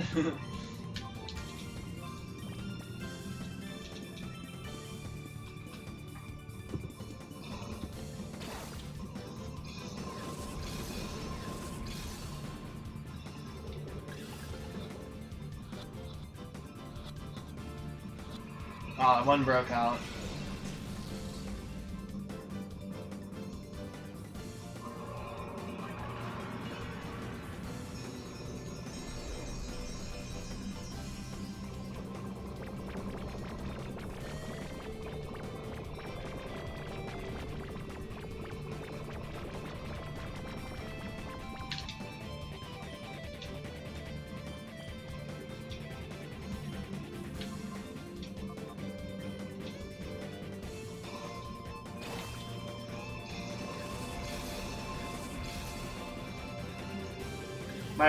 My moon caregiver believes I have a skin condition that is related to my UC, which stopped my healing for 1 week. Oh, dang. Well, then it could have gotten worse for you. I'm glad that you got it help for it sooner and caught it early. No shiny.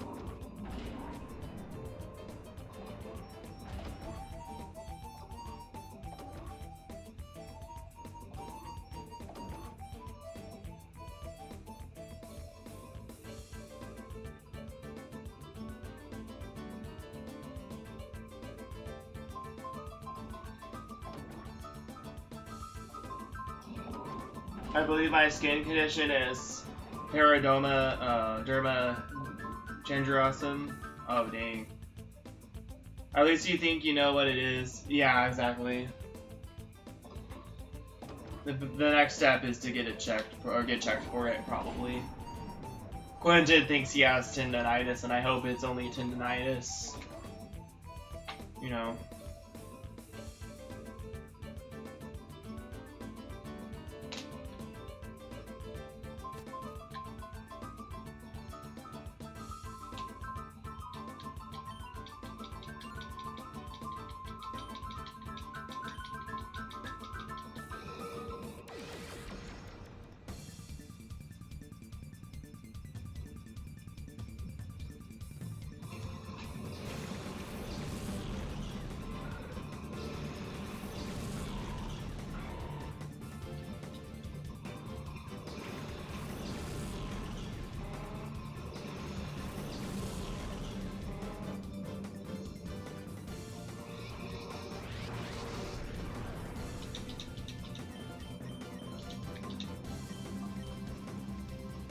Oh, for sure, but I think the Vibrio is what scared me, because it was life-threatening. Oh, yeah.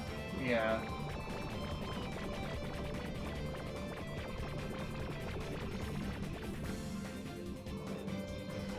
Dang, I'm glad that you got out of that situation, though, dude.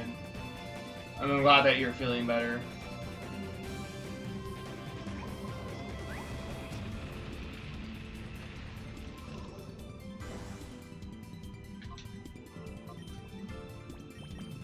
Oh, shit.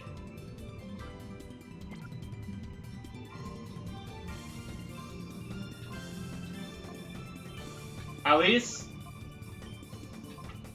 That's annoying. That's really annoying.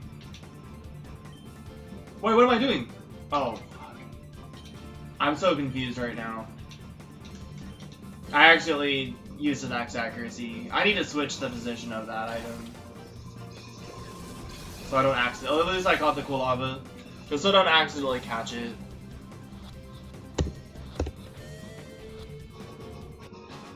Yeah, that was rough. Yo, what's up, Crystal? GG, thanks. Can you imagine terrifying? Yeah. Yeah, I would be scared to feel like my life's in jeopardy.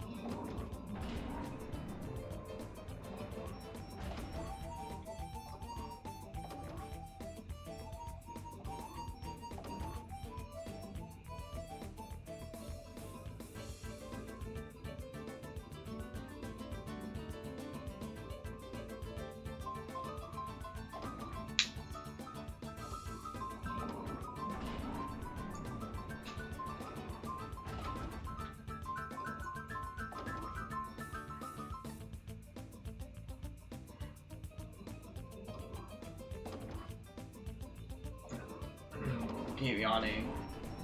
Stoned because I had 3 cups of coffee. It's only 5:57 p.m.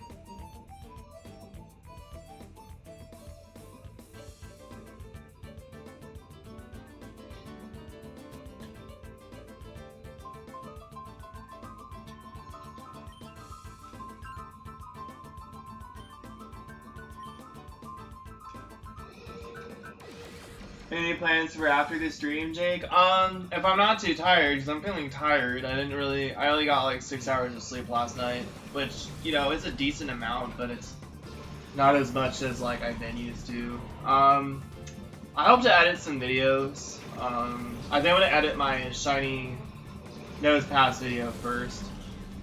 And if I can't, then you know, I'll just figure something else out. Let's see. But yeah, I don't know. I'm not sure. Just when I'm done streaming, just eat dinner. Play guitar, of course. I need to play guitar every night. Eat dinner, play guitar, write in my journal.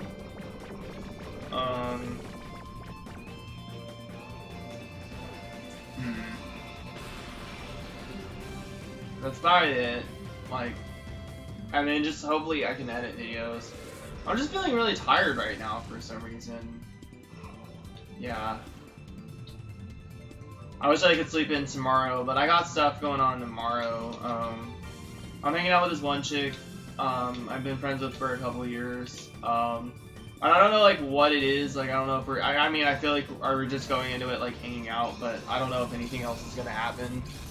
So I'm just like, I need to mentally prepare myself for that. You know.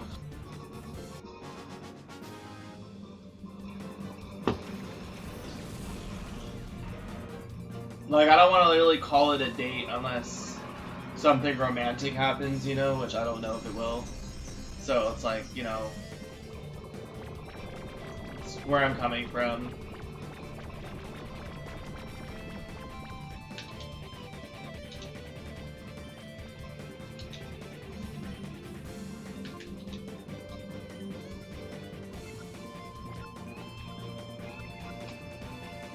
What about you, Quentin? What are you doing later?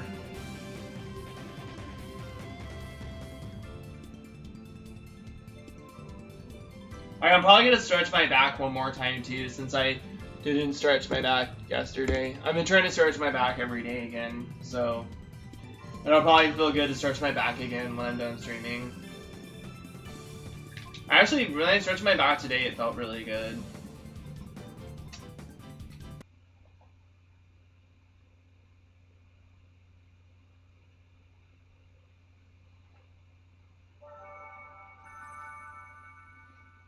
So I think I have 2 more hours to stream. Yeah, I have 2 more hours.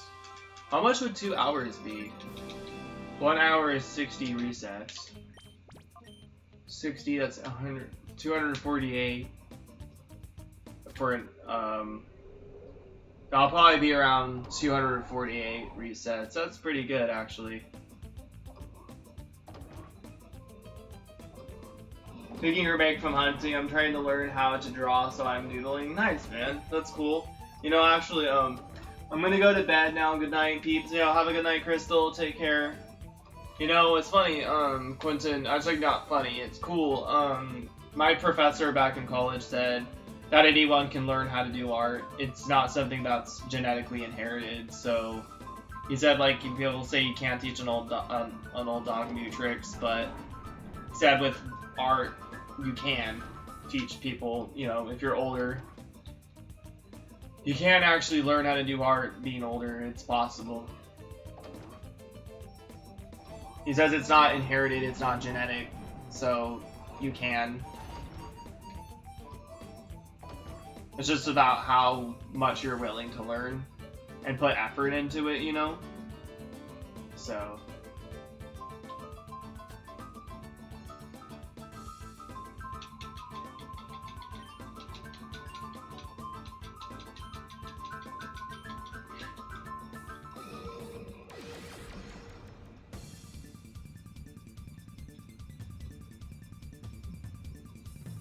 I think I've told you that before, though.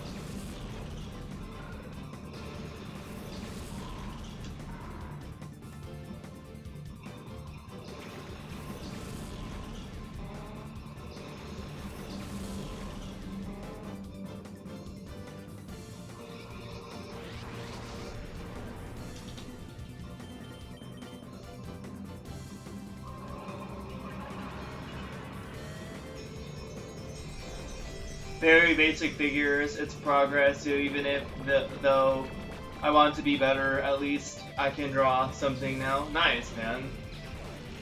I want to always be growing in one skill or another, and this is helping me do that, and have something to do while I'm not hunting. That makes sense, man. You know, I'm like that too, where, you know, all the stuff that I do, like shiny hunting, smash, you know how I was telling you how I like using banjo, because I feel like there's always something I can improve on, you know what I mean? Even if my banjo is like really good, it's not as good as a lot of people's because they know how to fast cancel. But once I learn how to fast cancel, it's like about using it the most optimal way I can, and being creative with it too. And like I like using banjo and smash because I can do that, you know. It gives me the opportunity to keep improving and keep working towards something. And I like, you know, I like shiny hunting because it's not like improving on anything, but it's about building my collection. It's about continuously building my collection and getting more and more of an impressive collection. And even if it's building on a collection, it's something to work towards. Like I'm working toward my collection of shinies and adding new shinies to the edition, you know. And then when it comes to guitar, like there's a certain level that I want to be. Like I'm not serious about guitar when it comes to being in a band and being a rock star and, you know, all that shit. Like I'll do that casually one day, but you know, I go solo on almost everything, but I'm getting more passionate about wanting to make music and stuff, and that's something I'm gonna, even if I'm not playing guitar next year, that's something I'm gonna make it a goal, is to at least get the right VST plugins to be able to make my own music and make it sound as good as I want it to sound, you know. And then also, I might try to switch my guitar instructor. Like, I know that I really liked my guitar instructor, or like I really idolize him as a musician, but he pays $30 instead of $40 for his lessons, which is nice. But my friend Dagoba System 1989 said that he was caught by Craig and Lum, who's a guitarist in Exodus, and so I have connections with Craig and Lum, and I can probably find a way to get lessons from him. And actually, that would be really nice, because that way, like, when my guitar instructor just said play for me, and I played for him, and then he gave me all this stuff to like work on, you know. And Craig and Lum, my friend Dagoba said the first thing he asked Dagoba was, what do you want to learn? Like, what do you want? Like, what do you want to do? What do you want to specialize in? Like, what do you want from me? You know, what do you want to learn from me? Like, that's the first thing he basically asked my friend. And so, you know, I think that he might help me get to where I want to get to faster. And if not, then I can always go back to my other instructor if I feel like. But like, here's the thing with my other instructor is, the first time I saw him, he gave me some scales to work on. And then the second time I saw him, he gave me more scales to work on. And the third time I saw him, he gave me accents. But the second time I saw him, I only had like 3 lessons, I think, from him, unfortunately. I just kind of lagged on it after. So I've only had around 3 months of lessons, and it means that if I want to be instructed for a year, if I want to, you know, and then I need to do like 9 more months of lessons, you know, before there can be even more of an improvement. And I wasn't getting an improvement from like, you know, February to April, and then after April to June. But then, like, honestly, like, it got to a point where I just, like, there was this thing where he didn't write down, like, what letters I was learning from those scales. So the scales I recently learned from him, I don't even know what scales they are. I don't know what they are. I just know how to do them. And people are always, like, telling me I need to be structured with my playing and more organized. And I don't know how I'm supposed to be more structured if You know, I even get lessons and they don't tell me what scales I'm playing. You know, he did help me position my fingers right when doing scales, which I appreciate. But yeah. Let me see. Let me jib this really quick, and then I'll read your comment. Okay, no shiny. So now I'll be able to draw my own video thumbnails. I want to play your banjo against my Mario someday, dude. I know you still gotta get your LAN adapter just for fun. Hold on, Spider. Yeah, the thing is I can get a LAN adapter, but I don't know if my mom would want me to plug in another Ethernet cable into the box since the box is already downstairs. So it's like, it sucks because I would love to do Smash Saturdays and stream it, but I can't stream, I only have like one Ethernet cable, and I don't know if she'd be okay with me having 2 Ethernet cables going in my room, you know, I think that would bother her. You know, because then that's like 2 cables being dragged around the whole house. And I'm grateful that she allowed me to drag 1 cable around the whole house. And even when I put it in my room, like carried it around the whole house, she said I did a good job, like wrapping it around everything. She wasn't, I was surprised she was being so lenient with it. So I don't want to, you know, tick her off with another cable, you know? I don't want to actually tick her off with a cable, another cable. Like, I could ask her about it, but I don't think it will end up well. So, and I can't just drill, my mom doesn't want me to drill a hole in the wall either. So I can't really do that either. And plus I live in a, it's like, I live upstairs and I'm right here, and then she's all the way down there, so drilling a hole in the wall won't really work either. Because it's like, my room doesn't really connect with her room, since my room's right here, and her room's all the way downstairs and back there, so that doesn't really work either. So I just think it's, until I get my own place, like, I'm probably just gonna have to get Ethernet, or get a LAN adapter for my Switch, but not stream it, and just, I could record myself, but not stream it, but I could, record myself playing, you know, I could still play Smash, but I could just record it instead of stream it, you know? Check, just for fun, oh yeah, I think I read that already, but yeah, I was talking about that, because it's kind of important. Yeah, I wish I could do that, but I can't.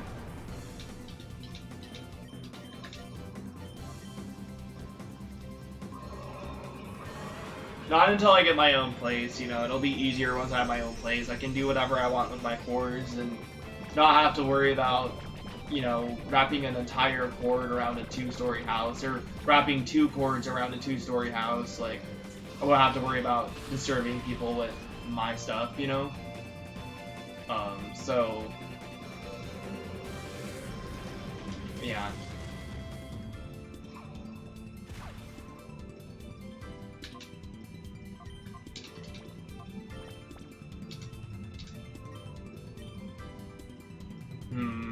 A little desync there, it's okay though.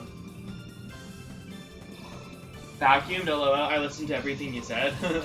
Yeah. Oh, you vacuumed the spider?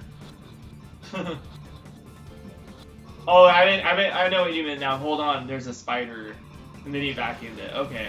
I thought that you,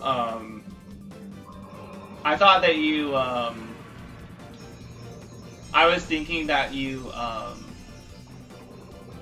trying to think. I was thinking that you were like, I thought you were telling a spider to hold on. I didn't realize you were telling me to hold on because there was a spider. And so I was like confused when you said, hold on, spider. I thought you were like, hold on, spider, here I come. I thought you were like telling the spider to hold on. I didn't realize you were telling me to hold on because there was a spider. I misunderstood that.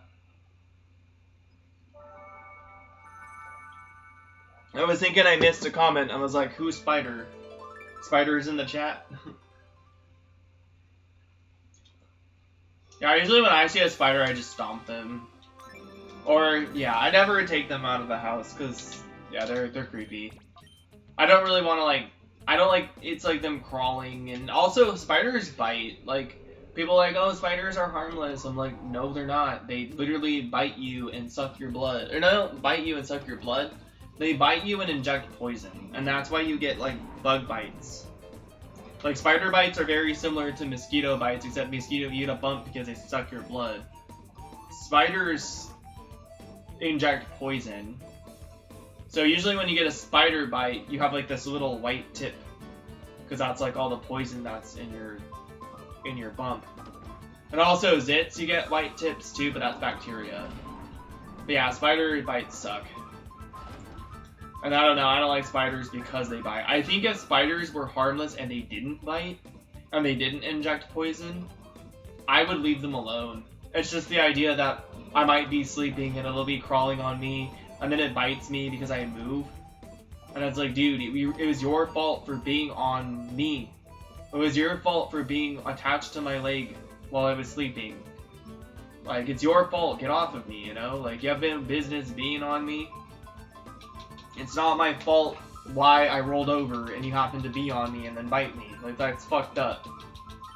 You know, that's not cool. So, I really don't like spiders.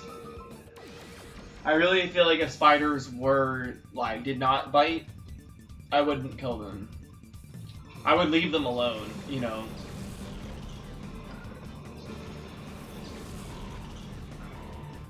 And also if they weren't poisonous too. I mean, they're not really deadly unless it's like a black widow or some other crazy poisonous spider. Like, they're not threatening, but like, it's still like not a comfortable idea letting some creature around me that will bite me when I'm sleeping, you know, or like just crawl on me and then just bite me angrily, like just because I move and they happen to crawl on my leg.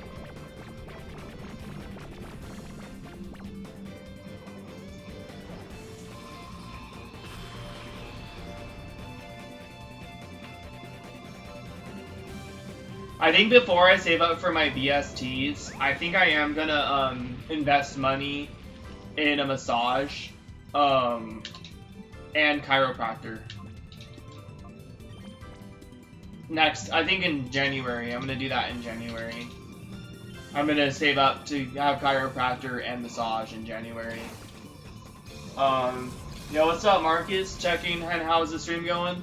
It's still going, man. I'm getting a little tired, but you know, I'm giving myself till 8 o'clock. So, if a bug has more than 6 legs, I'm out of there. Yeah, I hate spiders. Yeah, I mean, I would leave spiders alone if they didn't bite me. It's just the idea that they bite that really, like, creeps me out. Like, and they bite when they're feeling threatened, but if they would just not attach themselves or walk on me, if they were smart enough not to walk on people or animals and then get freaked out and bite them, because the only reason why spiders bite is because they're feeling threatened. But they were smart enough to know to not walk on something that's gonna move. They don't, you know what I mean? Like, I don't know. They're dumb and they're vicious, and I just don't like it. I do think tarantulas are probably smart. They're disgusting though, they look gross. And I don't think I'd want a tarantula living in my house either, to be honest. I don't know what I'd fucking do with a tarantula. If a tarantula got in my house, like, I don't know what I'd do. I feel like I'd trap it somehow, and then, like, I would not want to kill it, because those things are big, and I don't know, I feel like a tarantula is a little more of a life than a spider, like, because it feels more alive, you know, because it's bigger and smarter. So I feel like I wouldn't want to kill a tarantula, but I would not want one in my house. Like, I would not want to kill it. I could be too petrified to kill it, and I'd be probably too petrified to trap it in a box and put it outside or something. Like, I don't know how I'd go about doing that. Like, it would just be the scariest thing to do.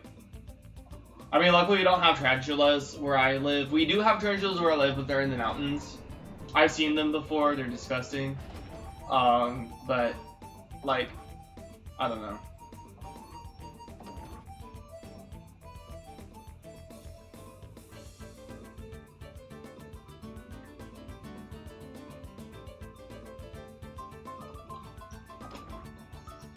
Cool, yay, massage, yeah. I need to, yeah, I need to save money for, it's a massage and chiropractor office. It's a chiropractor office, but they do massage there. And I feel like I need to save money to be massaged and then to have chiropractor and bring my, I got I had an MRI scan for my back, so bring the MRI scan information in there so they can fix me up, you know? I need to be fixed up. Like, I feel like I really need to be fixed up.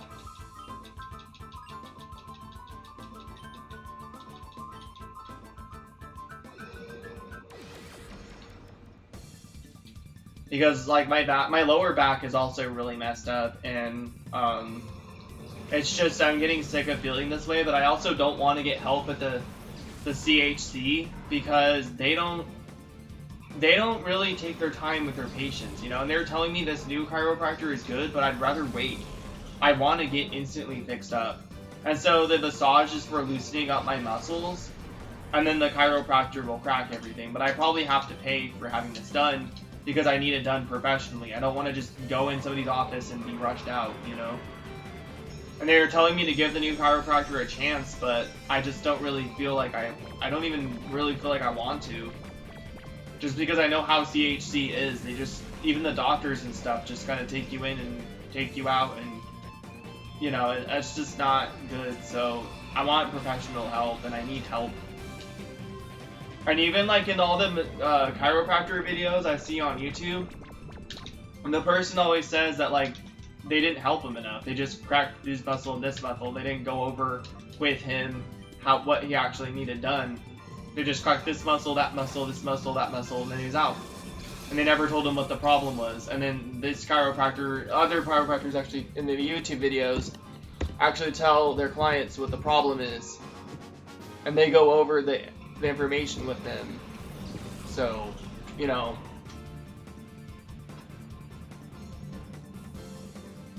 Gross, yeah.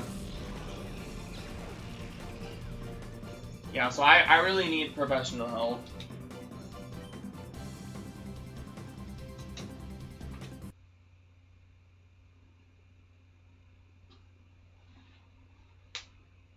I really need professional help. You know, I really do.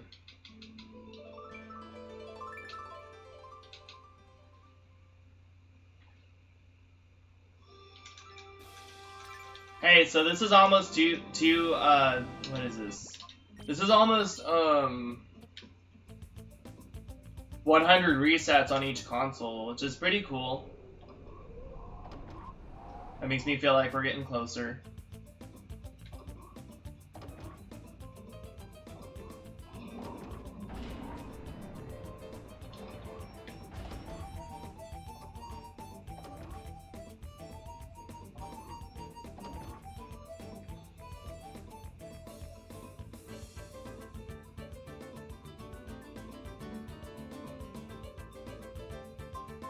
Yeah, this hunt goes much faster. Yeah, it's feeling mentally better, too. I don't have to worry about getting distorted. No, I didn't mean muscle. I mean, I think it is bones.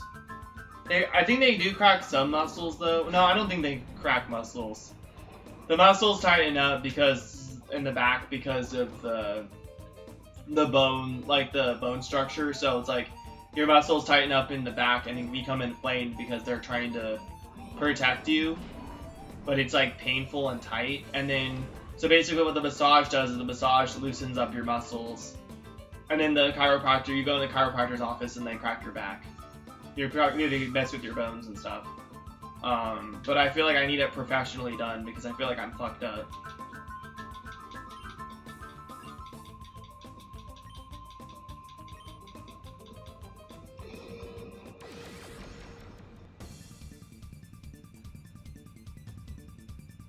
Yeah, I mean, honestly, like, if I was spending 4 hours on this hunt, 4 hours would be a little over 50 resets, and I've already done 132 resets since I started today.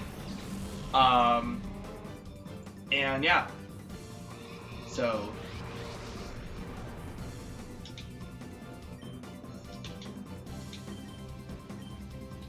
Yeah, I've already done 132 resets since I started today, so yeah.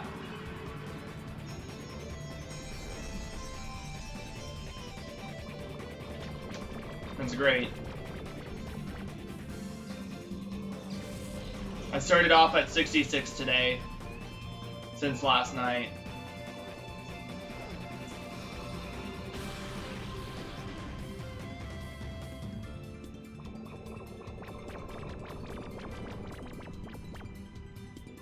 And like, you know, it's 100% catch in the Premier Ball. Because I used the damage calculator and it was right. I was worried that it would be wrong for some reason. Just because the catch rates work different, I guess, in Colosseum than they do in other games. At least for Shadow Pokemon. I think for like the Shadow Pokemon that aren't meant to be Shadow Pokemon, for like, so like for randomizers, I think the catch rates are the same as like the other Gen 3 games. But I think Shadow Pokemon specifically that are programmed into these games, some of them are supposed to have easier catch rates. Not all of them, like some of them are just easy, but a lot of them, like, you know, that have lower catch rates are somewhat easier to catch, I think. So, yeah. 200.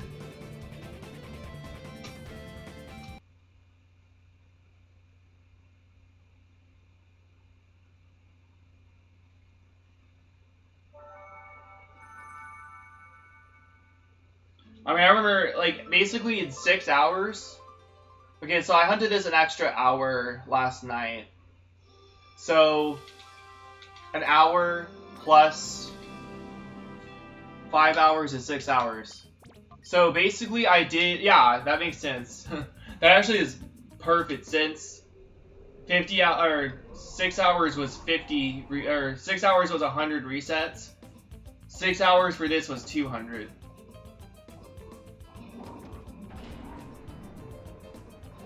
Yeah, 6 hours was 200 for this. Which is insane.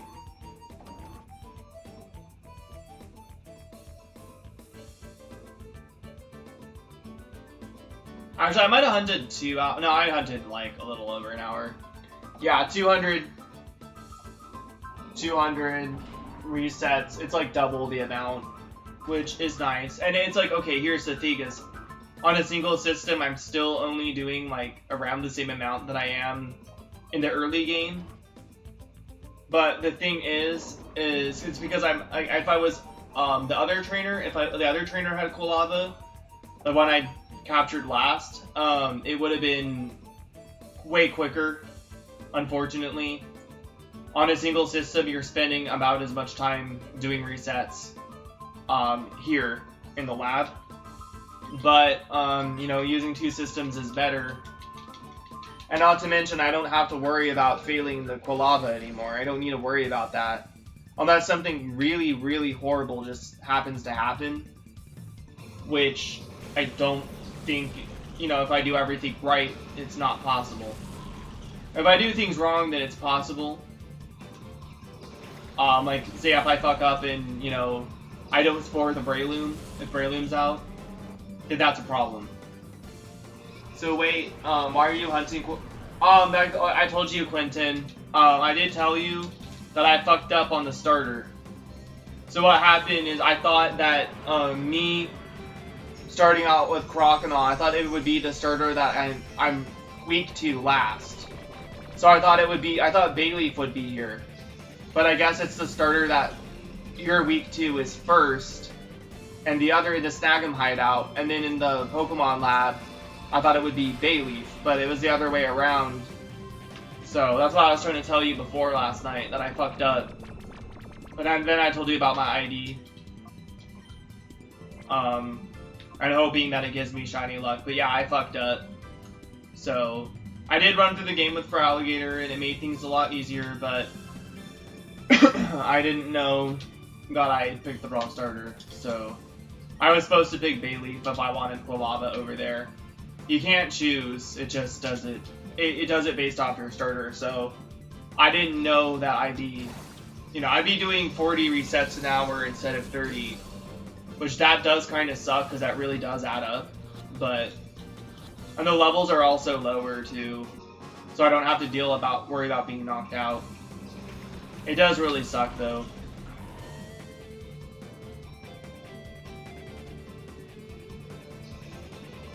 Yeah, so how it works is, I guess if you pick Croconaw, and see, I didn't know this. I assumed because of how Pokemon games work, they would give you more of a challenge at the end. Even though, like, having the starter that you were, weak to, even though it's level 30, it wouldn't really matter.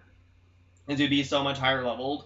But how it works is, if you pick Croconaw, I guess in the Snag'em hideout, you get Bayleaf. And then in the Pokemon Lab, you get Quilava. If you pick Bayleaf, I think that you get,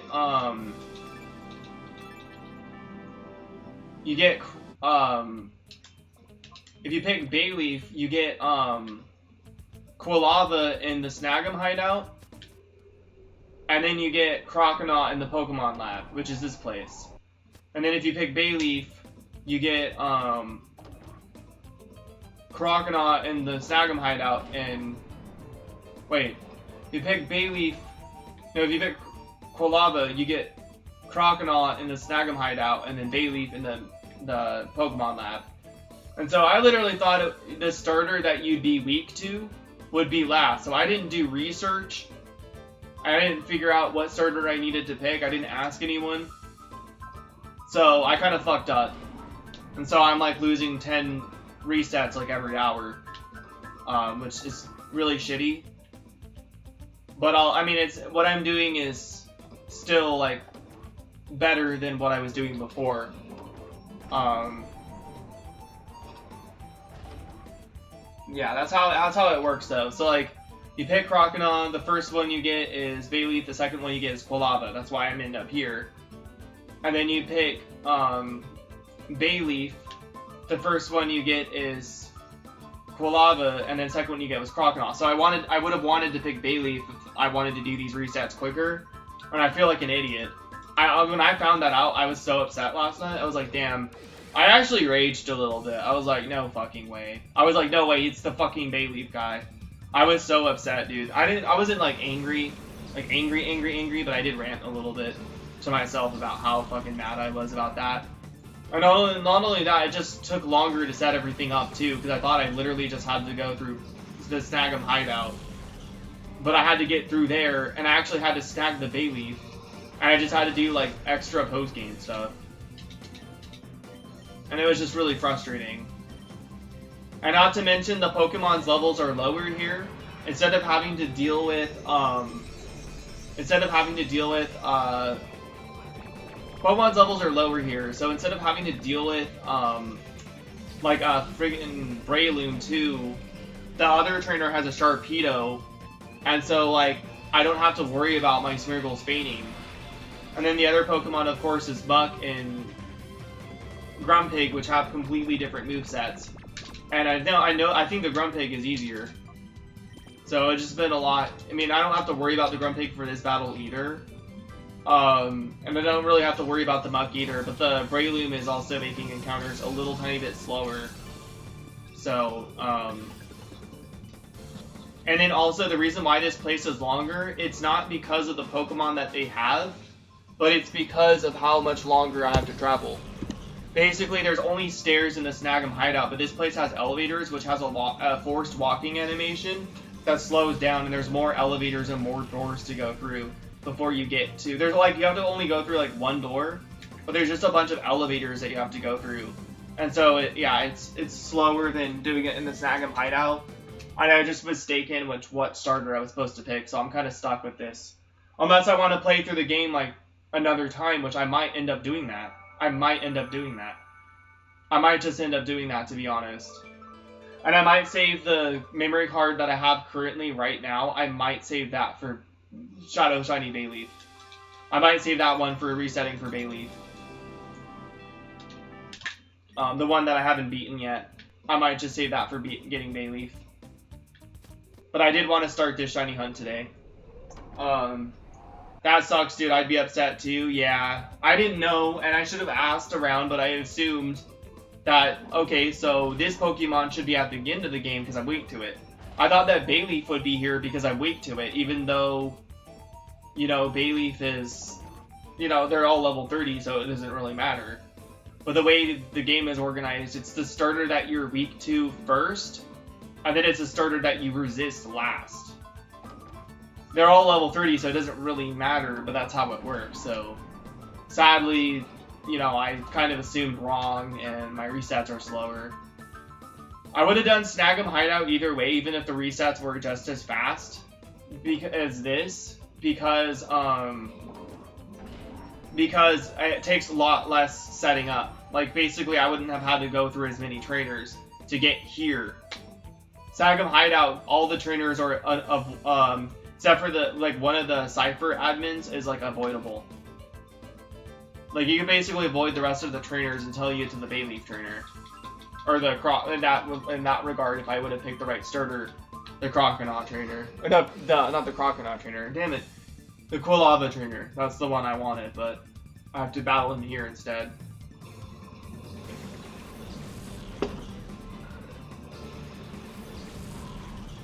Yeah, I was pretty upset last night, because I also was annoyed because I had to clear through more trainers. And then when I was going through this, I was like, no fucking way. I was like, this is gonna be a lot longer than the Snag 'em Hideout. Like, this fucking sucks. So it is what it is, but you know what? I just have to take it, and I wanted to start this today, and what I could do is I could just go back. I can go back and, you know, I have other memory cards and stuff, and I can go back and try to beat them another time, you know. I mean, I think that 40 resets is, like doing 40 resets instead of 30 resets every hour really is a significant difference. And so it, you know, I will let it slide right now and this month, probably. We'll see if I get lucky. We'll see how many resets I can do. I'm still doing a lot more resets than I was doing before, so it is still significant how many resets I'm doing. It feels more possible. And I also don't feel like shit because I don't feel, you know, I don't feel like shit because I don't have to worry about failing the Quilava. And the encounters are a lot more consistent. They're a lot more consistent, so, you know. It's just traveling through the Pokemon Lab takes a lot longer than traveling through the Snag 'em Hideout. But you know what? I'll tell you right now that I think Speed Twister did it this way. I think Speed Twister, oh, my neck. I think Speed Twister for one of the starters did reset for it like this. So if he can do it here, I can do it here too. You know what I mean?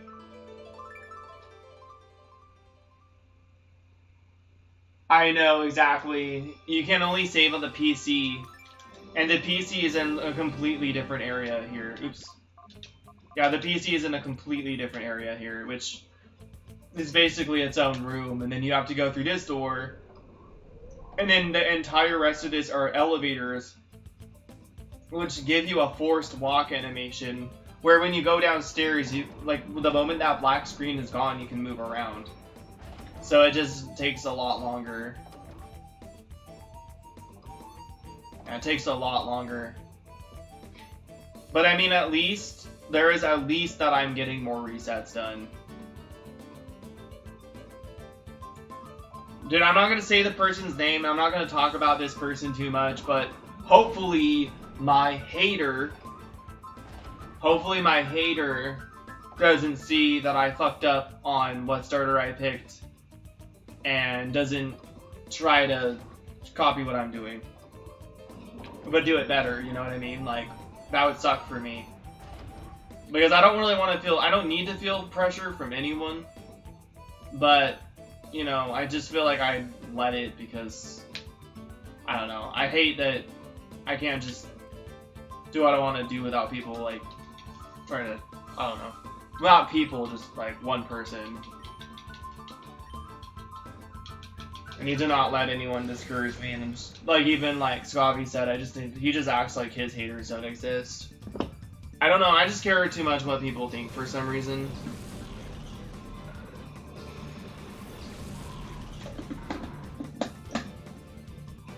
I don't know why.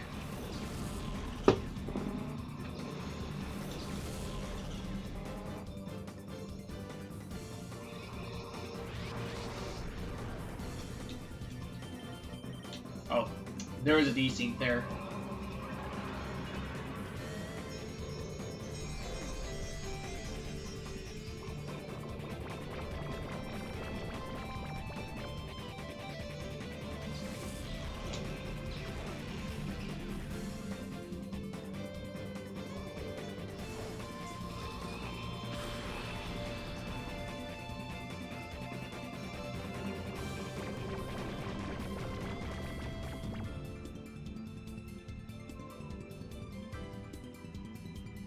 Thanks, I appreciate it, Quentin. Yeah, well, it's like funny. I could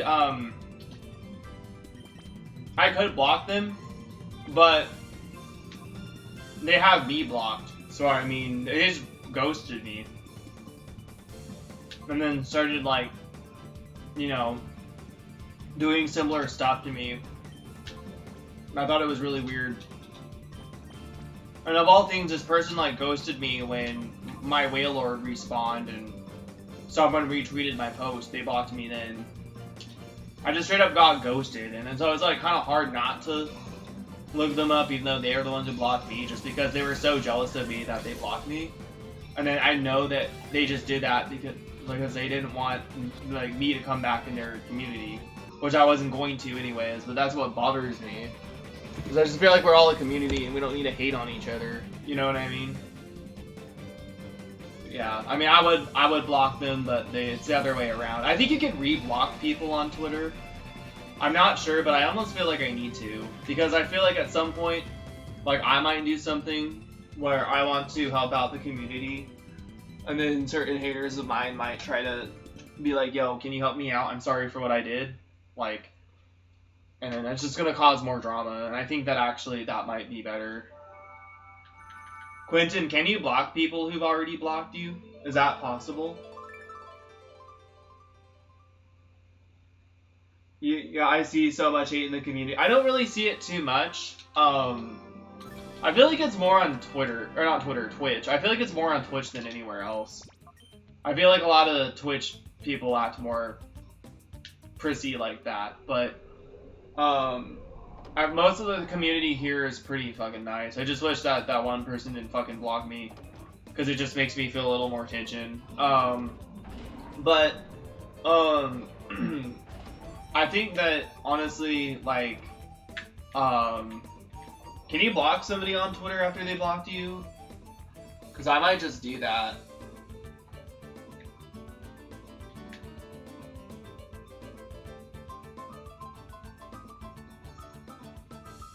There's a Let's Go week? I didn't know there was a Let's Go week. Saying he was going to do awful things if he sees one more garbage shiny week. What the hell? Just spreading toxicity. We don't need members like that. So yeah, exactly. I think I might do that, Quentin. Just because I don't really want to worry about that person anymore. And I don't want that person to unblock me at some point and say something fucked up. You know what I mean? But you know what I wanted to do is, and I don't know if I'll be able to start it right away, but when Brilliant Diamond and Shining Pearl comes out, I want to spend a couple of hours each day grinding Manaphy eggs. So like, collecting Manaphy eggs on one game, and then putting them on the other game, and just filling up my entire PC full of Manaphy eggs. So I wanted to do that so then I can shiny hunt Manaphy. Yeah, so I wanted to do that so I could shiny hunt Manaphy, you know?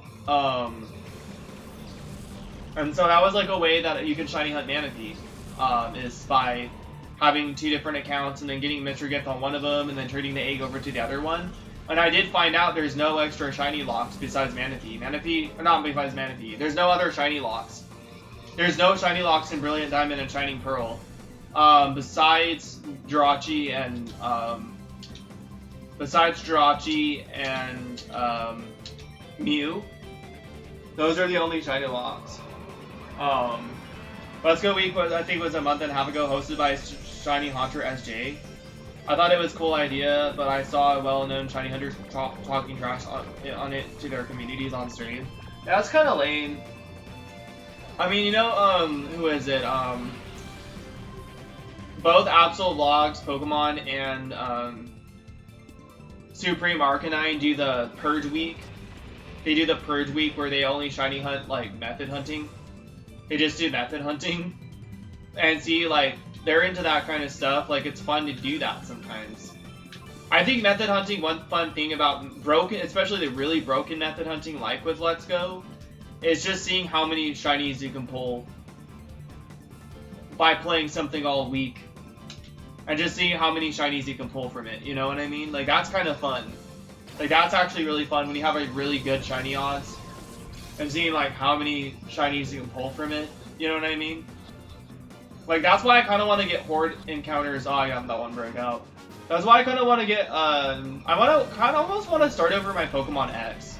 I have Pokemon X, and I want to get Shiny Charm in it, just so, one day I can hunt that female Nidoran easier and get it with the right nature, instead of having to, you know, I'm going to be probably phasing a lot more. I got really lucky and got it on the 4th phase. And I got it really, like, again, shortly after my 3rd phase, but, yeah, you know, I do like the idea of having Shiny Charm. I just don't understand, like, Shiny Charm in some of the new games. I just don't understand, like, you know, in my personal opinion, I think that, like, I prefer full odds in the original games. Because I feel like even when I get a shiny that's a 1 in 4,096 chance, I still feel like it doesn't have the same value that a shiny Pokemon in the old games has, you know? Where the odds were like a 1 in 8,192 chance. I'm like, I know this is weird, but I also feel like, like when I get a, like, if I were to get a shiny in white 2 or black 2, like, I feel like I'd still value it the same whether or not it was full odds or was Shiny Charm. So I do have Shiny Charm in my white 2. And I did get Shiny Charm in this one girl's white 2. You know who this girl was. I bought her a copy of white 2 and made her a game box and everything. And it took 150 hours out of my time. I told you about that. Just to get her Shiny Charm and shit. And I got her a Shiny Nidoran male and Nidoran female before we met. And I had this whole thing planned out before we even met in person. And I really did fall in love with her. We met in person. But regardless of that story, I do feel like when I get a shiny in like a game that Shiny Charm can exist, I don't see the value any differently. So that's why I like using Shiny Charm in the new games, and that's why I like using that's why I like, you know, value 1 in 8,192 chance shinies. That's why I like to value them a lot more. That's why the value feels different for me in a game like this, or a game like Heart Gold, or, you know. Yo, what's up, Chaos? What's up, dude?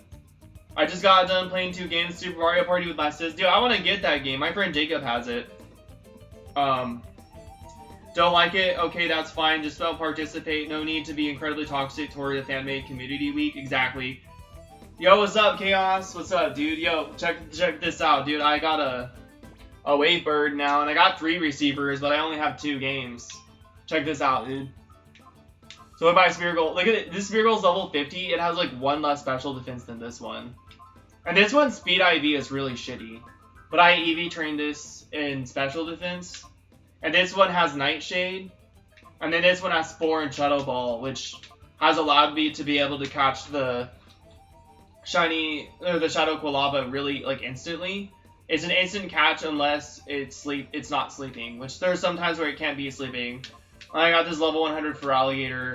But yeah, I traded these Speargolds for my Emerald. They're for my Emerald, and then this for Alligators from this game. But yeah, dude. I got the squad. The squad is here, man. And I got 3, 3 GameCubes. I got a multi-viewer, that's what I'm streaming this with. And I got 3 receivers. And only 2 copies of the game, unfortunately. So, that sucks, but yeah, man.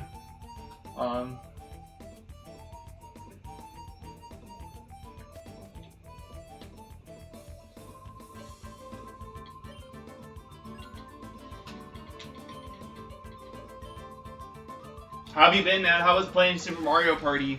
Dude, that's the best Mario Party they've come out with for the longest time. Like, I actually didn't feel like any of the Mario Party games were good after 6. Like, I didn't really like Mario Party 7 too much. And I think after 7, it was just like, I kind of started feeling like, I mean, Mario Party 8 was good on the Wii. But it's for the Wii's time too. But I just feel like the only Mario Party I really, really liked, well, I liked from 1 to 6 the most. I think 6 and 2 were like my favorite ones. Mario Party 6 and Mario Party 2 were like my favorite ones because it had a day and night cycle. And I think the maps were really fun on Mario Party 2. Mario Party 6. The maps were like really fun. And honestly, I will say right now that I think that Mario Party 6 is my favorite Mario Party. 5 was okay, 4 was eh. 3, 2, and 1 were really good too. But yeah. Yeah, man, how was it? I actually really like Superstar. I like how you can customize the game before you start it. And I like all the customizations they have, like how you can choose N64 mini games only and choose the N64 maps and just have such a nostalgic feel when you play the game. Like it's just the customization, and the online play is much better too. The fact that you can play all modes online instead of only being able to play mini games online is really nice. It's really nice touch. Yeah, I think Super Mario Party or Mario Party Superstars. I want to get that game. I actually want to get it. Like, I'm not gonna lie, like I might want to get it.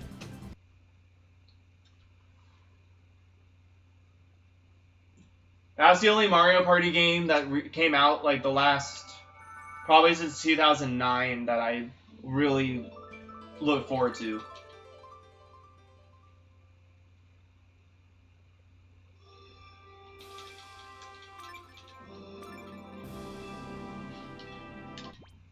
Is my chat updating?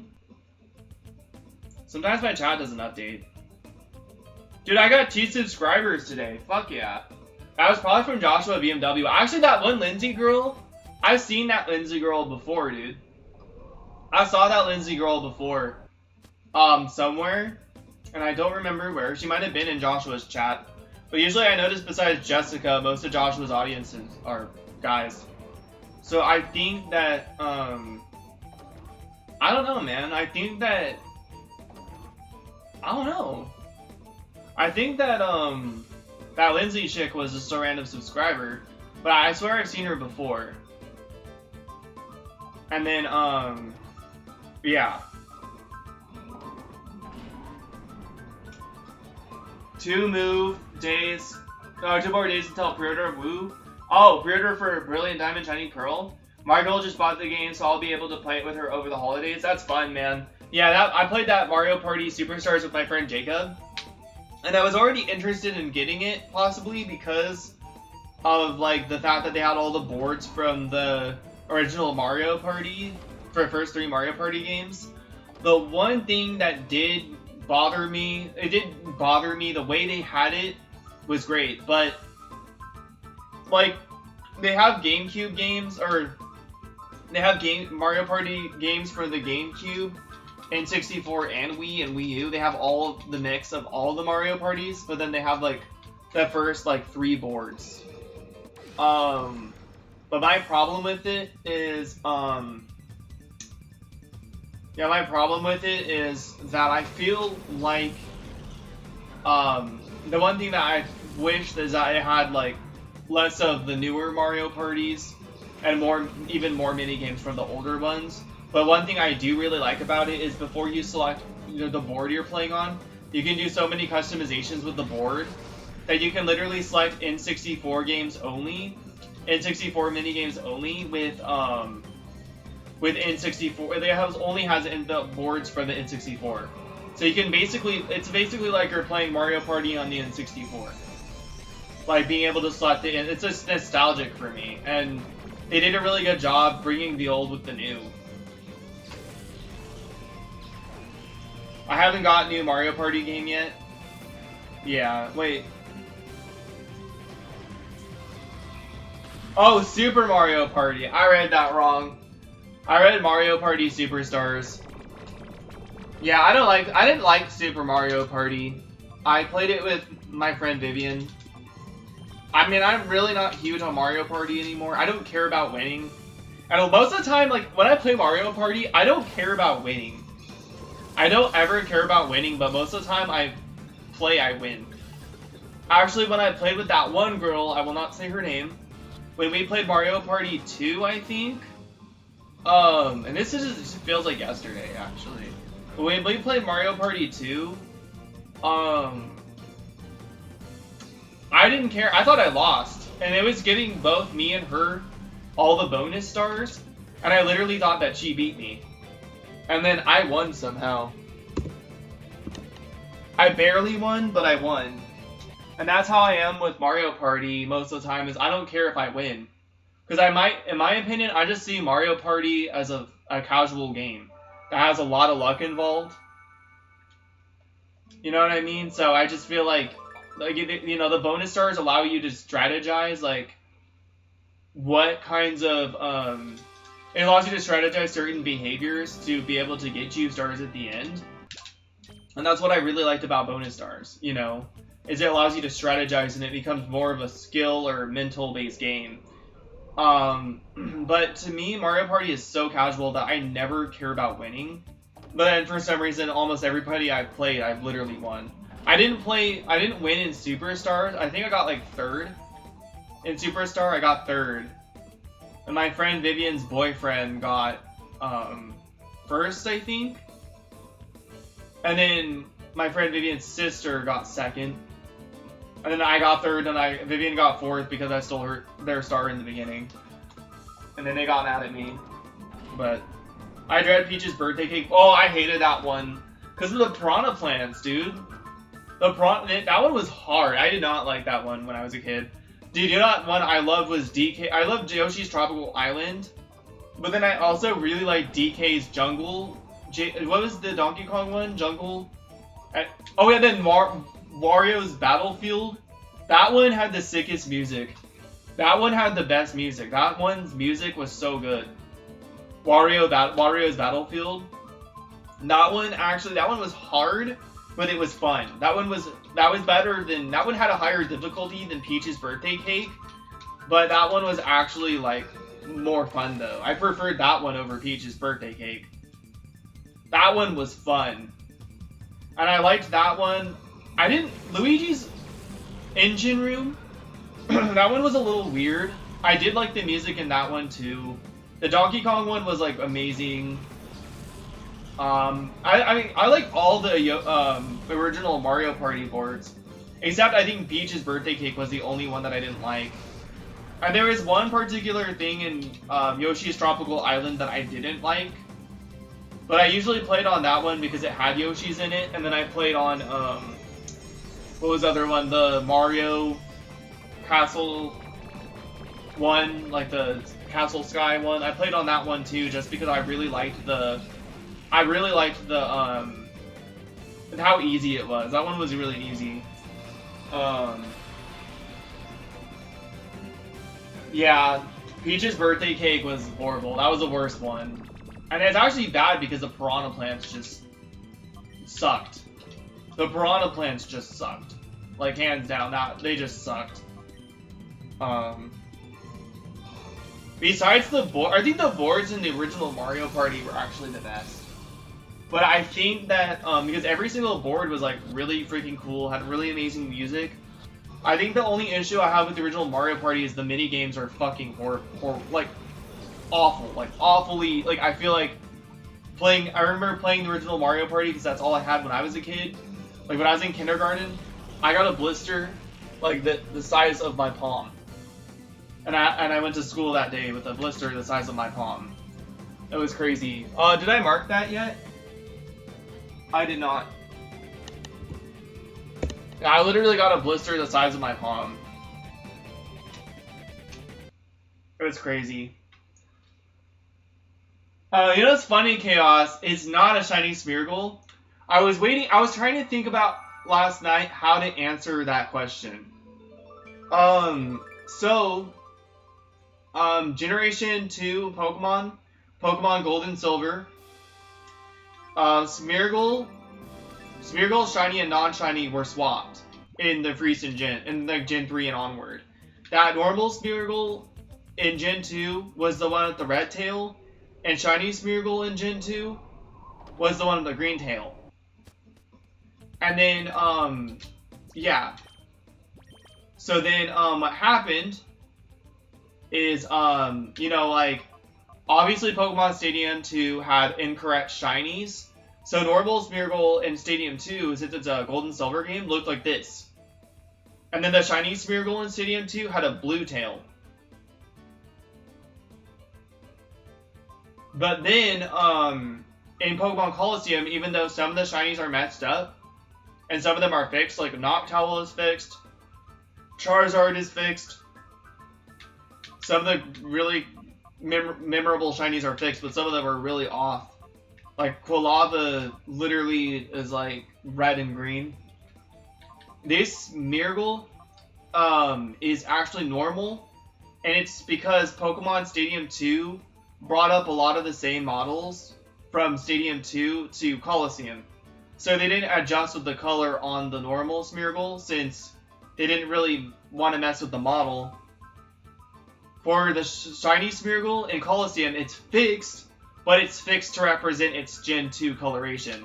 So the shiny Smeargle in Pokemon Colosseum, as an exception, and Generation 2 Gold, Silver, and Crystal, has a green tail, and the normal Smeargle, as an exception in Colosseum, as a Gen 3 game, and in Gold, Silver, and Crystal only, Gen 2, have a red tail. That's crazy. I know, dude. Imagine if Jake had 4 of them. Well, these ones are cloned, so technically it's 2. These are cloned. I cloned them in Emerald. Their stats are identical. I did clone them in Emerald. And then this for Alligator is different, though.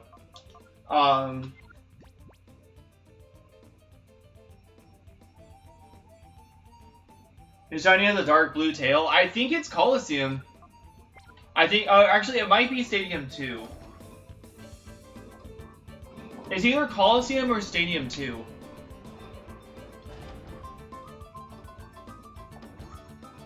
It's so lame how they got Lugia shiny so off in Stadium 2.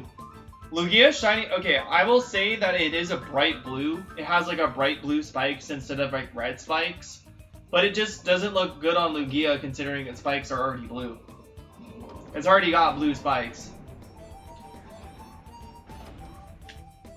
This is possibly my last hour of shiny hunting. I might go to 8.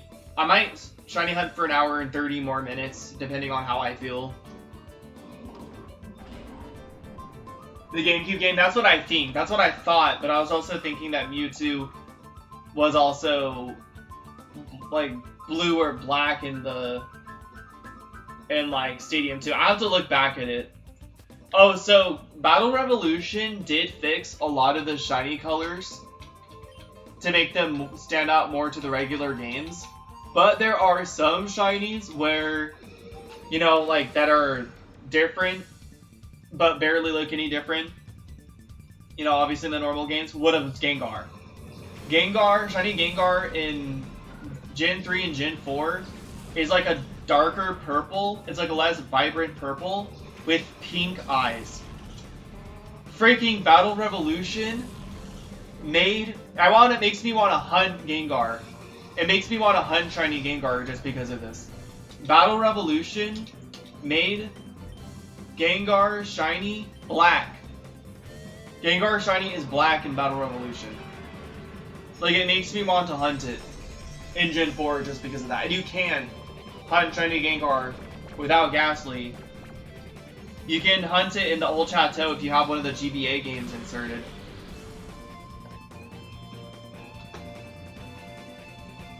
Big Guy's also in Gen 2, yep. Yeah, my bad. I think I knew that. I don't have a shiny game. I did have that shiny Haunter in Gen 2. That, like, on the Game Boy, the gold version battery that was dead, I randomly got a shiny Haunter that time. When I was playing through the game. There was a shiny Ghastly at the time. I failed my first Ghastly, and my second Ghastly I found was shiny. And I managed to actually catch that one. I was scared too. I couldn't damage it because I was too high of level. I had nothing to damage it because the other stuff I had normal type attacks. But that was like really cool.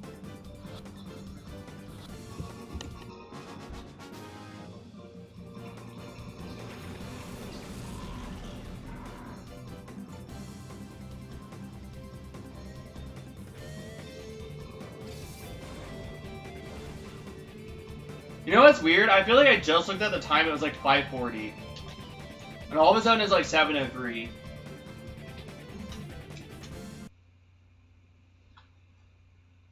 I have Gengar for bread. One of my favorite shiny hunts. Yeah, did you make the video for that yet or no? I saw some crazy glitches that are similar to that Gengar that you got, I think. I saw some crazy glitches like that being used in speedruns. Like somebody got like a really like under-leveled like golem in Victory Road by doing something, and constantly he was like teleporting around and stuff too.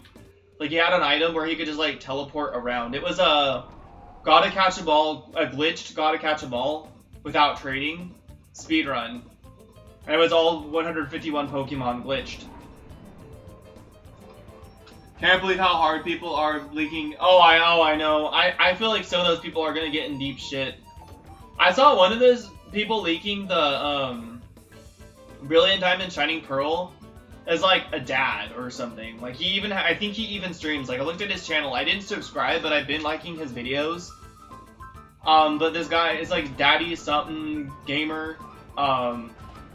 He literally, like, I feel like Nintendo not only, I don't think Nintendo's gonna, I feel like at this point Nintendo is so protective of their IPs that instead of just taking down the videos, they're gonna like cease and desist. Not even cease and desist.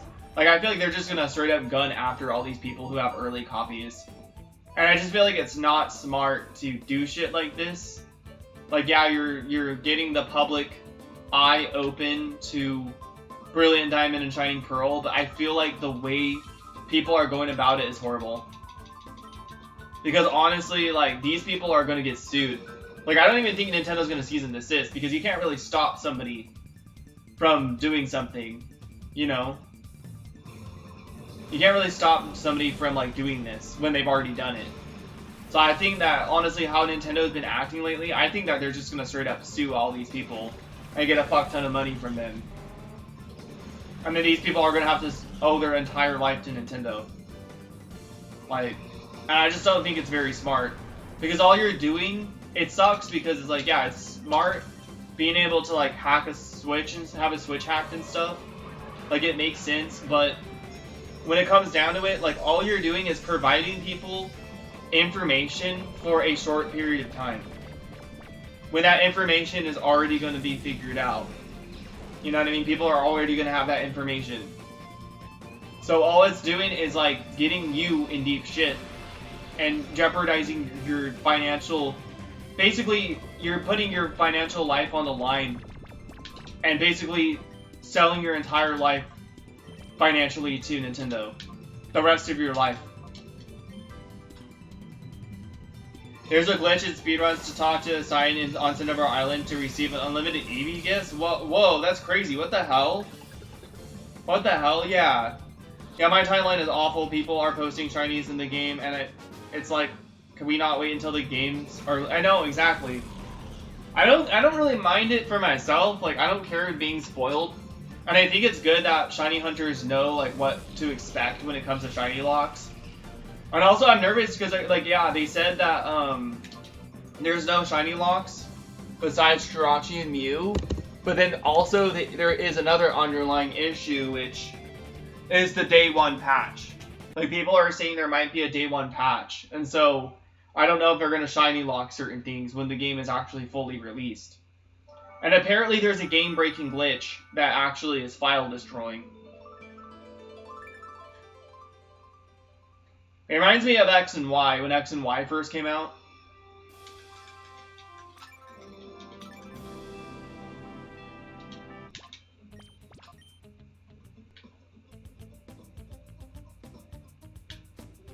But I feel like these people can just like, I mean, what's the point in leaking information if you're gonna basically risk selling your entire lifetime like selling your entire like basically you're signing yourself up to selling your entire financial life to Nintendo just to leak information early that's already going to be out there at some point. Like, people are already going to data mine the games when they come out, but then people are literally data mining them right now.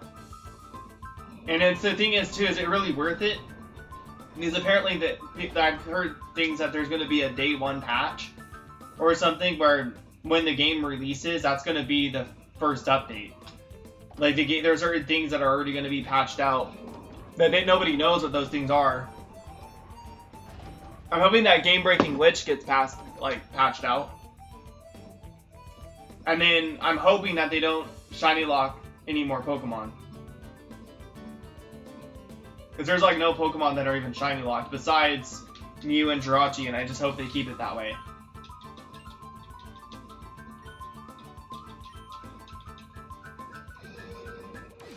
Did you hear about the power outlet that got into a fight with a power cord? He thought he could sock it to him. Nice joke, dude. And if they were to lock the shinies with a patch, I'm not installing the update, LOL. Yeah. You can also install a patch at any time. That's true. LOL. Yeah. But here's the thing, like the day one patch, like I feel like what this is the moment the game drops, you have the official version of the game. Like, I feel like they're gonna, like, downloading the game, it's going to be the day one patch. Like, the game that people have right now, I don't know if they're gonna fix certain things before the game is released. So the game's release is that patch. That's the release patch, basically. And the game that people have might not be fully fixed up yet. I think there are certain, like, even the title screen, apparently is something that could change when the game comes out. The title screen has, it's just like a logo that says Brilliant Diamond or Shining Pearl, and it's literally just a logo. And it just looks very, like, there was no heart and soul put into that, and I feel like that's something that's going to change. And they just have that logo there as a placeholder for some other scene that happens right before that. You know? I don't really think that... I think that, like, there's no way that we'll be able to prevent... Because the moment you download the game, that's the day one patch. If you understand what I'm saying, that's what I think is going on.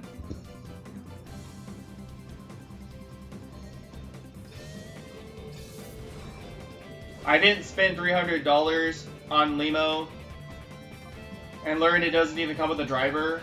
Damn. I can't believe I have nothing to shop for it. That sucks. LOL.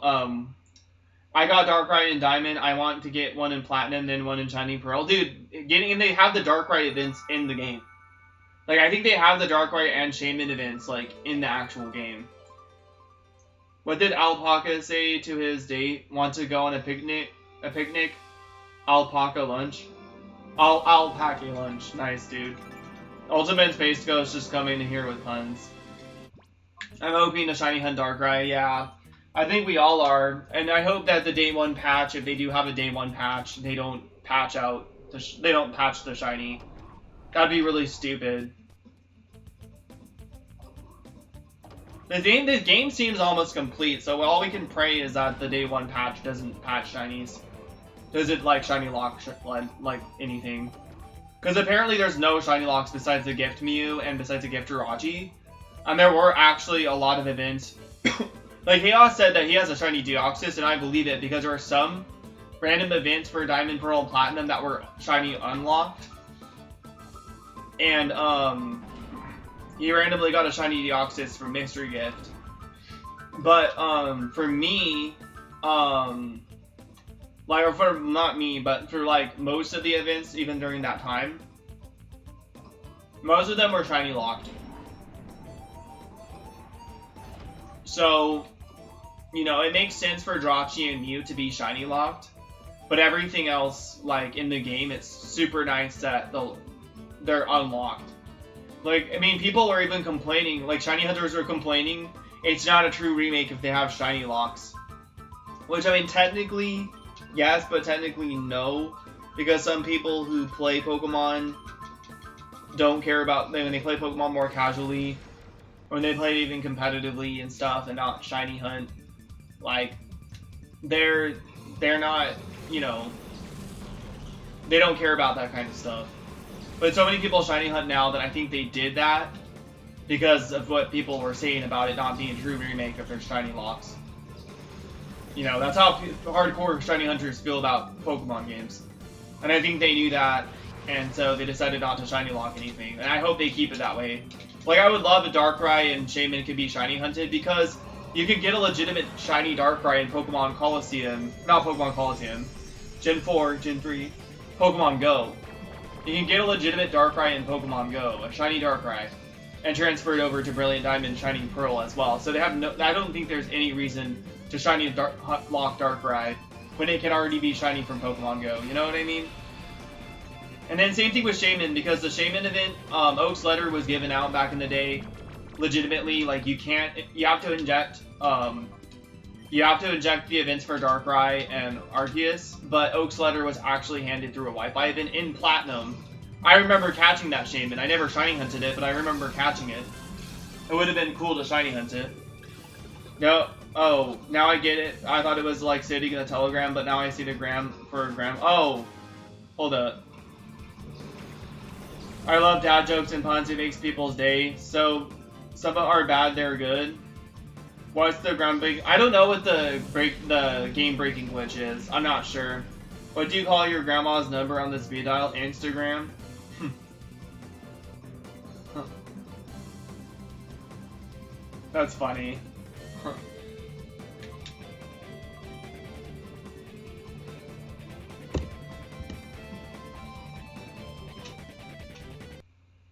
I don't know what the game breaking glitch is. I couldn't find information on that. But yeah. You know what's weird? The L and R buttons feel like less smooth on the Wavebird GameCube controller. I wonder if that's normal. Because they feel like more like rough. And usually like L and R buttons on GameCube controllers are like smoother.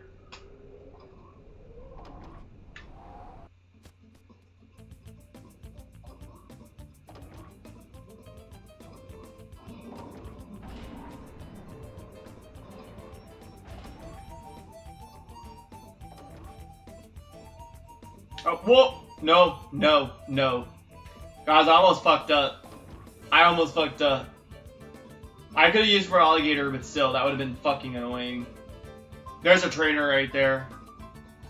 They jump, they ambush you, they jump from the roof, and they ambush you, so like, that would have really sucked.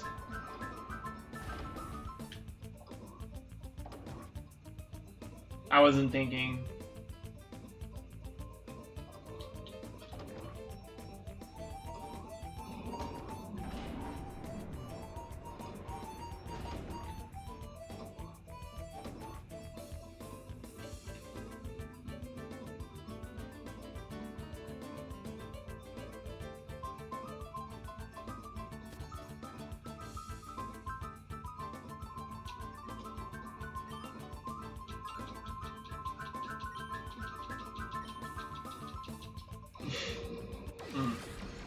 Sorry, I thought it was something funny, kind of. No, something kind of gross.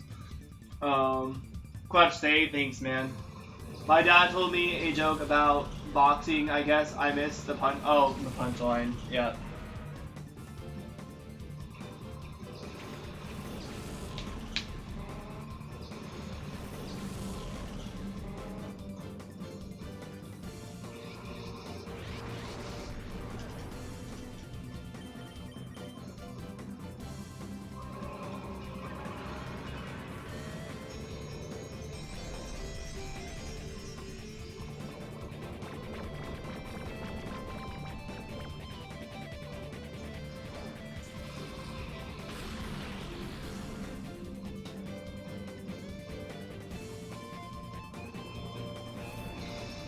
Dude, Muck's 3D model in this game is so big.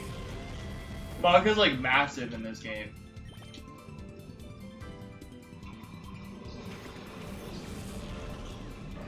Like, Muck is massive in this game, dude. I feel like his proportions are a little too big. Like, he looks humongous. Like, he looks scary, dude.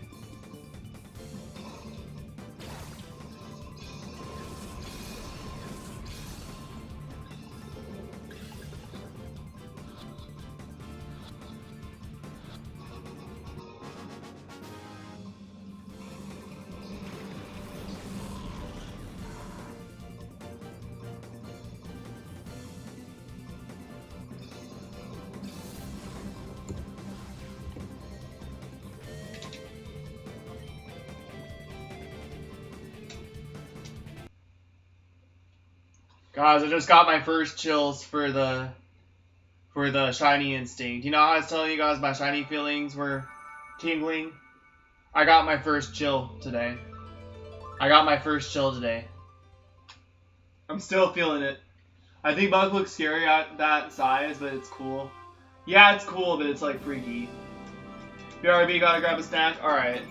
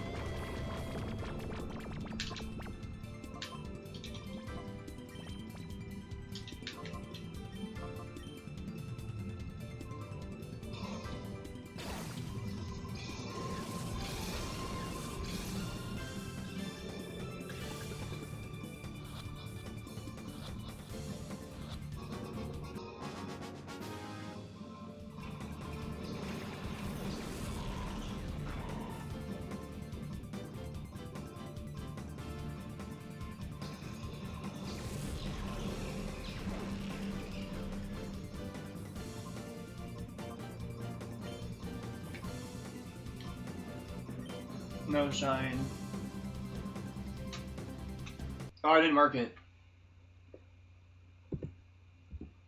I'm just looking at stuff on my phone. I just want to see who's live. I'm not rating anyone anytime soon. Alright.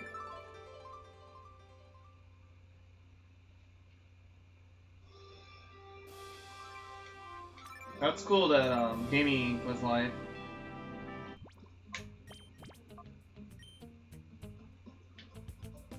I haven't seen him for a while.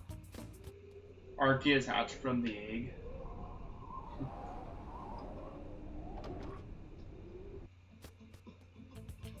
Alright.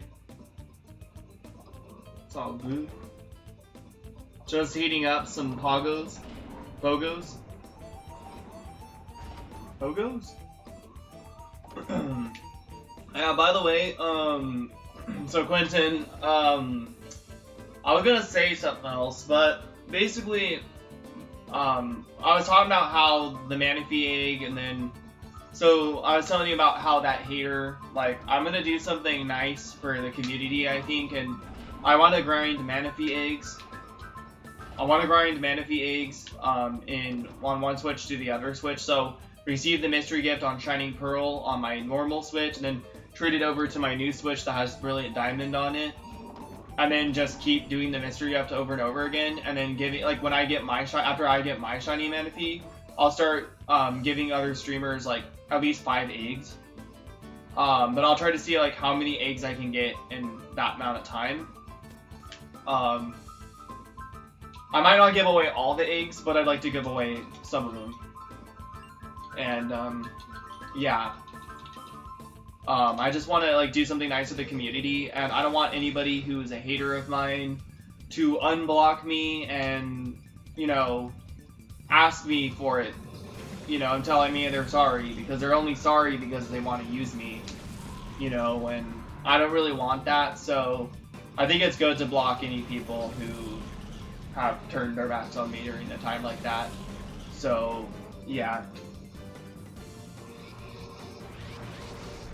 And stats are predetermined. That's what I think, yeah. The stats are predetermined. It's the same thing on the other Manaphy.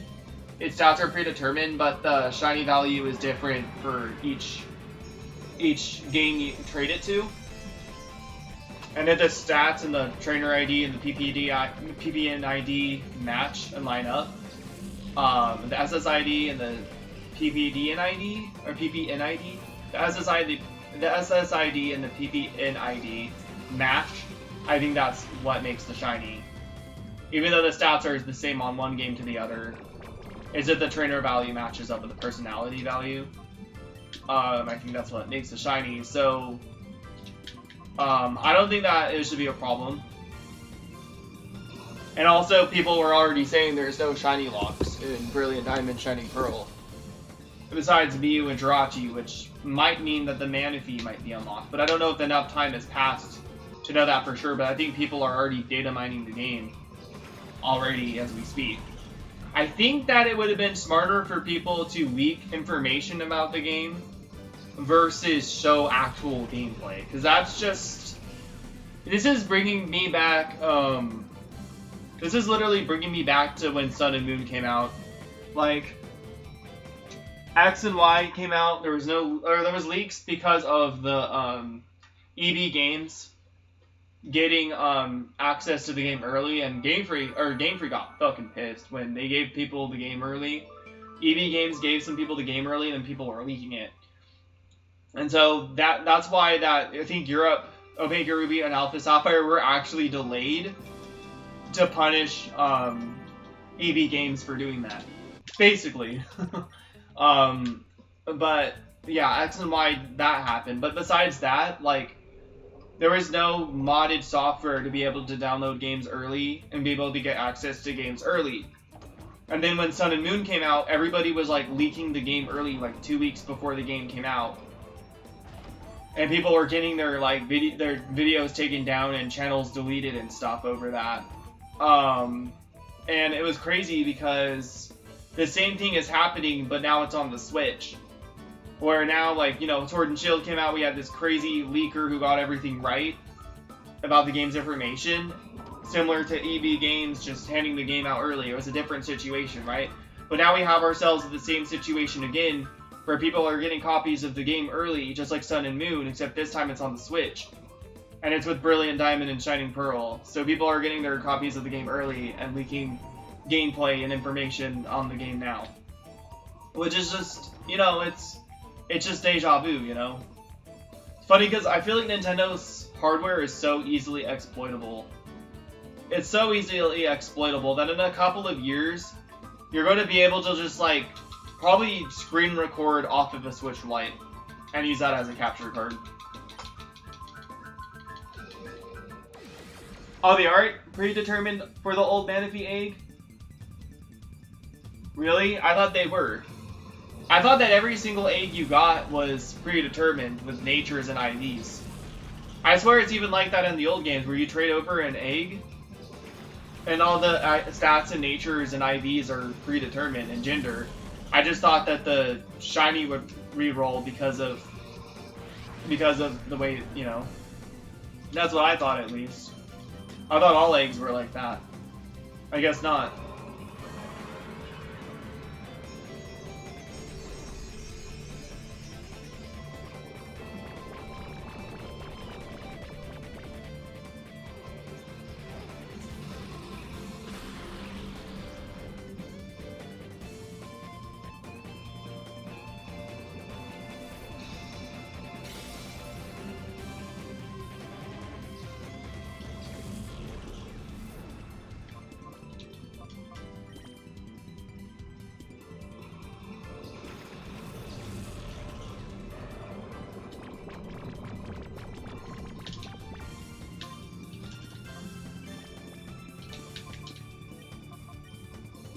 As soon as you receive the egg from Ranger, the stats are determined. The same thing goes for receiving egg. Oh yeah, that's what I was saying though.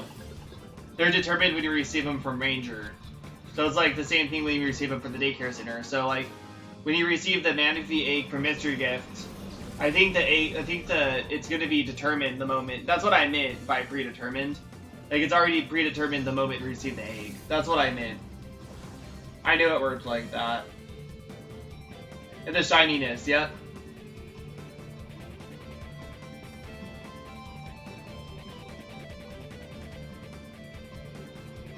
Yeah, exactly. Hopefully, oh, whoa, okay, so they could program Manaphy to be shiny locked still. I was hoping there would be some workaround still, but they could do that. Well, I guess all we could do is hope. All we could do is hope. That's all we could do.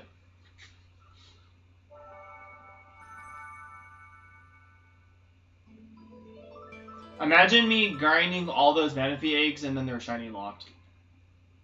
I mean, I'll probably figure that. They'll probably figure it out if it's shiny locked before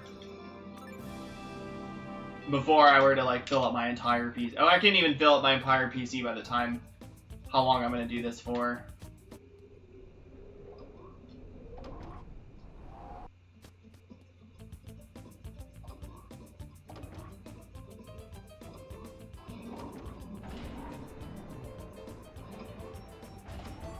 I highly doubt they'll let us hunt it again. That's funny, as Manaphy can pass through the hack checker, though. So I almost feel like they might let us still. I don't know, part of me feels like they might.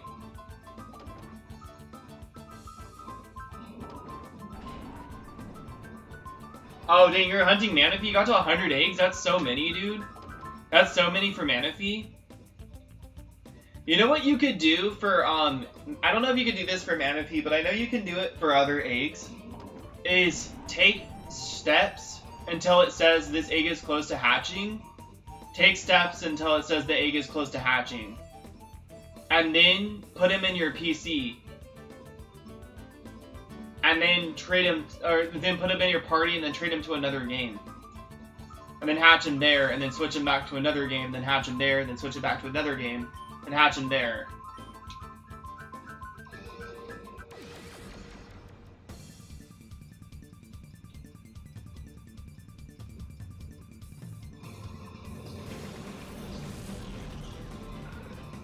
Hey, I haven't had a Breloom lead for a while. This is cool. It's saving me some time.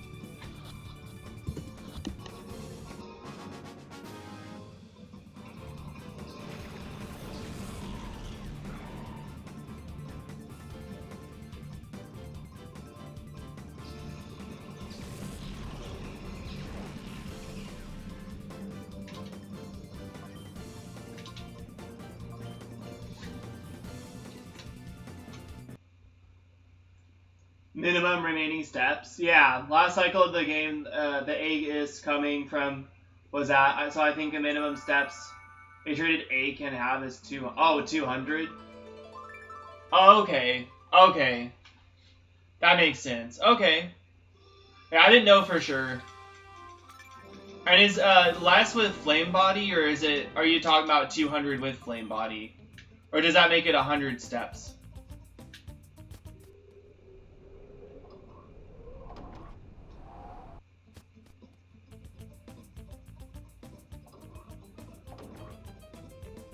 Oh, okay, if you trade the egg, it'll reset the last cycle. I didn't know that for sure. That's good to know, though.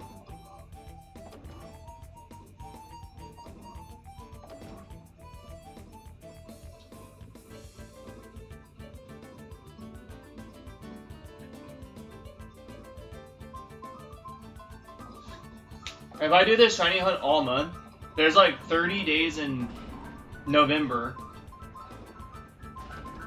30 times 300?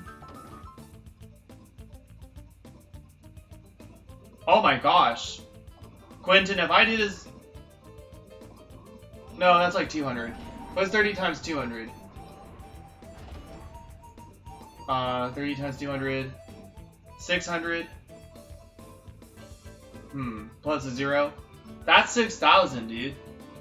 Yo, if I do like 200 encounters every day, I get to like 6,000 encounters. Dude, Quentin, I might be able to get this shiny. I might be able to get this shiny in a month. If I do this every fucking day, Quentin, I can get this shiny like more likely than not in a month. Like, I'm not even kidding. Like, I mean, I think 2 consoles is okay. Like, 3 consoles would be amazing. But 2 consoles is nice, man. 2 consoles is nice. I'll take it, man.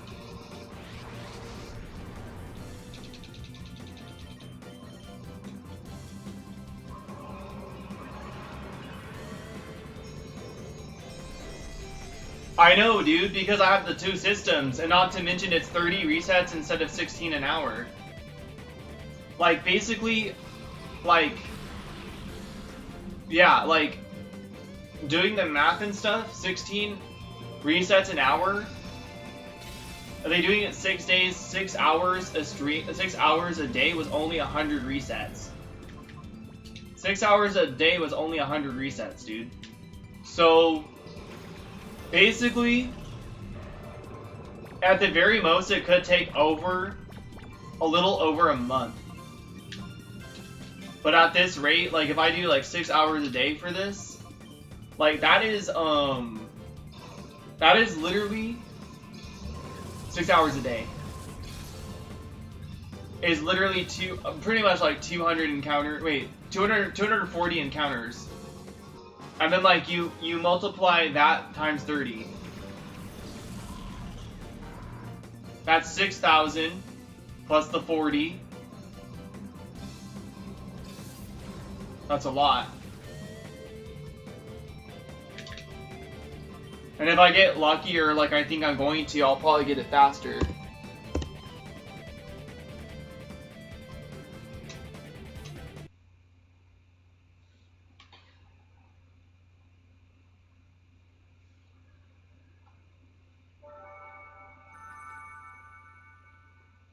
There's a 60% chance that you would have found a shiny by then. That's good to know. And for double odds, it's a 90% chance. Nice. Man, it would really suck missing that that 10% on the double odds, though. Yeah, so technically speaking, like, if I do think that, if I do pray to Eli every day over this shiny hunt, and the more and more I pray to Eli and God and shit, like, pray to Eli, pray to God, like, I feel like my chances of getting the shiny will also increase. I could be wrong, but I think that Eli is going to help me with this hunt. Even if I don't get it today, I think Eli is going to give it to me, regardless. So even if I don't get it today, like I asked him for, like I think that he might want me to work for this a little bit. You know what I mean? But I think he is on his way to grant me shiny luck. So.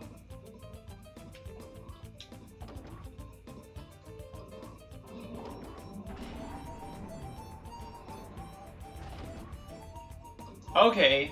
Every time you hit odds, it's a coin flip. Without a doubt, yeah. Like, I even told him, like, if he doesn't give it to me today, like, I'm not going to be upset. Like, I appreciate everything he did for me while he was here, you know? And I just feel like reaching out to him because this is our last gamer moment together, and I'd love to finish this for both of us, you know? I'd love to finish this hunt for both of us.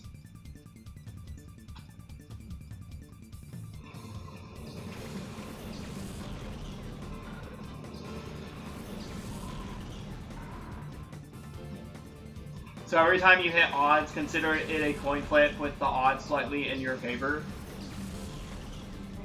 Yeah.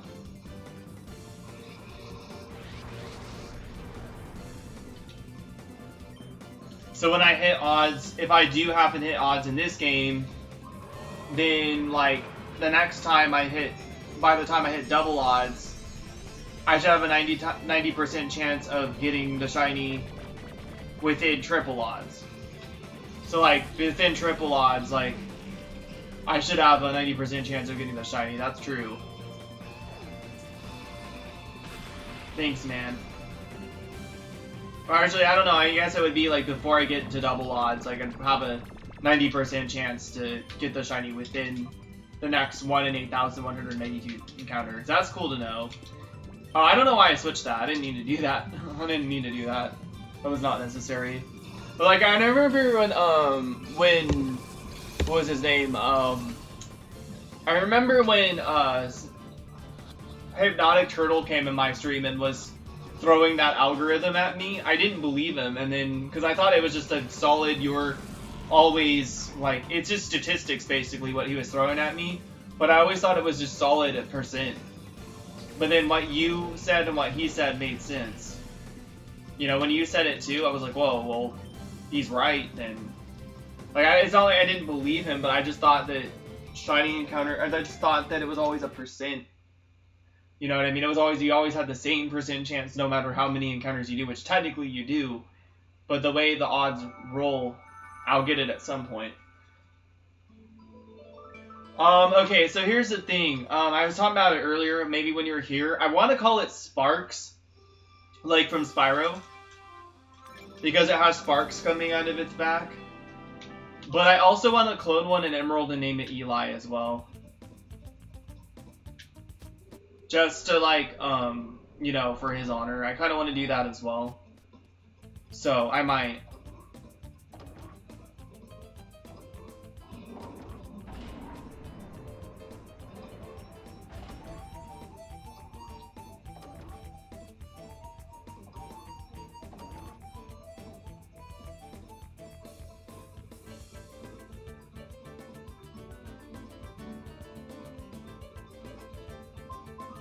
Clone and rename, yep. I would do that, yep. That would be nice, dude. Thanks, man. So yeah, I kind of want to name the shiny after him as well. I mean, if you think about it, like, Cyndaquil is kind of, or not Cyndaquil, but Quilava and Typhlosion are kind of like cat-like. They're more like ferrets or badgers, but they're kind of cat-like too. So I mean, there's been times where I've used a Typhlosion and I named it Fire Kitty before. I named it Fire Kitty before when I've used it.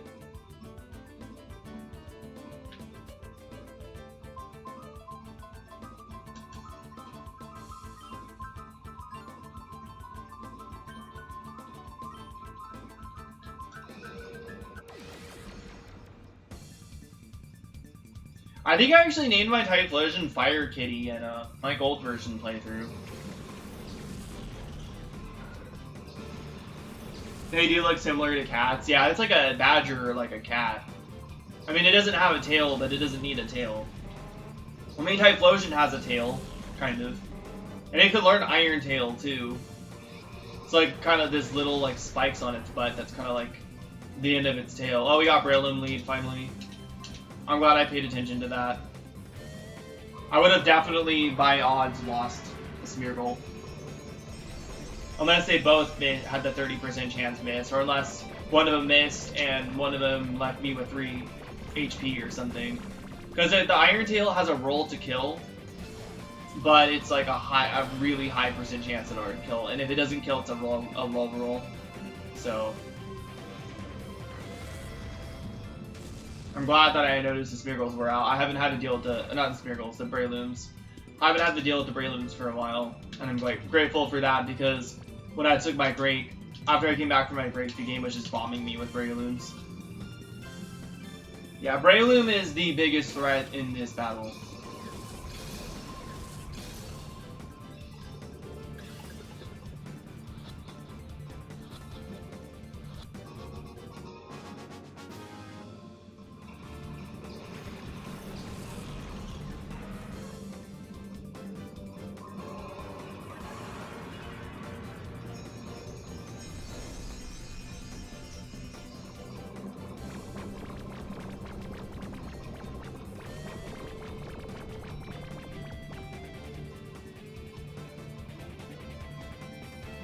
Sorry, I was thinking. Okay.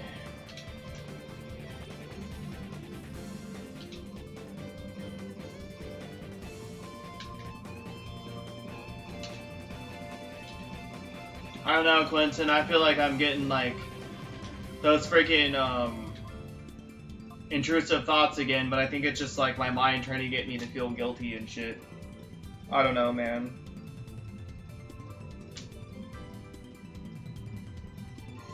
I think my mind's just purposely trying to get me to feel guilty and have anxiety and shit. I didn't say anything like super fucked up, but it wasn't about you. It was just like, I don't know. I'm just feeling guilty for some reason. It wasn't about anybody.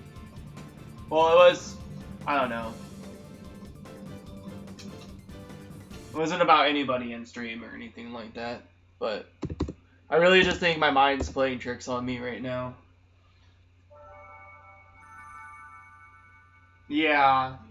I think like I'm having like flashbacks of when like I thought that thing of my cat, and I think it's my mind's trying to get me to feel guilty.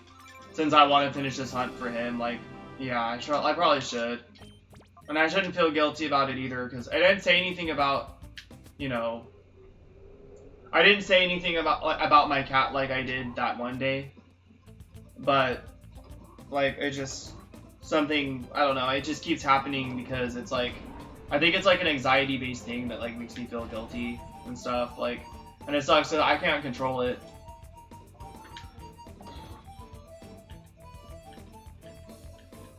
It's like, it's almost like having Tourette's or something, dude. It fucking sucks.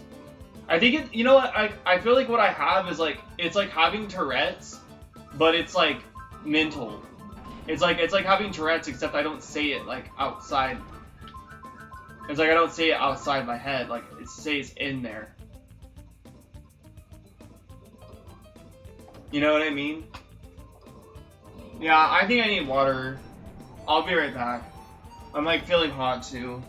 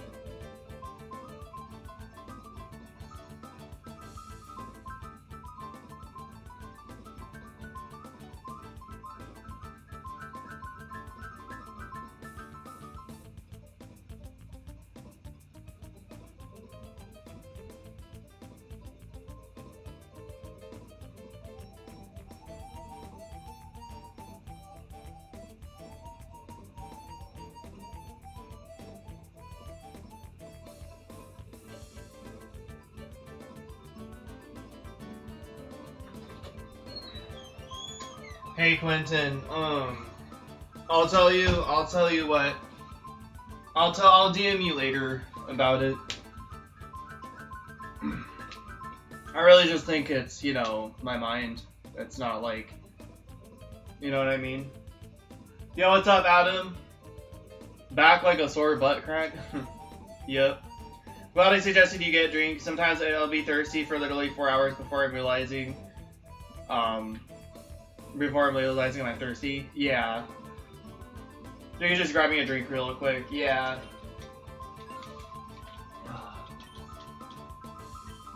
Yeah, Quentin, I don't message you right now.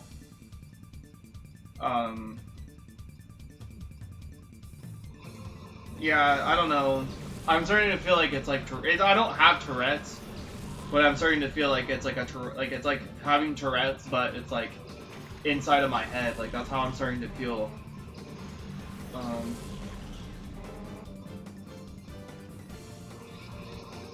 I'll message you really quick.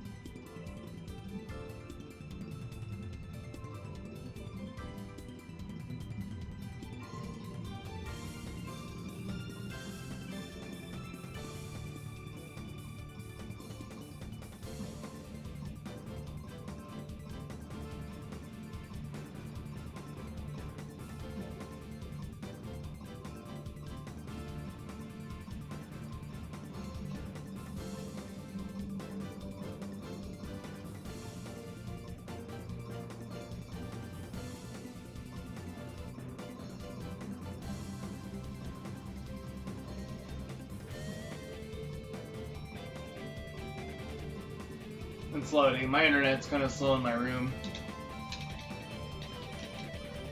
I think it's in.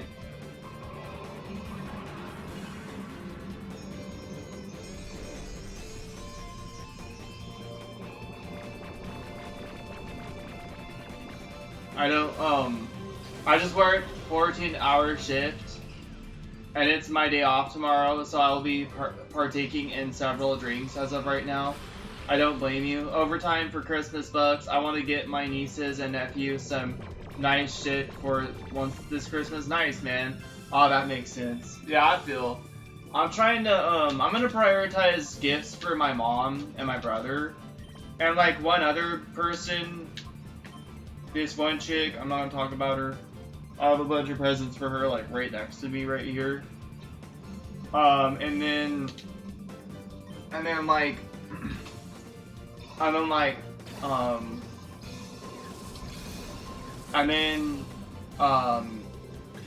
thinking slow.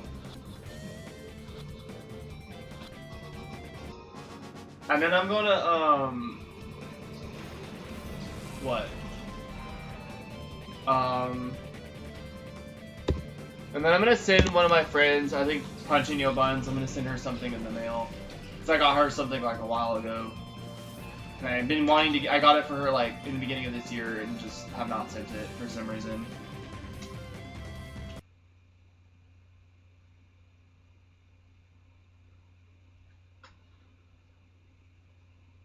I gave my sister's husband nothing but a Hallmark card every year, but it's always intentionally the wrong type of greeting card. Damn. That sucks, man. Actually, he said it's intentionally.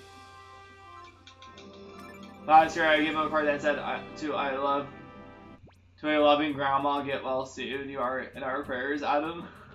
That's funny.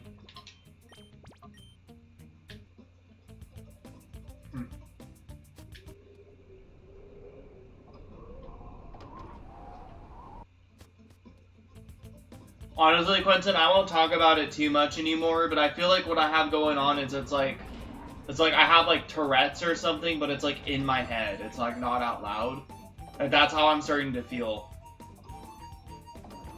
It's like a mental Tourette's, dude, and it's fucking with me so bad.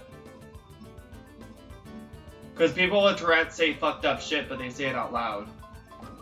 You know what I mean? And I don't know, that's what I think I have going on.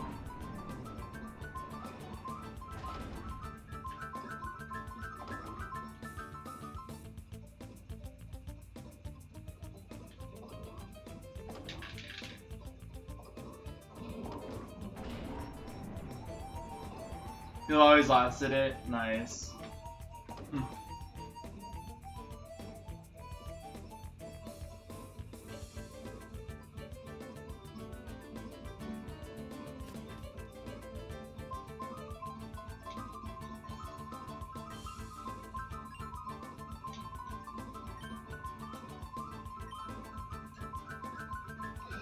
And then like my mind also tells me that I'm always doing this stuff for, like my mind kept trying to tell me I was doing those hunts for my cat because I was seeking attention and shit. Like I was trying to get attention off of it, and that's not what I was trying to do.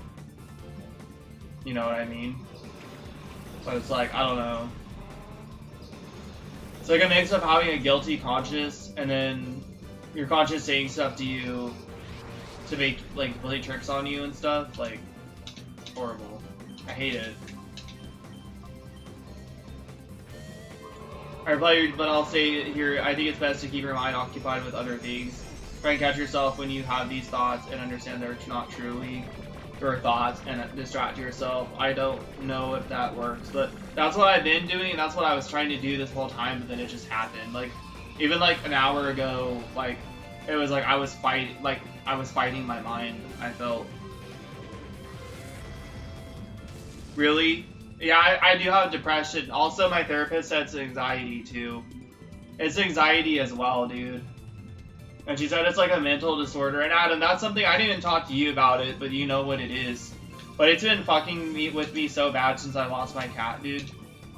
Like, it's been fucking with me so bad since I lost since that day I was losing my cat. Like, it's been fucking with me, and it's just horrible because, yeah, we don't need to talk about it anymore, but something just stupid happened, and you know, I appreciate it, man. Yeah, I just, like, my mind is just extra trying to guilt me and make me feel bad for having thoughts I can't control, and, like, I don't know.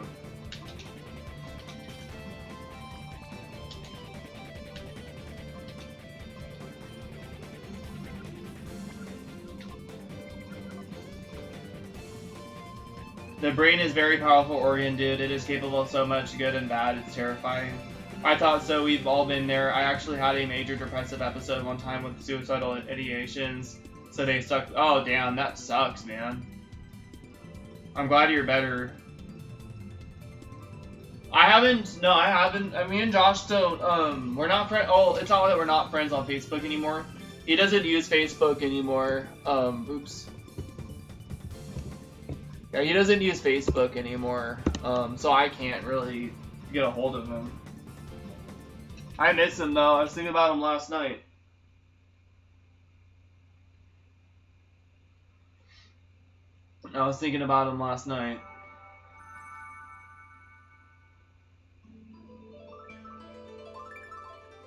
Oh, shit, I forgot my mom left. What the heck? Oops, I don't know what's going on.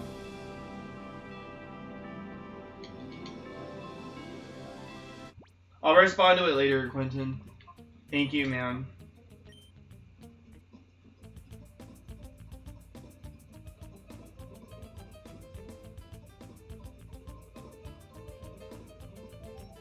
Thanks, man.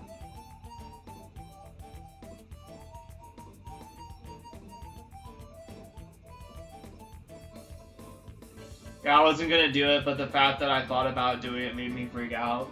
Well, I've had thoughts like that. I've contemplated suicide before, and it sucks, man. Those nights I usually contemplate that shit, I cry myself to sleep.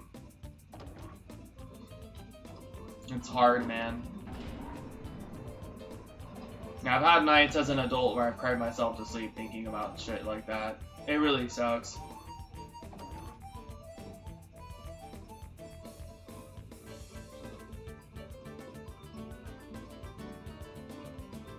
I feel like I gained depression at a much later age than most people.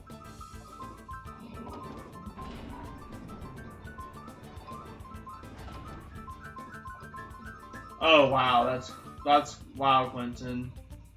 Wow.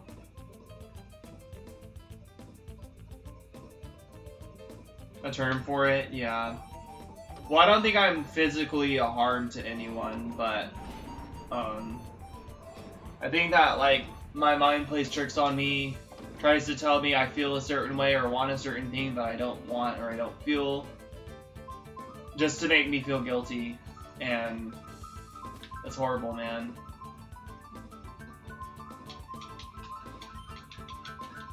I feel like it's like Tourette's, but like mental. You know how people will say fucked up shit that don't even feel a certain way, but they'll say it out loud? Like, and that's Tourette's. Well, I feel like it's like having Tourette's that sticks inside my brain instead of comes out the other way. And I'm just glad to have friends that I can like open up to on the internet about it. And it usually happens when I don't get a lot of sleep, and I am feeling like kind of tired tonight. It's only like 8 o'clock though. But yeah.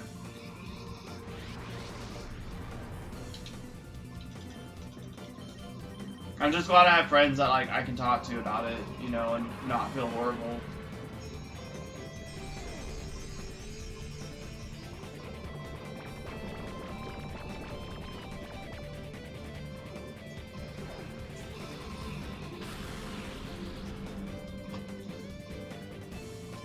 I needed to phrase that. Yo, what's up, Megan? Yo, what's up? I got a new setup. Good seeing you, Megan. I appreciate you. How are you? I'm doing good. I just had a weird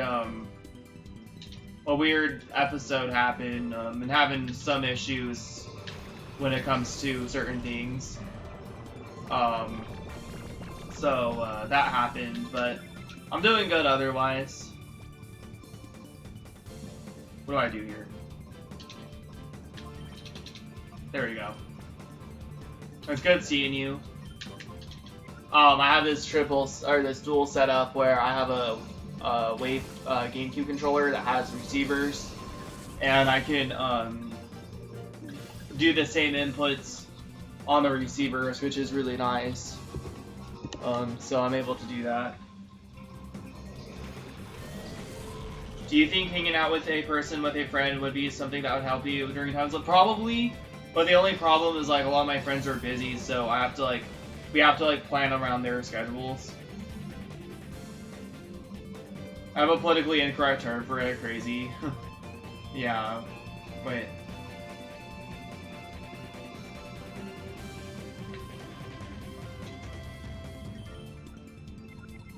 Oh, whoa, what the hell?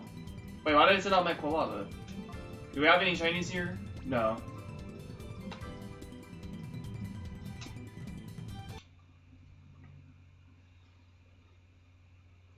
Nice, I hope you feel better soon. I appreciate it, Megan. I feel like everyone in my chat gets what's going on with me, but I just get afraid to tell people that don't know.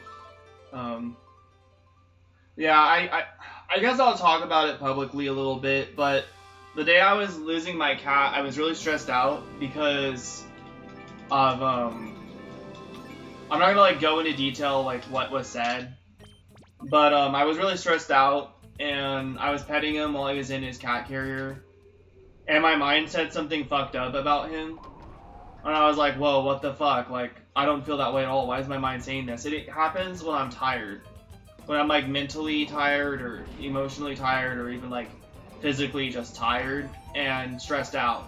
And it's happened with me before around the people I love the most in life, and it happens over the people I love the most in life.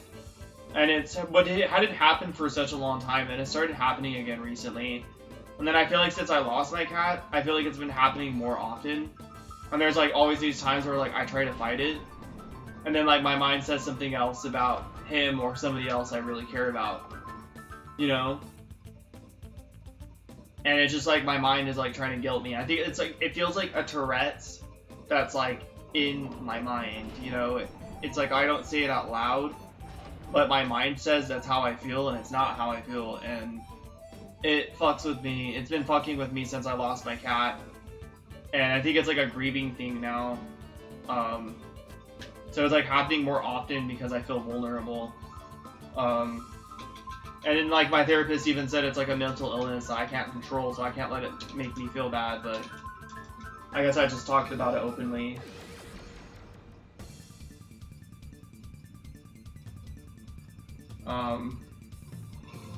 You can't say that out loud and for good reasons, yeah.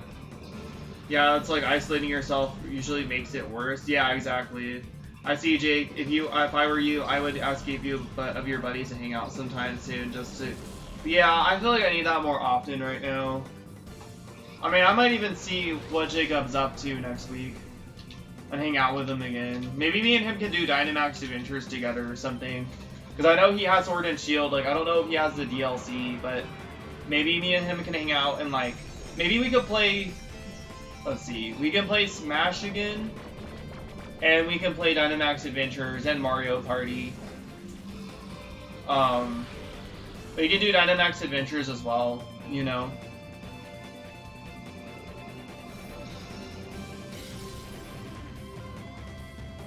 I think that I might need to hang out with Jacob again. I'm actually hanging out with a friend tomorrow. It's somebody I haven't really hung out with before, so I don't know if it's like, it might be different for me. Because it might not feel like as powerful. You know, since it's somebody I've known for a long time, but somebody I've never really hung out with in person before. So like it might be different like hanging out with her than hanging out with my guy friends, but I can ask Jacob what days he has off this week, or if he can't hang out, then I can ask Brandon. You know.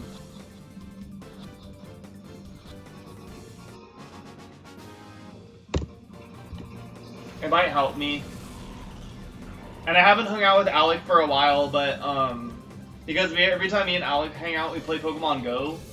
And I'll trade him like a shiny when we hang out, and it just costs a lot of Stardust. And I'm trying to save Stardust right now, and the next shiny I want to trade him is Rhyperior.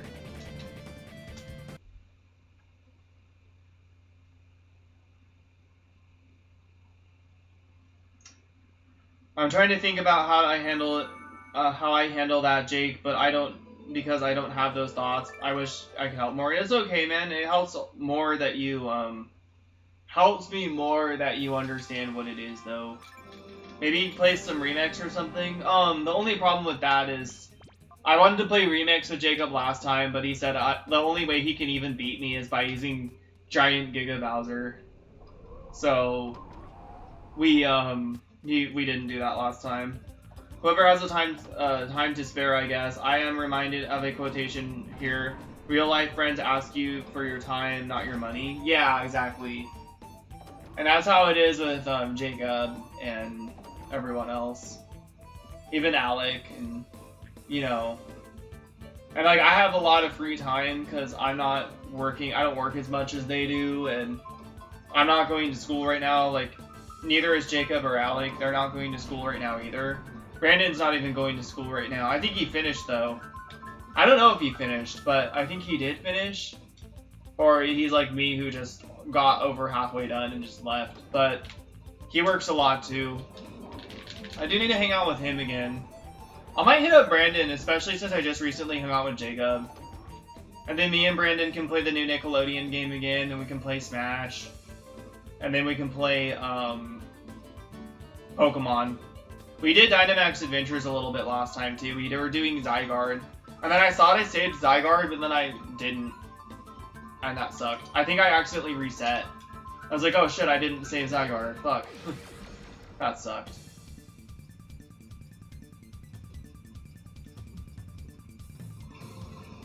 Oh, we got another Breloom lead right here.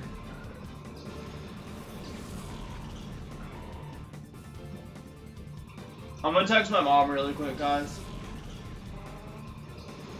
That applies mostly to strippers, but you get it. Whoever, yeah, strippers. Strippers only have time for your money. Or they only have Yeah, they only want your money.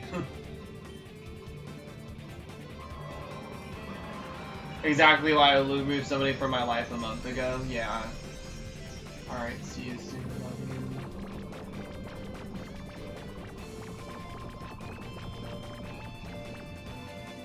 No, I'm done streaming.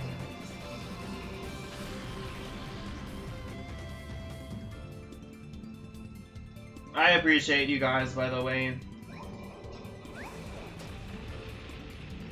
I don't know, I wonder if I do have Tourette's. I mean, maybe it's like a more mild version of it, but I wonder if I do have Tourette's or something. I might.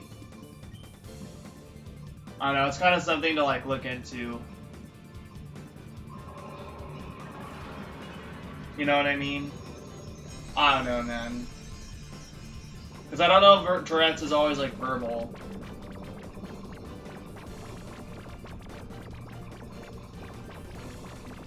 I feel like no matter what people tell me, I'm still gonna feel guilty until I know if like, I do have like some shitty like mental issue like Tourette's.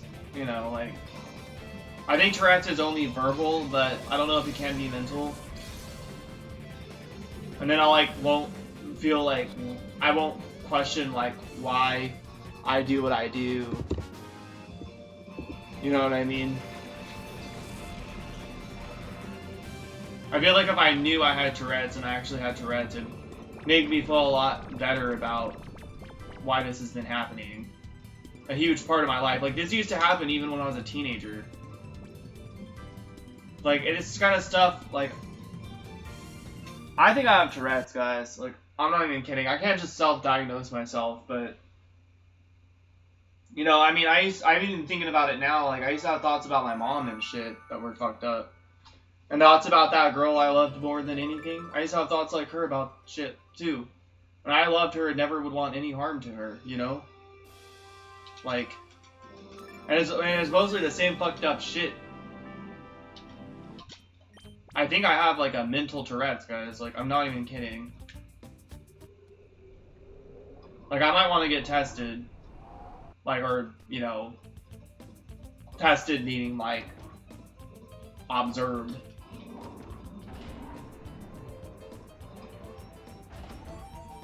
Maybe when I get back into therapy in December and January, with my other therapist. I'm gonna go see my other therapist again soon.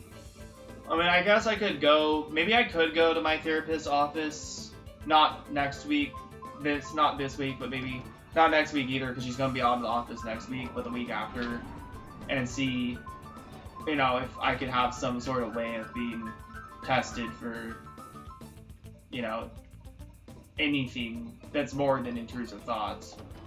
Like, intrusive thoughts doesn't really sound like a label, and it's not like I really need a label, but I feel like I really need a label. I need to have, like, what mental issue I have going on labeled, because if I knew that I had some sort of mental illness... Oh, desync. Desync. There we go.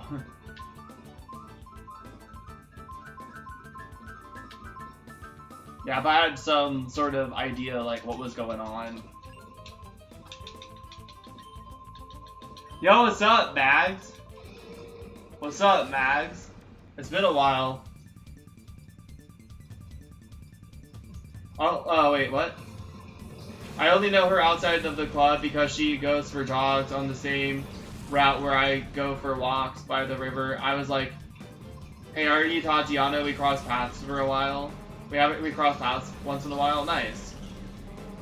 Hi, yo. It's not a label, it's just a term to describe what you're experiencing right now. Yeah, exactly. How have you been? I'm good.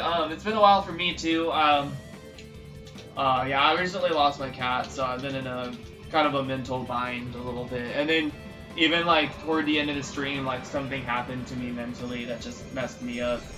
So, yeah, I mean, I'm doing okay, though. I'm almost done with the stream, actually. Honestly, guys, like, I don't know how I feel. Like, I don't know if I feel like rating anyone today. Like, I don't know why. Like, even before I was feeling this way, I almost felt like not rating anybody. Like, I know that sounds rude, but it's kind of late. You know what I mean? And I don't know, like, I don't want to raid anyone because I don't want to feel, like, obligated to stay. You know what I mean? Because I just kind of want to... I mean, my mom's coming home soon with dinner, and I kind of just want to eat. And I don't know how you guys feel, but another reason why people raid isn't just to support other streamers, but it's because we want to give you guys something to watch, so we don't want to just, like, leave you guys with nothing, you know? Like, that's why it's good to raid people. It's to care about you guys, too. But I just don't feel like raiding tonight. And, I was feeling this way even before I felt this way, you know? So...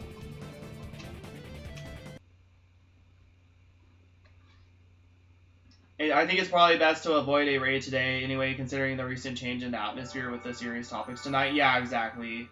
Just my thought. Yeah, exactly, Quentin. Exactly, dude. I just think when I'm done streaming, like, I kind of just want to, like, I don't know what I want. I think I want to hook up my laptop back in my room, or back in the living room, and, I'm trying to think about what else to do. I kind of want to edit a video tonight. I do want to do that. And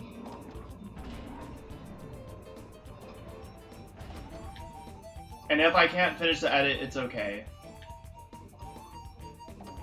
It's all about starting it.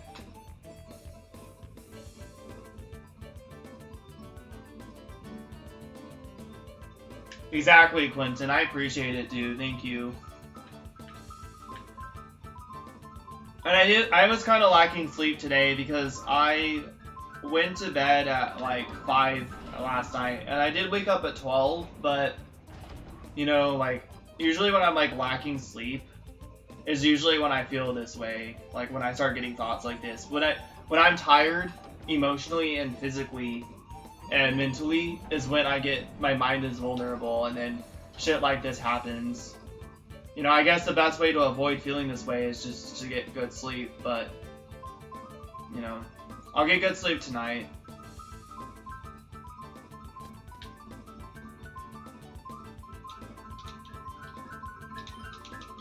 And you guys are right, it's not a label.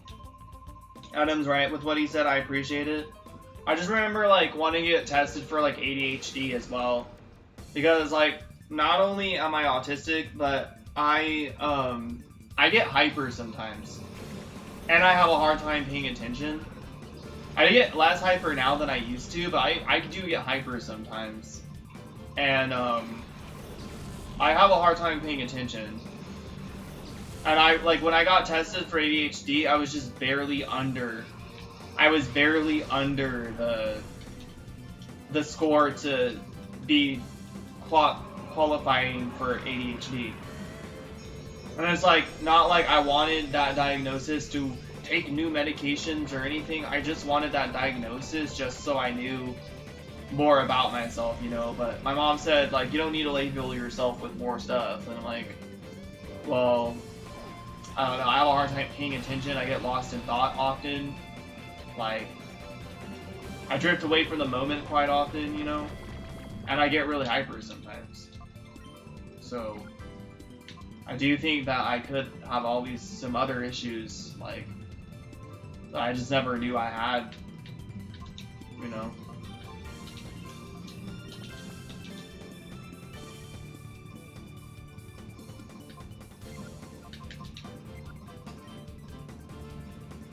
It's okay, Mags. I appreciate it. Thanks for, you know, you're fine. Just because we don't rate, yeah, that's right. That when I tell people I have autism, they usually say, "If you hadn't told me, I would." So I guess it. Oh, you know, what's crazy is I actually had a feeling you might have had autism, Adam, because I actually told Marcus even. That I think Marcus knows. I think Marcus just didn't tell me because he didn't disclose that with me. He didn't disclose that with me either until now. But yeah, dude. Yeah. He didn't disclose that with me until now. But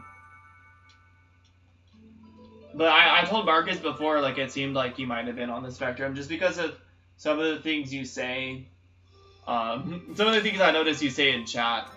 You know what I mean? You have a character. Like, we're quite the character, man. And I felt like maybe you did.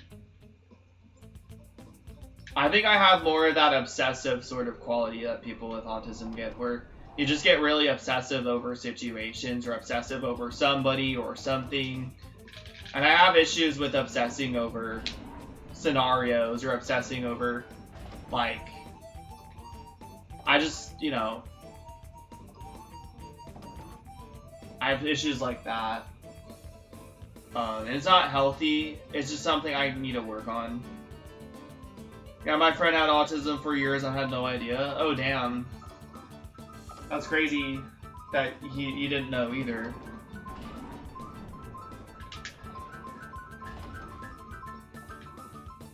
Yeah, it's a spectrum, dude. So it's like, somebody like me looking all emo and shit. I'm autistic. Like, people wouldn't look at me and assume that I'm autistic, but I am. I was, you know, I was like 4 when I was diagnosed. So, I mean, actually, I was diagnosed with Asperger's, but the thing is, as I had a speech delay when I was born. And that's one of the things with autism, is like you actually can't talk until you're like older. And I couldn't talk until I was 6. I could talk a little bit, but I couldn't say like full sentences until I was 6 years old. So, you know, that comes to show. But yeah, they used to diagnose kids with Asperger's and autism because they wanted to save themselves money. So if you had Asperger's, or if you're diagnosed with Asperger's, like basically you didn't really get the kind of services that somebody with autism needs. So when I was younger, they falsely they falsely diagnosed me with Asperger's just so I wouldn't get as many services. So the government had to spend less money on less kids.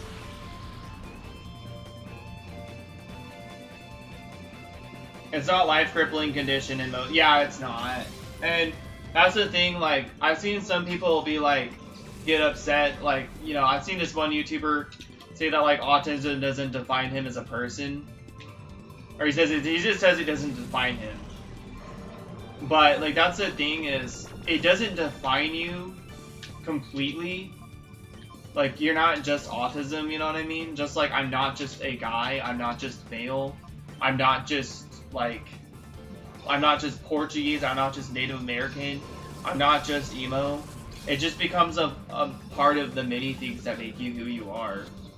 You know what I mean? Like, it just makes you, like, that's the thing. It makes up a part of many things, a part of who you are. And sometimes, like, people being on the spectrum have even more of a character because of they're on the spectrum, you know?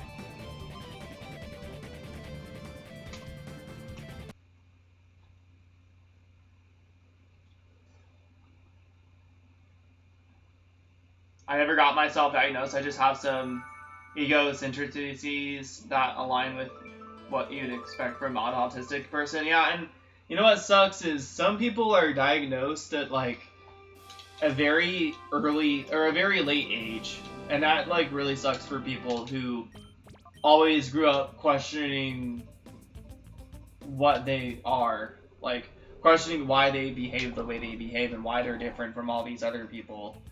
And then, like, growing up like that, and then learning as an adult that you're on the spectrum, is just so, has to be so shitty. Like, I actually, I knew somebody, and I don't remember who it was, but I knew somebody that was diagnosed when they were, like, 18, and they were clearly autistic. Like, even, I knew them when they were an adult, but, like, I could tell they were autistic, and were probably like that their whole life, and they were just diagnosed at such a late age. So, there was this one guy that I was in this like social group thing, and there was this one guy that was like autistic, and me and my other friend were talking about openly about us being autistic and stuff, and then like the other parents pulled that guy out of the social group because they didn't tell him that he had autism.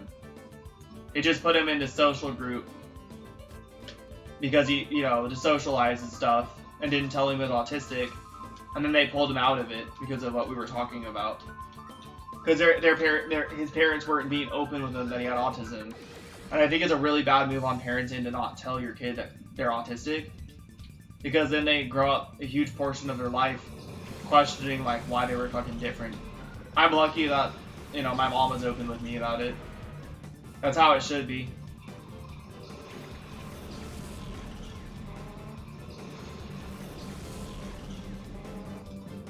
There's a certain way to talk to your kid too when you tell them, you know what I mean?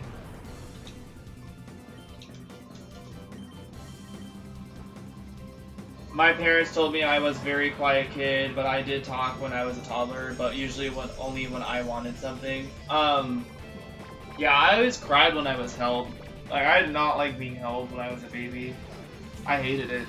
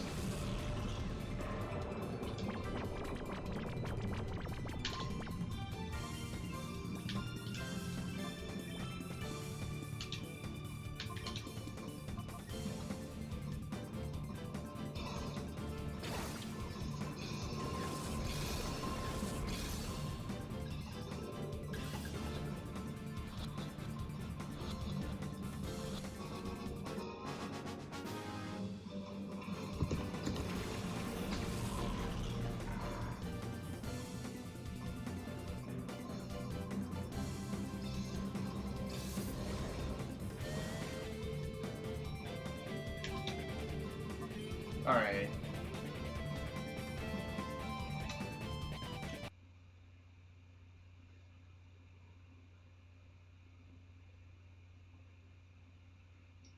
That's so funny. I was gonna stream for like 6 hours. I ended up streaming for 7. I'm okay though. I'll go a little longer. I'm just gonna do like how many resets? 1, 2. I'm gonna do 4 more resets, so technically that's 8 more resets. So, that's 8 more encounters. I'm gonna do 4 more resets on both GameCubes. I would love being held as a baby. Even after I kind of grew out of that, I would beg my parents to pick me up. They were like, "Know how to walk, you lazy little shit."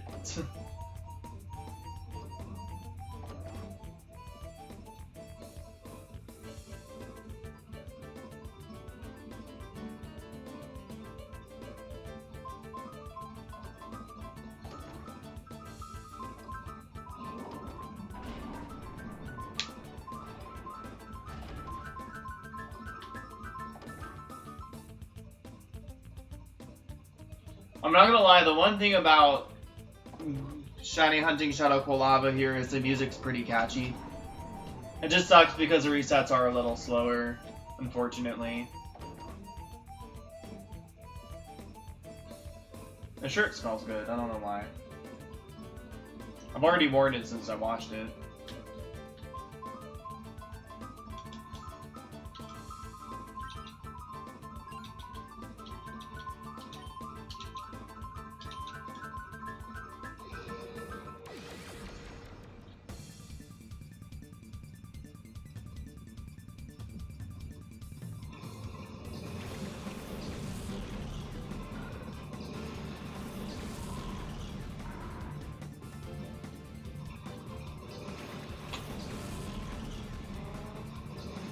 When you were on BRB, my bro asked me what the music was, and I told him it was the game. Oh, that's so funny. Yeah, I kind of did that on purpose.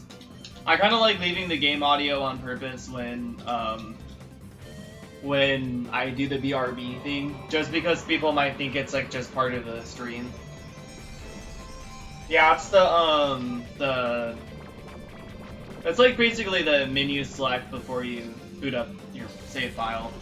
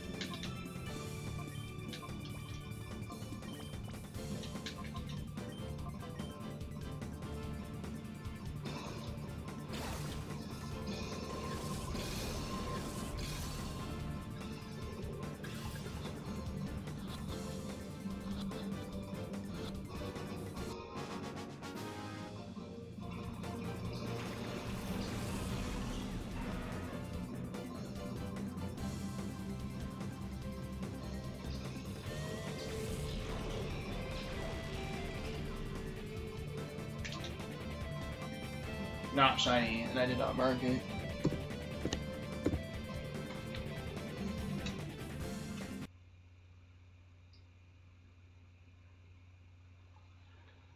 Oh.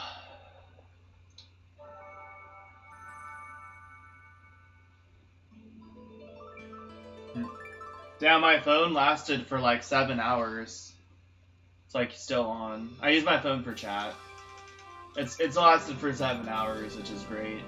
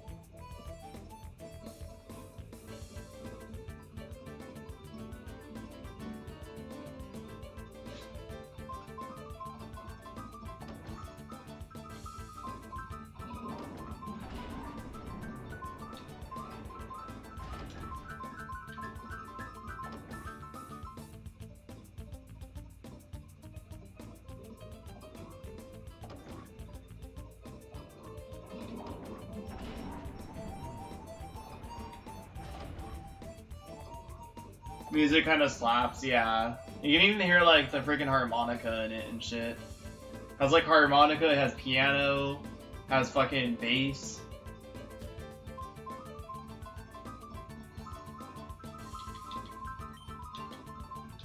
I mean, the whole soundtrack slaps because, you know, you slap the bass. Like, this soundtrack has like almost every song has like really heavy bass in it.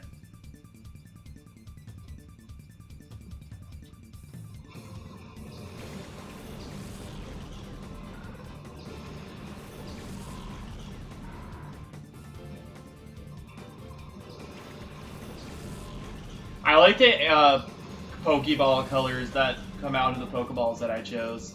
The timer ball has like a red energy, and then like and then the repeat ball is like purple. It's really cool.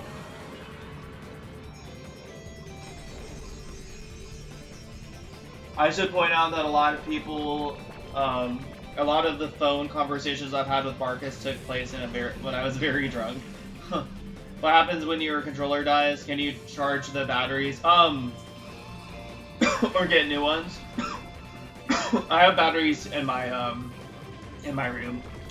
But in the past 2 months, I quit drinking so excessively. Yeah, I feel. So this doesn't have a battery plate. The one I bought doesn't have a battery plate. Those are my batteries. Those are my batteries right there.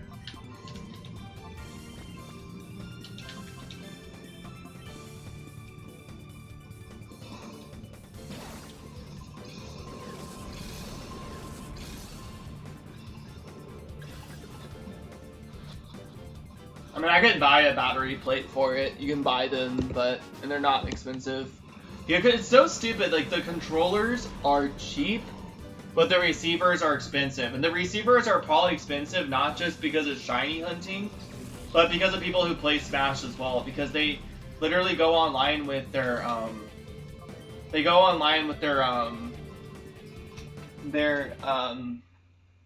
receivers and shit and fuck with people online. And now I could do shit like that too, which is kind of funny. So like even if Colosseum, I mean I'm gonna say I'm getting the shiny, but not today. Maybe not today because I only have like 4 more. Well, technically 2 more resets, but 4 more encounters. But yeah, like honestly, like I can go online and fuck with people. So if Colosseum doesn't work, I still have a reason to have like 2 receivers.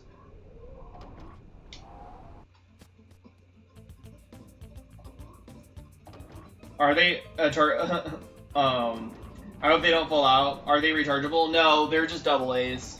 They're just double A's. I have a bunch of double A's, and I get the double A's at the Dollar Tree.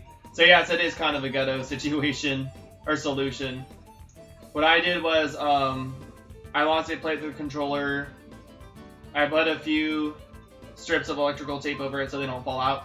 Back when I worked at the teen center, they used to put on not duct tape, just like Scotch tape. We used to put Scotch tape over this, so the batteries, because we had one at the teen center that didn't have batteries in it, or that had no battery pack, so we used to put Scotch tape over it. And that was also before I worked there. They did that when I was a kid, but then they continued to put Scotch tape over it when, you know, because they had like 4 of these. Dude, the freaking teen center had like 4 receivers, and they had 4 receivers, and like I think only 3 controllers. They had 1 Wavebird that stopped working, but they literally had Wavebirds at the teen center back when I was a kid, and even before I quit. They still had the Wii before I quit. But yeah, it was crazy. Actually, I think they had just gotten rid of the Wii right before I quit. That's right, because my freaking stupid ass old manager took all the fucking games. Like, he didn't even let me pick any games. He actually like took the games instead of selling them. He took some of the fucking games for himself. Even though I was going there, I was there before he ever was. I at least deserved Mario's Super Sluggers, or was it Super Sluggers? What was the soccer game? The Mario soccer game? I deserved that fucking game. I deserved that fucking game at least. You know what I mean? I didn't even get to take the Wavebirds with me. Oh shit, I got lucky as fuck. I got really lucky because I didn't see there was Breloom right there. I was there longer than Edward ever was. I deserved the fucking game. I at least deserved to pick something, you know?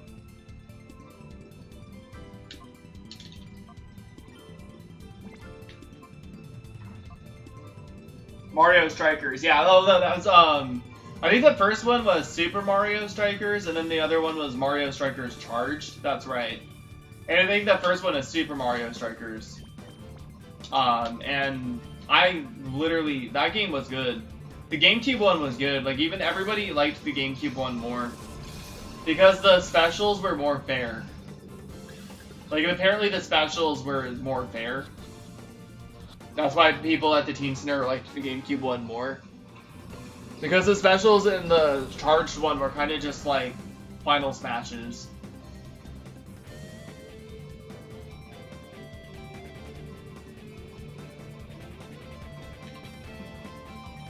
And it's funny, the crocodiles in that game kind of reminded me of Hector from Sonic. There was like crocodiles in that game. I played the GameCube one, nice. Selfish fuck. Yeah, dude, he was an asshole. He was a fucking asshole. Like, literally, like, the coordinators before him were so fucking cool. I mean, he was just like this short, fucking, stout, Napoleon Syndrome looking ass, fucking Hispanic dude. Like, literally, he was just like some fucking short Napoleon Syndrome ass. Like, literally, anybody that was like taller than him, anybody that had a different style, anybody that like expressed themselves differently, anybody who just stood out, he was just a fucking dick to. Like, he was a dick. And like I even have some friends that are a little older than me, that are around his age. Like he's kind of around my age too, but he's quite a bit older than me. But they were friends with him too, and they're twin brothers, and they basically fucking rescued his ass when some fucking dude was trying to fucking beat the shit out of him for fucking drugs and shit. They beat somebody's ass for fucking with him, and then my old boss, went around and fucked one of the twin brothers' girlfriends during the time. And then there was this kid, like, this is really bad, and I don't know, like, there's this kid that was, like, dating this girl that was, like, 22 when he was, like, 16 or 17, like, that's horrible. Like, she was my age, and then, like, we're supposed to be, like, setting a fucking example. We're supposed to be, like, setting a fucking example, right? And then instead of, like, him reporting that girl for fucking one of the kids dating her when she's overage and he's underage, he fucked his girlfriend. And we're supposed to be setting an example for the kids, and instead of reporting her, he fucked his girlfriend. Like, what the fuck? Setting an example? What the fuck, dude? I'm watching gameplay now, and I thought that those Crocs were Vector. LOL. I really thought it was like Mario and Sonic at the Olympics. Yeah. They really do look like Vector, dude. But there's like 2 of them, so you know it's not. Oops. I know a guy that is straight up a midget, and he isn't insecure about it. He is proud of it. Well, see, some people. Well, okay, that's probably like dwarfism, and you know, they usually a lot of people I met that have dwarfism are actually pretty funny. Not all of them, but quite a bit of them. You can go to jail. You can go to jail and end up being registered sex offender list for shit like that. What the hell? Yeah, and you know, he didn't. You know, he's a mandated reporter. He didn't fucking do anything. It was fucking horrible, dude. He instead of like, he's a mandated reporter, works professionally for the city, and is a city employee. And instead of fucking reporting that girl for basically, you know, being a sex offender and dating a minor, he fucked her instead. To show the team center an example. To set a good example, he fucked that girl. I was like, wow, dude. Like, he basically had sex with a teenager's girlfriend who happened to be overage. To set an example, dude. It's disgusting. Alright, guys. Well, I think this is it for me today. I wanted to do more resets tonight, like, at some point, but I'm really tired, so I can't. I am gonna get going, and I don't really want to raid anyone today just because I'm tired and I just got mentally exhausted. Hold me a joke. One time someone called him a little person, and he said, "I'm not a little person, I'm a dwarf." And they said, "What's the difference?" Alright, well, I'm gonna get going, guys. I appreciate y'all. Sorry I don't want to raid today. I just feel like he said one person is a little person, and I'm a fucking dwarf. Now I'm gonna go home and fuck Snow White, huh? Nice, dude. Anyways, I'm gonna get going, guys. I'm like mentally tired and kind of exhausted. I streamed for like literally 7 hours. Anyways, I'm sorry I'm not reading anyone today. I just, you know, there are 5 people in the chat, but I just don't feel like raiding. You know, I don't feel like being like, I guess, I don't feel like being obligated to stay around right after I raid, because usually when you raid people, even if I want to go, the streamer's like, "Oh, how's the stream?" asking me questions and stuff, and I just feel like, you know, chilling. So I appreciate all you guys. Thank you for coming back to my first stream. Much love. Thank you for understanding when I was the shit that was going on and not judging me for it. You guys are awesome. And I'm gonna go to therapy tomorrow and talk to my therapist and figure shit out. Y'all have a good one, guys. It's Pokey Guitars Jake signing out. Rock off the metal. Bye. Have a good day. Thanks, everybody.